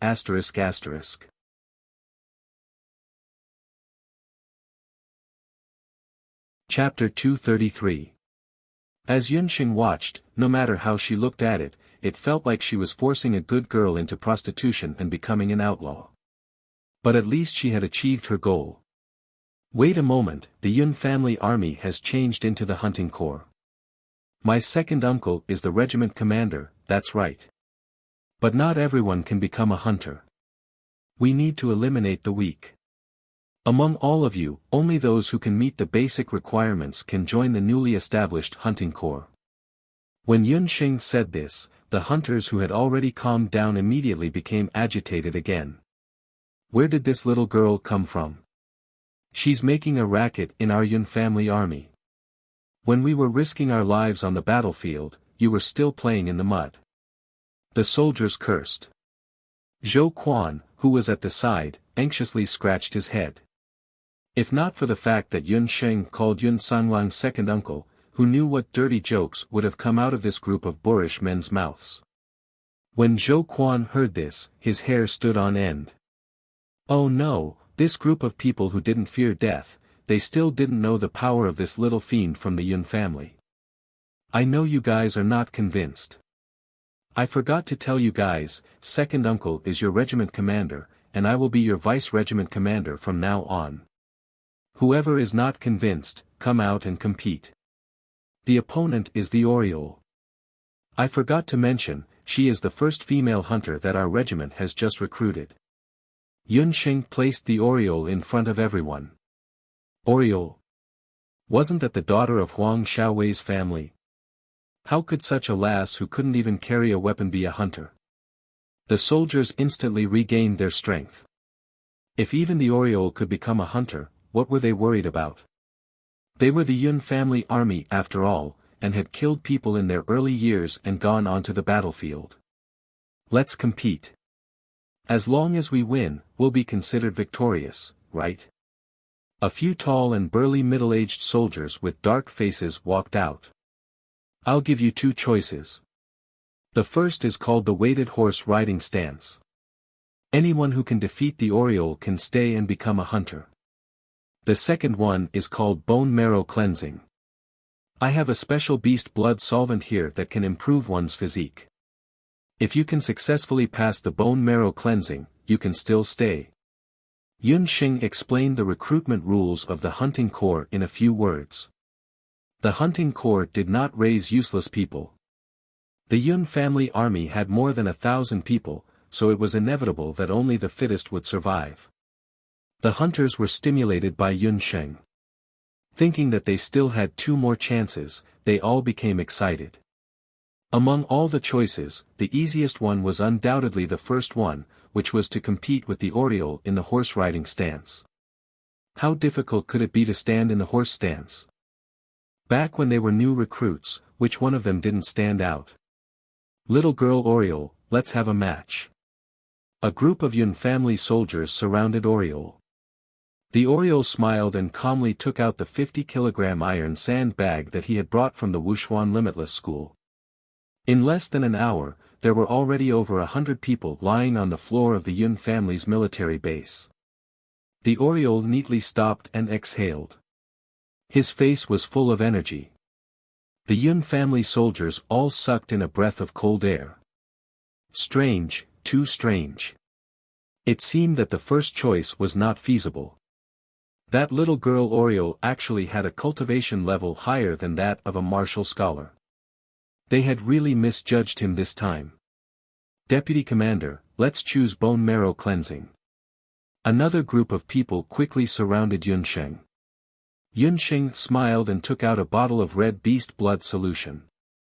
Seeing the red liquid, the Oriole's face flashed with a trace of reluctance. Poor uncles and big brothers. Should she tell them that bone marrow cleansing was the worst thing of all? The beast blood solution that Yun Sheng had improved was undoubtedly much more effective and successful. However, the improvement of the medicine also brought about a considerable side effect. The process of bone marrow cleansing was incomparably painful. It was as if there were 10,000 needles piercing the body. Only those with a will as strong as iron could endure it. Another hour passed. Within the Yun family army, there was a burst of wailing and howling. In just one day, the Yun family army that had originally numbered more than 1,000 was reduced to just over 200 people.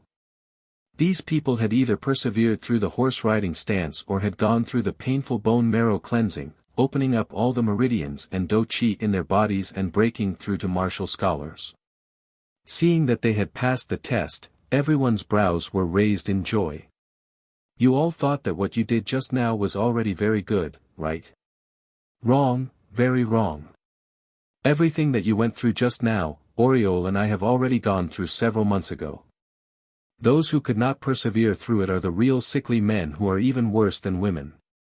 Yun Sheng's expression was serious, and her words were full of dignity. His joy and relief immediately vanished into thin air. They had been busy for half a day, but they could not even compare to 2 little girls. Among all of you, we will choose another 50 people to be official members. The remaining 150 people will be reserve members. As for how to choose, the process is very simple. Each of you will bring a bottle of hemostatic medicine and a weapon to enter the Lamar Hills in the northwest. Anyone who can kill a 4th-level magical beast can become an official member. Official members will have the opportunity to obtain a set of Wuxia Limitless School's battle techniques. After Yun Sheng finished speaking, she prepared a set of weapons and hemostatic medicine and gave them to everyone. Without rations or water, they would enter the Lamar Hills in the western part of Zhou State, which was known as the Death Hill. Even Yun Sanlang did not know about Yun Sheng's decision. He originally thought that there would be someone among the soldiers who would stand out to refute her, but to Yun Sanglang's surprise, no one stood out. They silently took the weapons and hemostatic medicine. 10 people in a row, a total of 20 rows, and headed towards the northwest. They were not idiots. Although the horse riding stance and bone marrow cleansing was extremely difficult, they all discovered that during this process, the do qi in their bodies had increased by a large amount in a short period of time. They wanted to survive. They wanted to become the hunting corps that would shock Zhou State and even the entire continent. Everything that happened today was just the beginning. A month later, when the 200 Yun family soldiers, who looked like beggars, returned to their encampment, their clothes were ragged and their bodies were covered with all kinds of wounds. However, their eyes were as bright as snow, emitting a radiance that was not inferior to that of wild beasts. The soldiers who were still guarding the encampment almost could not recognize them. In an orderly manner, the 200 people, without exception, brought the 4th-level magical beasts they brought back to Yunsheng in Yunsanglong. None of the 200 people died. All of them completed their mission. They knelt down in unison, their movements were orderly and uniform. Their voices pierced through the sea of clouds. General Yun. Young Master Yun, we are back. In an instant, the Yun family encampment was filled with thunderous cheers from top to bottom. After 8 years, the Yun family army that had been silent for a long time was disbanded. A new hunting corps named Sky Attack was quietly registered and established in Zhou State's hunting corps. Chapter 234. Not long after the Sky Expedition Hunting Corps was established, Yun Sanglang changed the way everyone addressed him in order to avoid suspicion. Everyone called him Regiment Leader Yun. Yunsheng also had another nickname in the hunting corps. It wasn't some vice regiment leader. Behind their backs, all the hunters called Yunsheng Young Master Yun. Yunsheng's previous training made the entire hunting corps fearful of her. The regiment leader was the lord, so the vice regiment leader was naturally Young Master Yun. If the regiment leader was angry, they would be punished according to military law. But if Young Master Yun was angry, the consequences would be severe. Not long after the hunting corps was established, everyone couldn't wait to register their names in the Hunters Guild to accept missions. But after a long time, the Sky Expedition Hunting Corps still hadn't received a single mission. This made the hunters who originally thought that they would be able to start work very quickly feel a little depressed. Yunsheng was used to it. Huang Tang and the other 2 were on a mission in another country. But when Wenren Xiu found out that Yunsheng wanted to establish a hunting corps, she had already reminded Yunsheng. Before a hunting corps became famous, it would take about 1 to 2 years. This was because the hunting corps also had a process of accumulating fame. Yunsheng mentally prepared herself and secretly gave some money to second uncle. She had already prepared herself to endure for the next 1 to 2 years. Who knew that not long after, there would be an unexpected piece of news? The Sky Expedition Hunting Corps had received a mission and it was a team mission. After Yunsheng heard this news from the Oriole, she immediately rushed back to the encampment. At the encampment, she even met someone unexpected. Why are the 2 of you here? Yunsheng discovered Yi Baiming and Cheng Bai in the encampment. Hey, Young Master Yun, these 2 brothers said that they are your men and are here to support us in completing this mission. Zhou Quan and the rest of the brothers heard Yunsheng's voice and all of them excitedly came out. Zhou Quan's face was filled with excitement. He was the one who had discovered the first mission of the Sky Hunting Corps. If he hadn't been quick enough, such a good mission would have been snatched away by someone else. We're here to help. Don't you know who issued the mission your hunters just accepted? Yi Baiming smiled. Combat Strength said that she could send Yi Baiming and Cheng Bai to serve Yunsheng, but Yunsheng admitted that she couldn't move these 2 big shots, so she didn't invite them over. Who knew that the 2 of them were also well informed? They had rushed over the moment the hunting squad received their first mission. Zhou Quan, tell me, what's going on with this mission? Yunsheng also felt that something was amiss. This is an international mission, and the reward is 500 gold coins.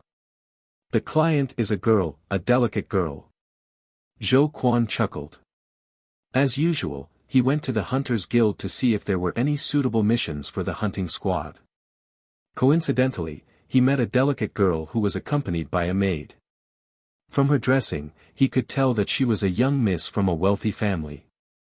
That young miss obviously didn't frequent places like the Hunters Guild. She paced back and forth at the entrance for a while, but didn't enter. Zhou Quan went forward to ask and found out that the young miss was planning to go to Later Qin to collect a type of medicinal herb. She needed some hunters to escort her. Did the young miss say what type of herb it was? Yunsheng felt that something was amiss. If it was just a normal herb, why would she need to go to later Qin to collect it? Zhou Quan was most likely tricked by someone. What's it called again? Something leaf something ginseng. I heard that it's a type of herb that grows beside Luoxia city in later Qin. Zhou Quan was a boor and didn't know many words. He remembered that the young miss took out a picture. Isn't the herb on the picture purple in color? Does it have many leaves and look similar to ginseng? Yun Xing's heart thumped as she felt that something was wrong. Yes, young Master Yun, you're really amazing. It's as if you saw it with your own eyes. It's purple like ginseng. Zhou Quan laughed foolishly. Multi-leafed sage ginseng, this idiot. He actually agreed to help someone find a holy herb. Don't tell me that you took the initiative to accept the mission. Yun Xing rubbed her eyebrows. She shouldn't have chosen Zhou Quan to be the liaison for the hunting squad. That young miss gave me 100 gold coins as a deposit and asked me to choose 20 hunters to set off with them. 3 days later, we will meet at the East City Gate. After collecting the herb, I will pay the remaining 400 gold coins. Zhou Quan saw that the other party was straightforward and thought about the 20 hunters. After deducting the 100 gold coins, there would still be 400 gold coins left. 20 gold coins per person was quite worth it. After all, Zhou State and Latter Qin were neighbors. That young miss also agreed to cover all the expenses along the way. In Zhou Quan's eyes, this kind of mission was a good deal that fell from the sky. Yun Xing was depressed when she heard this. Only newcomers like the Heaven Expedition hunting squad wouldn't know what a 6-leafed sage ginseng was. Moreover, 6-leafed sage ginseng might not even appear in Luoxia city. How could a holy herb be collected just because they wanted to? This time, Brother Zhou is going to make a big mistake. 20 hunters are far from enough. Do you know the true identity of that young miss? And this time, who exactly is the client behind the scenes? Yi Baiming's face was full of emotions when he heard the whole story. It's that idiot crown prince, Yi Bailian. As for the person who gave the mission, it's Chen Lian, Cheng Bai interrupted. What? It was actually that arrogant and idiotic crown prince who gave the mission. After Yun Xing heard about the person who gave the mission, she understood that they couldn't escape from this mission. Moreover, Zhou Quan had already accepted the other party's deposit. According to the Hunters Guild's rules, new hunting squads weren't allowed to break the contract after receiving the deposit.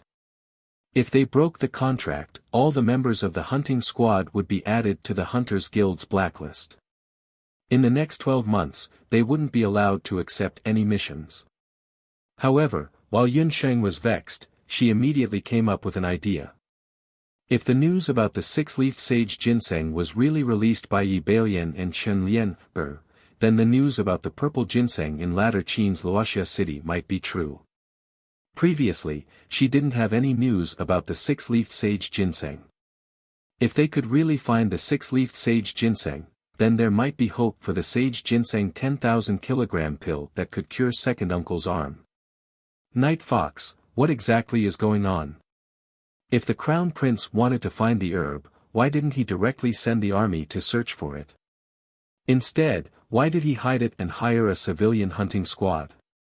Yun Sheng was very suspicious. We have to start from the blood cloud beast to explain the ins and outs of the matter. We also accidentally found out that the Crown Prince was injured and urgently needed the holy herb sage ginseng that had 6-leafed and above to treat his injury. Yi Baiming finally told Yun Xing the news that he had heard earlier. You're tuning in to the Han Li's Wuxia Adventures YouTube channel. We're so grateful for your support, and don't forget to subscribe to join us on this incredible journey through captivating stories. Your generosity through donations truly makes a world of difference, as it's the primary source of revenue that allows me to expand and enhance this channel for you. Thank you from the bottom of my heart for being a part of this adventure.